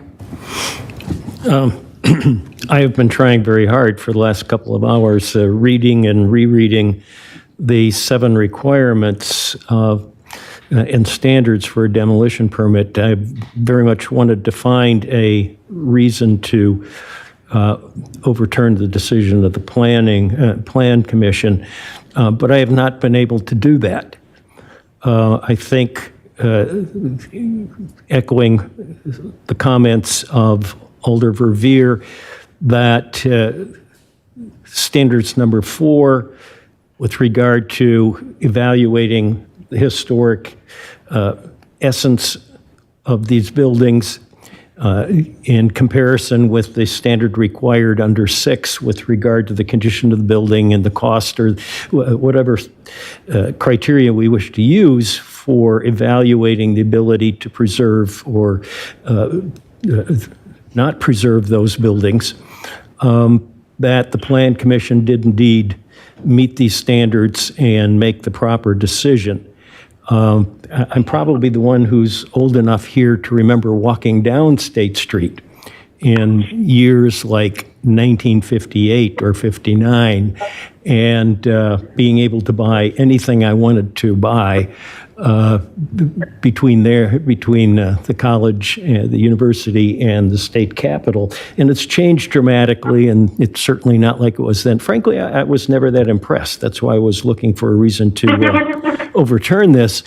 But I do think that the Plan Commission made the right decision here, and I do think, based on my own experience, that this can still be an economically viable project that preserves some of this historical essence in these buildings while also contributing to additional housing. It just requires the right mindset for the right developer to get this done. Thank you. Thank you, Alder. The machine just decided to restart itself, so wave at me if you are going to raise your hand. I had no Alders in the queue when it did so. And I have no Alders in the queue now. So the motion is to sustain the appeal, overturn the Plan Commission, grant the demolition permit with the staff requirements, and a note that the reuse and recycling plan shall include efforts to reuse as much of the facades as possible. Does require 14 votes for this to prevail, so we will do a roll call.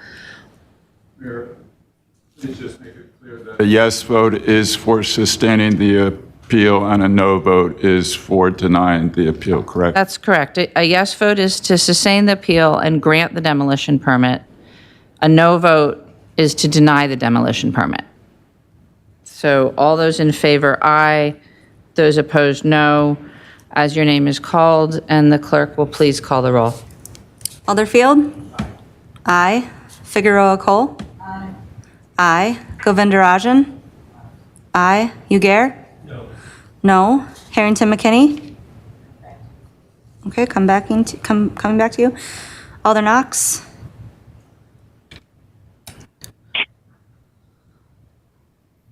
I want to deny it. Is that aye? Aye. Aye. Sorry, what was that? Aye. To Aye. deny the demolition permit? Or No. you want to? I want to say, yeah, the demolition. You want to grant the demolition permit, Alder? Yes. Is that aye? Yes, Yeah, aye. that's aye. Vladimir Burris? Yes. Alder, you're muted. No. No. Madison? No. No. Martinez Rutherford? Yes, I can come back to you. Alder Miadze? Alder Miadze, you're muted if you're here.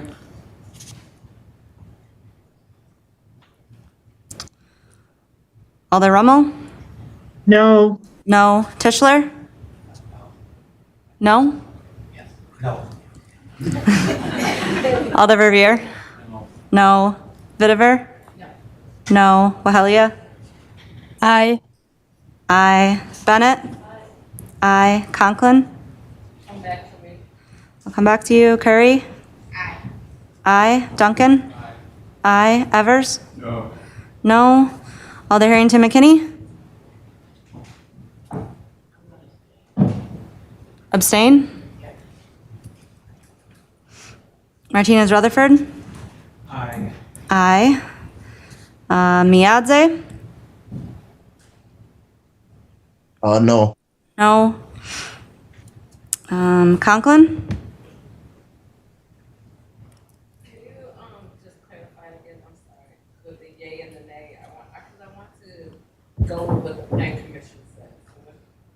Then you should vote no.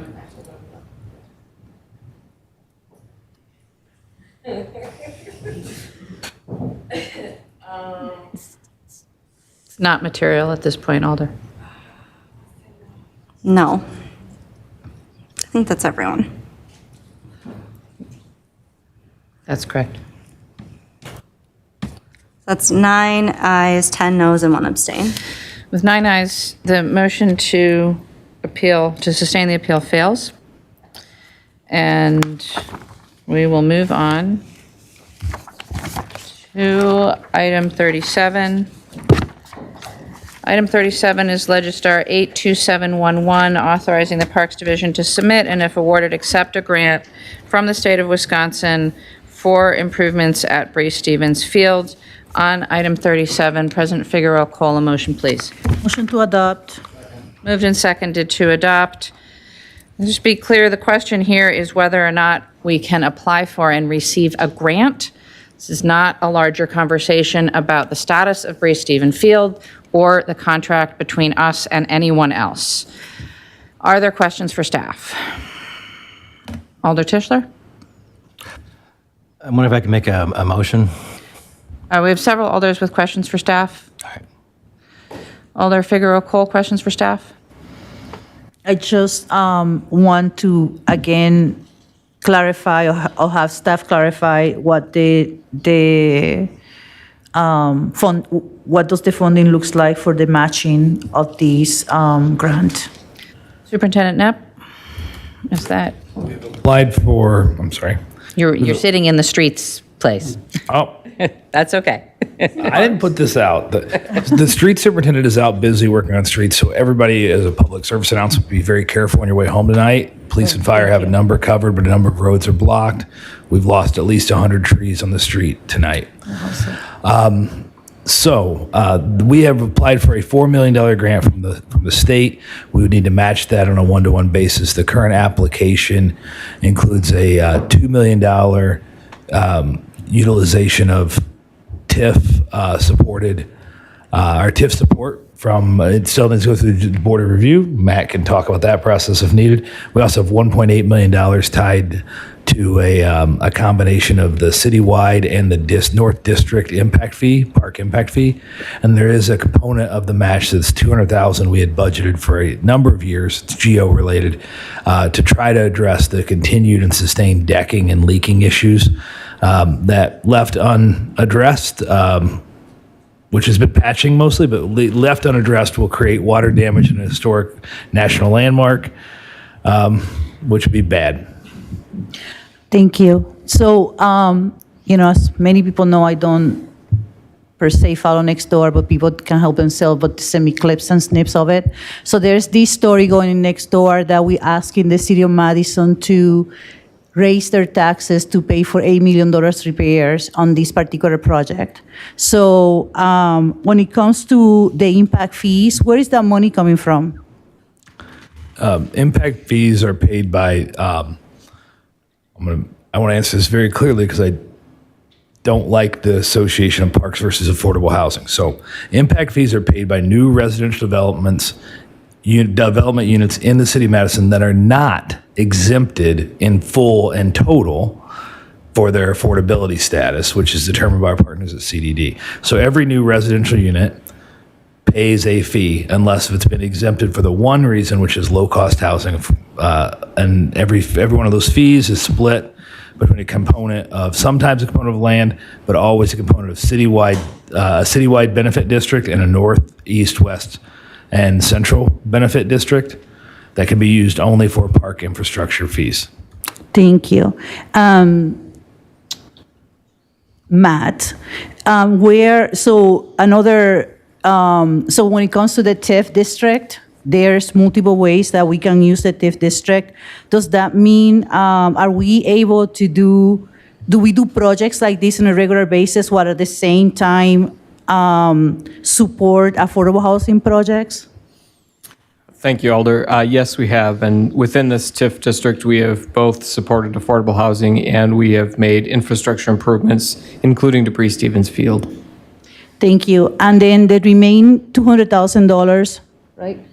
Correct. The remain $200,000, that is actually coming from the tax levy? Is that we're asking for approval for the next budget, or are we talking about money that was already approved for the 2004 repairs?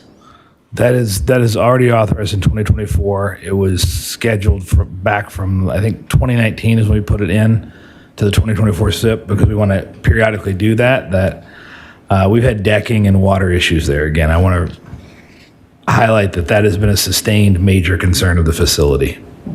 So essentially, when the public comes to us throughout the process of the budget discussions and say, go and look for grants so we can make better use of funding, are we essentially doing that in this particular case, acquiring a potential $4 million grant and doing a tax match of $200,000 to it? Essentially. I think essentially, yes. I mean, we are certainly interested in diversifying the revenue streams we can use to protect the landmark that we own, and it's operated by Big Top, that has serious deficiencies. I know the report was mentioned in the last one. If anybody'd like a copy that I can send the facility report from a few years ago, it's got its issues and will need funding to keep it from falling apart eventually. And one last question. I know that there's the idea that we should pass the bucket to the Big Ten. I'm sorry, to whoever administers the activities there. But are they the owners of the park? No, the city parks division is the owner of the facility and the land. So some people have made other recommendations on changing the structure of how the partnership is structured today. Will that cost any money to change that structure? I mean, a negotiation would be at some incremental cost, but we actually, I think I can speak on behalf of park staff, and I think I can speak on behalf of the operator, Big Top, that we would both expect, I think, with a change in use, as we've contemplated, a change in the agreement and status and term, and we would negotiate that, at the appropriate time, as we put together the actual project, right? So, though there is some cost in doing that is something we commonly do. There are more expensive ways to do that if we'd like to, more costly to taxpayers, right? We certainly could engage consultancies and those types of institutions to help us negotiate and come up with the best balanced deal for the city of Madison. I welcome any professional support at all time. I just want to be clear, those tend to be more expensive than most people would like to pay. Thank you. Those are my questions for now. Thank you. Alder Conklin, questions? We are on the edge of quorum that I can see, so if there are alders that are on Zoom, if you could turn your cameras on, I'd appreciate it. Alder Conklin. Okay, thank you, Mayor. I do have a question. I just want to make it clear and reiterate. So when we say that we're accepting a grant of $4 million, that means that we don't have to pay it back, correct? That is correct. And when you just explained to us how we had the other $2 million and 180, so is it clear that you said that we only are short about 200,000 that we're going to take from the budget? Is that correct? I think the best way for me to say that is there's the property tax supported general obligation debt as a part of this capital program of $8 million is $200,000 that was already authorized in the 2024 budget for facility repairs. Okay. And can you tell me, on an average, what is the yearly cost to operate Breeze Stevens Field? For the city of Madison, we don't pay any operational costs for the facility. So that means all the cost is covered within the budget for Breeze Stevens Field? The operator pays to operate the facility, and on an operational basis for like all the scheduling, maintenance, those type of things. Okay, thank you. Thank you, Alder. Alder Vitiver, questions? Could you just briefly give us the annual economic benefit to the city as a whole for the operations at Breeze Stevens? Is that Matt?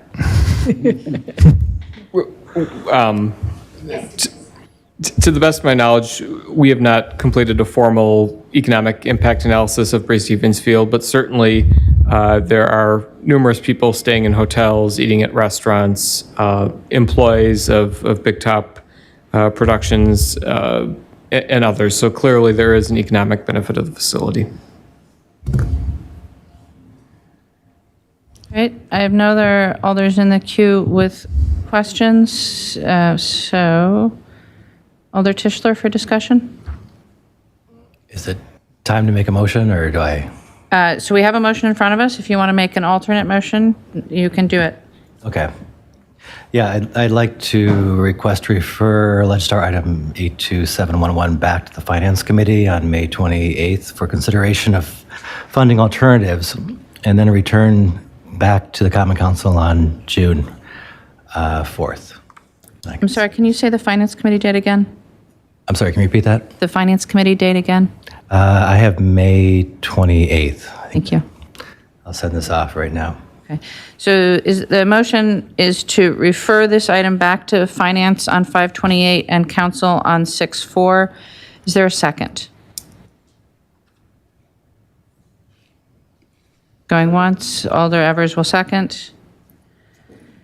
Alder Tischler, would you like to speak to this? The hour's rather late. Not really. But we've heard a lot of different opportunities for funding. I just want to explore that more before we make a decision. We've heard, this is the foundation for future updates. I just wanted to have all of the possibilities presented to us as we move forward on embarking in funding what will be a long-term investment in a historic stadium. Thank you, Alder. Alder Figueroa Cole? Yeah, I will now be supporting a motion to referral. We had this robust discussion on the Finance Committee already. As stated in the introduction of the resolution, we're just here to approve a grant application. If we have to have any additional discussions about the future of the field, we can definitely have staff and the Board of Parks Commission work on some report or work with the Alder to answer their questions in regards to the scope of the project. Thank you. Thank you, Alder. Alder Evers? Yeah, thank you, Mayor. I will be supporting referral simply because I do think it allows for more questions to get answered. There's no imminent deadline with this grant application from what staff has told me, and I think it provides an opportunity to ask more questions and perhaps discuss what it would look like to reopen the agreement, which I understand Big Top is interested in doing as well. So I think there are benefits to our process to refer this to the next Finance Committee meeting and then back to council as the motion maker. Thanks. Thank you, Alder. I just want to clarify, the grant has been submitted because there was a deadline. And so staff is looking for you to ratify that. If the council does not approve the submittal of the grant, they will go to the state and pull the grant back. So there actually is a timeliness here. I don't know, Superintendent Knapp, if you know when the state is planning to make decisions. We don't know for certain, and I raised that timeliness consideration earlier this morning pretty loudly. I tempered it a little later in the day as we talked to a couple folks at the state. We don't think it's imminent decisions, but we certainly definitively do not have time to enter into a new negotiation round and have an agreement in place with an operator that can be done before we need this action. I would say, to be very safe, we need to either pull the grant or send them evidence of the funding plan and the support of the council, mid-June, really. Like, I think we're flirting with it as we get to the July period. They are going to make awards, from everything we know, in August or September, right? And I don't think we want to be a day late. I think we have some little bit of time, I from what I've gauged, but I also want to be clear, the state has not said that expressly. They could make the decision tomorrow, right? There's no right for us that they're waiting for us at this point, but that's the read we got today, and certainly we heard that from a couple of sources. We think we have a bit of time, but I want to be clear with the council. I don't think we can give you a new agreement in that time, if that's the expectation. Thank you, Superintendent. And I'm sorry, you shared a new piece of information to me. I'm sorry, it's new to me too this afternoon. But the state needs information about what are the proof of our match, which they don't currently have. Correct. Lacking proof of match would jeopardize our ability to get this grant. Yes. Thank you. Alder Conklin, discussion? Yes, thank you, Mayor. I just ask that my colleagues please do not support a referral. It just was at the Finance Committee. Please, let's just go forward with this. We have the money. It's not going to affect the $27 million deficit. This has nothing to do with this. This money is already budgeted. We have a grant. We're already meeting half the standards. So please, let's just go forward with this and get this done so we can move on with this process. Thank you. Thank you, Alder. Alder Figueroa Cole for the second time. Thank you, Mayor. And just to point of clarification, once again, if there's any negotiations that need to be done or any changes that need to be negotiated with the Big Top. Thank you. I don't know what time I said. Those things are managed at the Board of Parks, and the process should start there and then get that information to Finance Committee. So let's follow the processes that are already in place for this. Thank you. Thank you, Alder. Alder Rummel? Thank you, Mayor. I agree with the last two speakers. If we don't get the grant, then there's no reason to refer it. So I think we want to apply for the grant. Well, we have applied, but officially apply, and if accepted if awarded. And then once it's awarded in early fall, late summer, we can have that deeper dive, and then we'll know more, about whether women's soccer is still on the, still presumably still on the radar. But then we can talk about what do we need to spend the money on in the short term to make this a viable project, assuming that we all agree that it's a viable use for this historic place. And I hope you will support, not support referral, but just to go forward. Thank you. Thank you, Alder. I have no other alders in the queue wishing to speak. The motion before us is referral to the Finance Committee of 528 and the Council of 6-4. All those in favor of referral, aye. Those against referral, no. As your name is called, and the clerk will please call the roll. Alder Field? No. Figueroa Cole? No. Govindarajan? No. Ugair? No. Harrington McKinney? No. Knox? Still unmuted. Knox, you're muted. Star 6. Yes. Yes. Aye. Aye. Thank you, Alder. Knox is aye. Latimer Burris? No. No. Madison? No. Martinez Rutherford? No. No. Miadze? I don't think he's on. Yeah, I think we've lost him. Okay. Alder Rommel? No. No. Tischler? Aye. Verveer? No. Vitiver? No. Wahelia? No. No. Bennett? No. Conklin? No. Curry? No. Duncan? No. Evers? No. It is 2 ayes and 17 noes. With 17 noes, the motion to refer fails. We're back to the main motion, which is to adopt. Is there further discussion? Seeing no further discussion, the motion is to adopt. Is there any objection to recording unanimous vote in favor? Seeing no, Alder Tischler would like to be recorded as voting no. We'll record Alder Tischler as voting no. Are there any other exceptions? If not, the item passes. And we are on to item 46. Is there objection to taking up items 46 and 47 together? I vote no. Alder Knox, Madam Mayor? you're unmuted.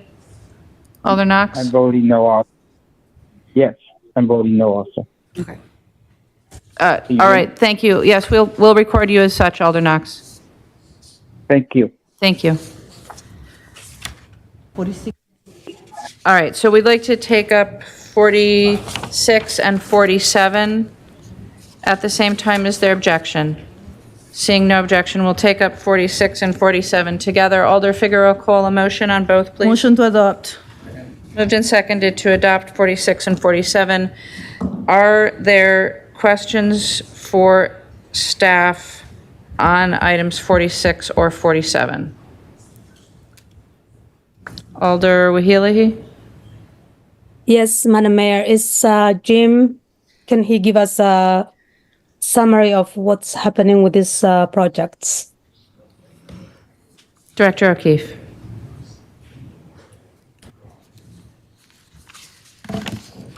Alder, I prepared a memorandum, a briefing memorandum a couple of weeks ago to provide that background. Would you like me to review that, or do you have specific questions Yes. about it? I don't think I've seen that memorandum, so if you could, I just want to know, the process, what's where we are today and what's the future forward. Jim, is your memorandum in Legistar? Yes, it is, Mayor. No, Alder, the memo is available in Legistar to you.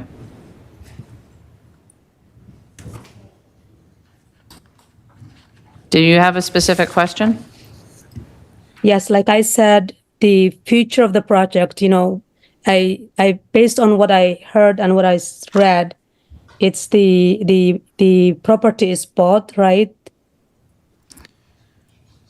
So the two properties, both the Rethke Avenue and the Tree Lane properties, are on the verge of changing hands. They're on the verge of being sold to an organization that's headquartered out of Michigan but has offices here in Madison by the name of Scenario Solutions.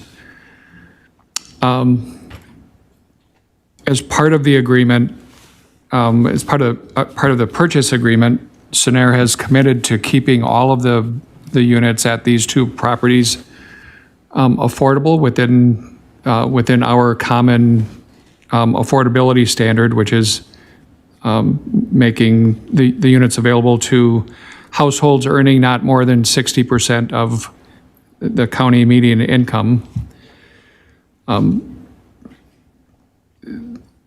Together, the acquisitions represent about a $7.5 million project.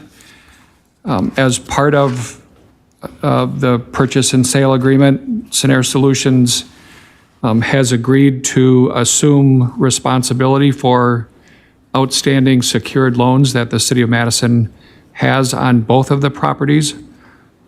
And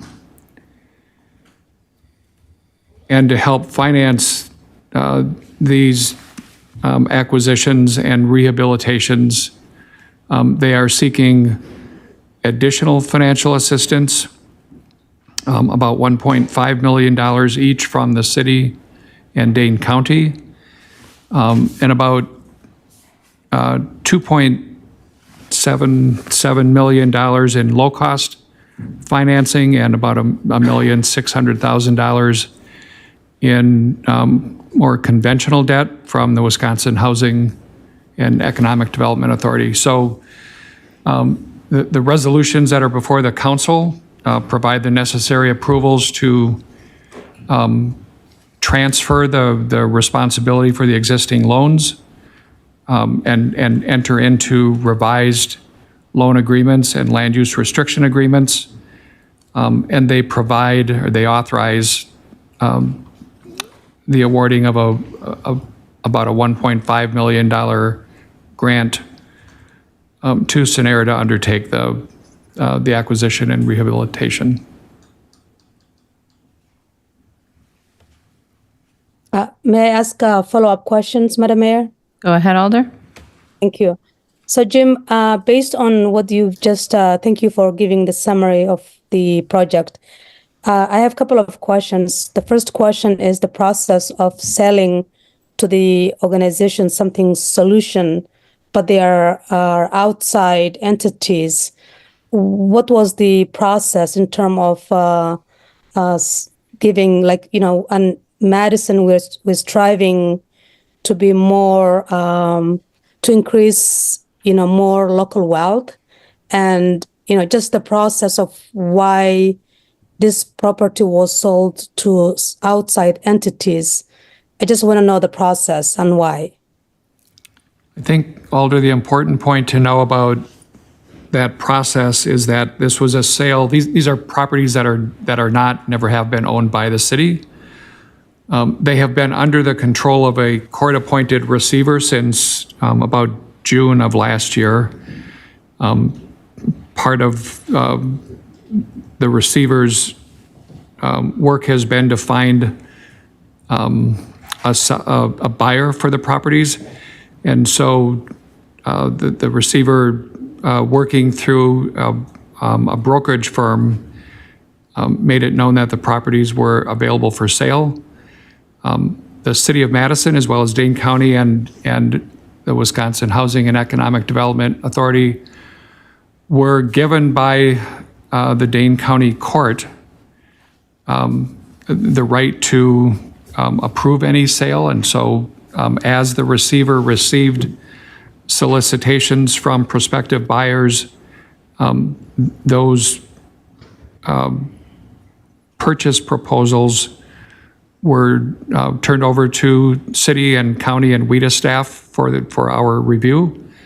And we collectively identified the proposal from Scenair Solutions as the one that was most closely aligned with our long-term goals for the properties, which included primarily keeping them affordable long-term and maintaining at least some of the units for service to households that had homeless experience.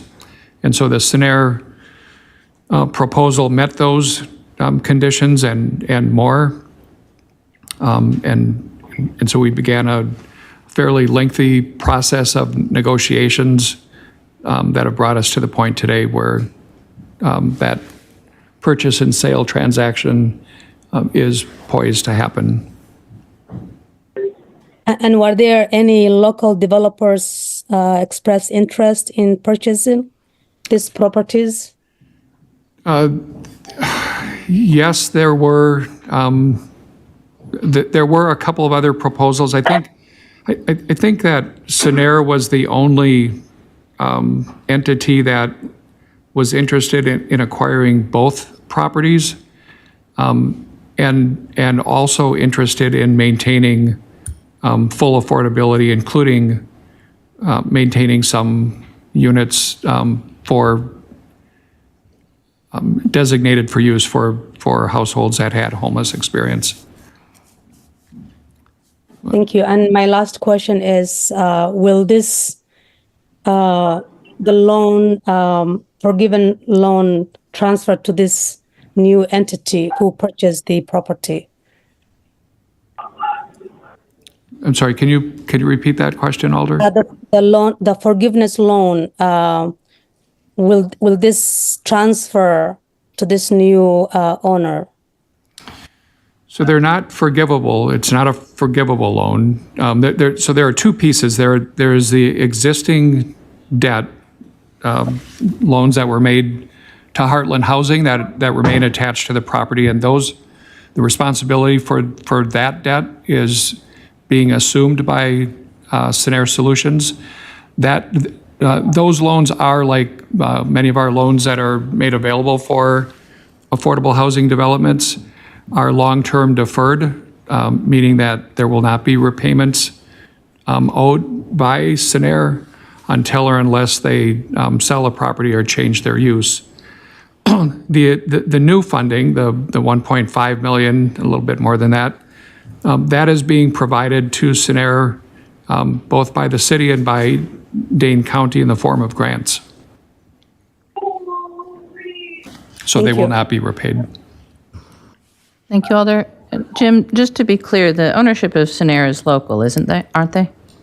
Well, they're headquartered out of Lansing, Michigan, but they do have offices. In fact, they've got offices right across the street from the municipal building, and they do have key leadership staff located in the Madison office. They've done work in Madison, but their formal headquarters is in Michigan. Thank you. Alder Bennett, questions for staff? I just wanted to disclose that I do work at the Wisconsin Housing and Economic Development Authority, but I am not a part of this project and whatsoever, not seen it at all. And my vote, therefore, is not impacted by my current position. Thank you, Alder. Alder Rummel, questions for staff? Yeah, thank you, Mayor. So I did want to kind of add on to the fact that Scenair, like the principal is online. If anyone has questions for him, that's Chris Laurent. And at Finance, I mentioned to everyone that I sort of jokingly disclosed that I'd served on committees with him. He's been in the Madison community for a long time. And I will also add that the vice chair of our plan commission also works for Scenair. So our ties are deep to this organization. And I think I'm grateful that they stepped up. I do have questions, though, and some concerns, like because the project that was Heartland is going away, and now it is something where at least one of the buildings, I think it's Ruthke, will only have a third as many permanently supportive housing units.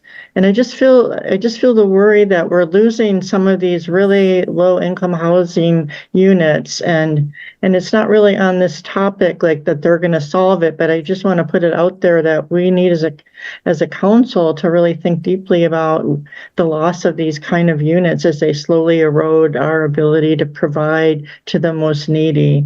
And Jim, if you have some ideas how we can go about, like, what's our plan to do that, if we have one, I'd love to know more. So Alder, I don't think this is the time or place to discuss a plan for creating very low income units, but I do think it would be appropriate for staff to address the question of why we are supporting a transition in the mix of the units in these buildings. Thank you, Mayor. Yes. Thank you, Mayor. And I think I want to make clear that it for some time has been acknowledged that the tenant profile at these properties were a factor in the struggles that they had. Both of the developments were financed in part using federal low-income housing tax credits. And when Heartland Housing went to WHEDA and applied for those credits, they applied for them under a special category, the supportive housing set-aside category. And those tax credits came with a requirement that at least 50% of the units needed to be permanent supported housing. Working with Heartland, we went way beyond that. And there were nearly 90% or more of the residents in both of those properties met that supportive permanent supportive housing standard. Both properties struggled in terms of providing an adequate level of services to those tenants. I think the stress that was placed on the tenants and on the property management contributed to the challenges that both experienced. And so it wasn't as much, it wasn't solely Scenair Solutions coming in and seeking to change the tenant mix. We, the city, were very much part of that conversation to return to something a lot closer to what those tax credits would have required when they were first awarded, that 50% rather than 90% of the housing units being designated as permanent supportive housing. That same permanent supportive housing set aside today requires not 50%, but 25% of the units be supportive housing units. And so that was the standard that we set. That was the threshold that we hope to achieve through a sale. And we think that a more balanced tenant mix will improve the prospects for these properties to be successful in the long term. We're well aware that it represents some erosion of the number of those kinds of housing units in our community. We have and we will continue through our Affordable Housing Fund promote the creation of these kinds of housing units, but rather than have them concentrated in large numbers in single properties, we're working to distribute them more evenly among multiple new developments. So I think that's the change in the strategy, going from properties that were solely dedicated to permanent supported housing to supporting developments that are more balanced in their tenant mix. Thank you, Alder. Alder Knox.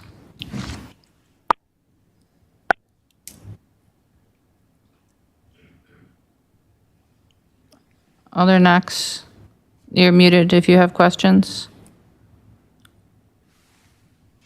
Yes, I do. I had to obviously hit it twice to be unmuted. But anyway, Jim, thanks for explaining about what you want to change in the mix, because one of my questions was what's different. So can you shed a little light on what you know about this Scenair group in terms of their management? Because I think a significant issue has been how these properties are managed. How are you familiar with this organization in managing properties? So Alder, I just want to clarify that Scenair Solutions will be the owner. They're replacing. Okay. Go ahead. They're replacing Heartland Housing. One of the things that Heartland Housing did when they developed these properties was they took on the responsibility themselves for managing the properties. We have said frequently in recent years that it's the property management function that is key to successful developments like this, affordable housing, any housing, frankly. So Scenario Solutions is not intending to manage the properties on a day-to-day basis. Rather, they're doing, frankly, what Heartland probably should have done, which is that they are contracting with a firm, in this case it's Lutheran Social Services, that will provide those property management services. Lutheran Social Services is a very familiar player in the Madison market. They're involved in managing a variety of different affordable housing developments. They have been involved in these two properties since the first part of this year, and frankly, they've been by far the most competent provider of management services since either of those properties opened. So they've got good experience. Scenario will be leaning heavily on Lutheran Social Services to provide those services, and I think that's a big difference. But also, just one last point, Alder Knox, that unlike Heartland, which had no presence, had no physical presence, had no staff presence in Madison, Scenario Solutions does. And they've got, as Alder Rummel stated, they have staff in key leadership positions right here in Madison that have been in Madison for many years, that have experience in the affordable housing realm in Madison. And so that gives us a lot more comfort about their ability to perform well here. All right, thanks, Jim. Thank you, Alder. Alder Harrington McKinney, questions for staff? Thank you, Madam Mayor. Thank you. I'm very thankful that we moved into this line of questioning, because that's exactly why I pushed my button, because I wanted to hear what were the lessons learned. And thank you, Jim, because you moved that into that discussion. My other question is, how often can we expect a report back? So often, especially in this housing, there's an action, but we don't have a follow-up. So how often will you be in contact with the property management, or the, how often will you be reported back to it, and how will we learn the process? Alder McKinney, Lynette Rhodes, my colleague here, and I have been involved in bi-weekly meetings. So we have been meeting every week with the key actors in either the Rethke Terrace Apartments or the Tree Lane Apartments. Key actors meaning ownership representatives when Heartland was here, property management representatives. Madison Police have been part of our meetings. On-site service providers have been part of those meetings. So we've gotten into quite a rhythm of staying in close touch on these properties. We expect that will continue. In fact, Mr. Laurent with Scenario Solutions has made it clear that he would like those that regular contact to continue, at least until they get their legs under them and get these properties off the ground. But again, this is made a lot easier by the fact that they're right here in Madison and not needing to travel up from Chicago the way that Heartland did. So there isn't any question that we'll remain very closely connected to these properties until we're comfortable that they're operating the way that they need to be. Just a follow-up question. What would you be comfortable with in terms of providing an update summary to the council so that we can be aware of the processing? I'm asking these questions because it's very, very important that the council understands that this is working. I know that you're meeting regularly, but having that feedback. And so what would you be comfortable with in terms of informing the council? It could be written, present, just what would you be comfortable with? What would you commit to? So Alder, in many ways, we're starting over with both properties. There is some extensive rehabilitation that needs to happen at both properties, and so they are going to be, if not vacant, very nearly. So it's going to be a while before Scenair is in a position to begin welcoming new tenants back to the properties. So I think it would be fair to keep the council apprised as that rehabilitation work proceeds and is completed, to keep you informed about the releasing or lease up of the properties. And then it's, I think it's a lot's going to depend upon how things go with them, but monthly or quarterly updates, I think would be. Could we settle with quarterly updates? I think that would be a reasonable expectation, yes. Okay, thank you. Thank you, Alder. I have no other alders in the queue with questions. The motion on both items, 46 and 47, is to adopt. Is there discussion? Alder Conklin. I know we're in the midst of the midnight hour, but I do just want to, first of all, thank Jim, Director O'Keefe. He has done a fabulous job of keeping us updated and informed on all the things that have been going on in this property. So I commend you for that. It has been a challenge. He's been with with this property and these programs since the beginning, since the inception. We know that we had many trials and tribulations, but we are hopefully coming to the end of those. And I think the city has learned immensely a lot of things that they are now trying to do differently with Scenair, and I hope that Scenair will hold strong and be able to turn these properties around and make them thriving properties for Madison, Wisconsin.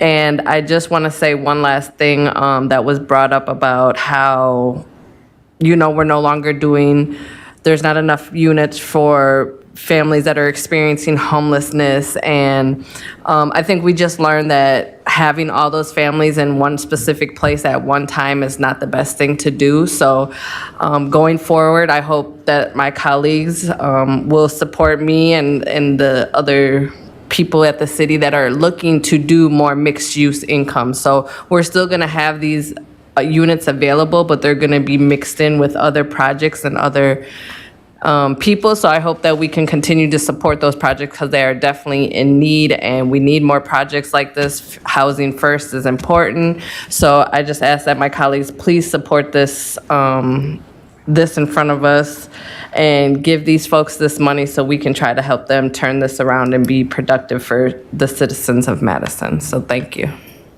Thank you, Alder. Alder Latimer Burris.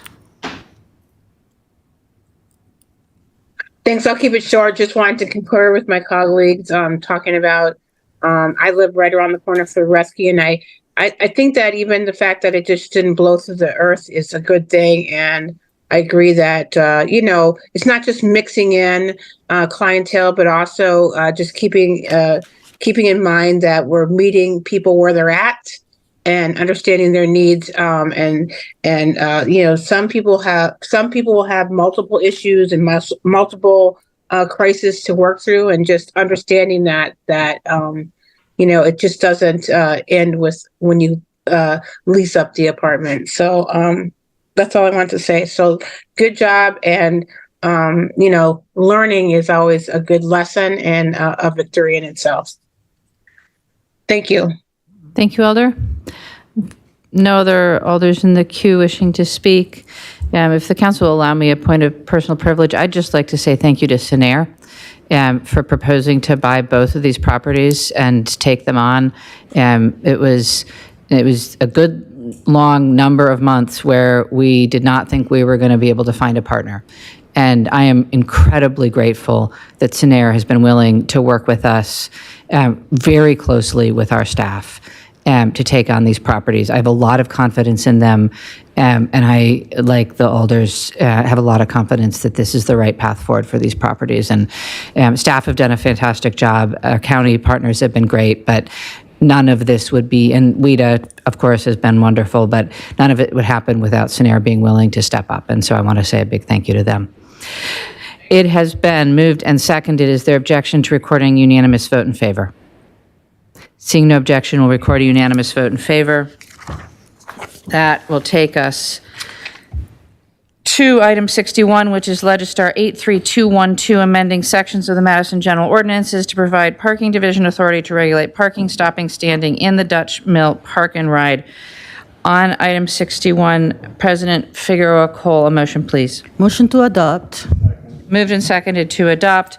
I would just like to clarify for folks that the only thing that is changing here is because we moved parking enforcement from MPD to transportation, we needed to include transportation in the authority to do enforcement on this property. We're not changing our level of enforcement. Are there questions for staff on item 61? Seeing no questions for staff, is there discussion on item 61? Seeing no discussion, it has been moved and seconded. Is there objection to recording unanimous vote in favor? Seeing no objection, we'll record a unanimous vote in favor of item 61. Ladies and gentlemen, that brings us to the end of our agenda. Are there any further introductions from the floor? Alder Harrington McKinney. So, is it appropriate now to add referrals to? No, Alder, it is not. We're way past that. No, I mean to the introductions without, oh my goodness. We did it with the consent agenda, Alder. Did I miss? They will come back again next time. Right, they'll be on the next agenda for additional referrals if you want to make them at that time. Oh my gosh. Alder Figueroa Cole. Alder Figueroa Cole. Just a quick notice for people to check your emails from Cass Hill. She's offering to teach us information about how to use Office 365, and she created a number of meetings for us to sign up if you want her to train you on some new tricks. Thank you. Thank you, President Figueroa Cole.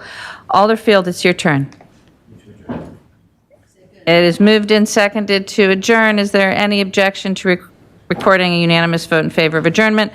Seeing no objection, hallelujah, we're adjourned.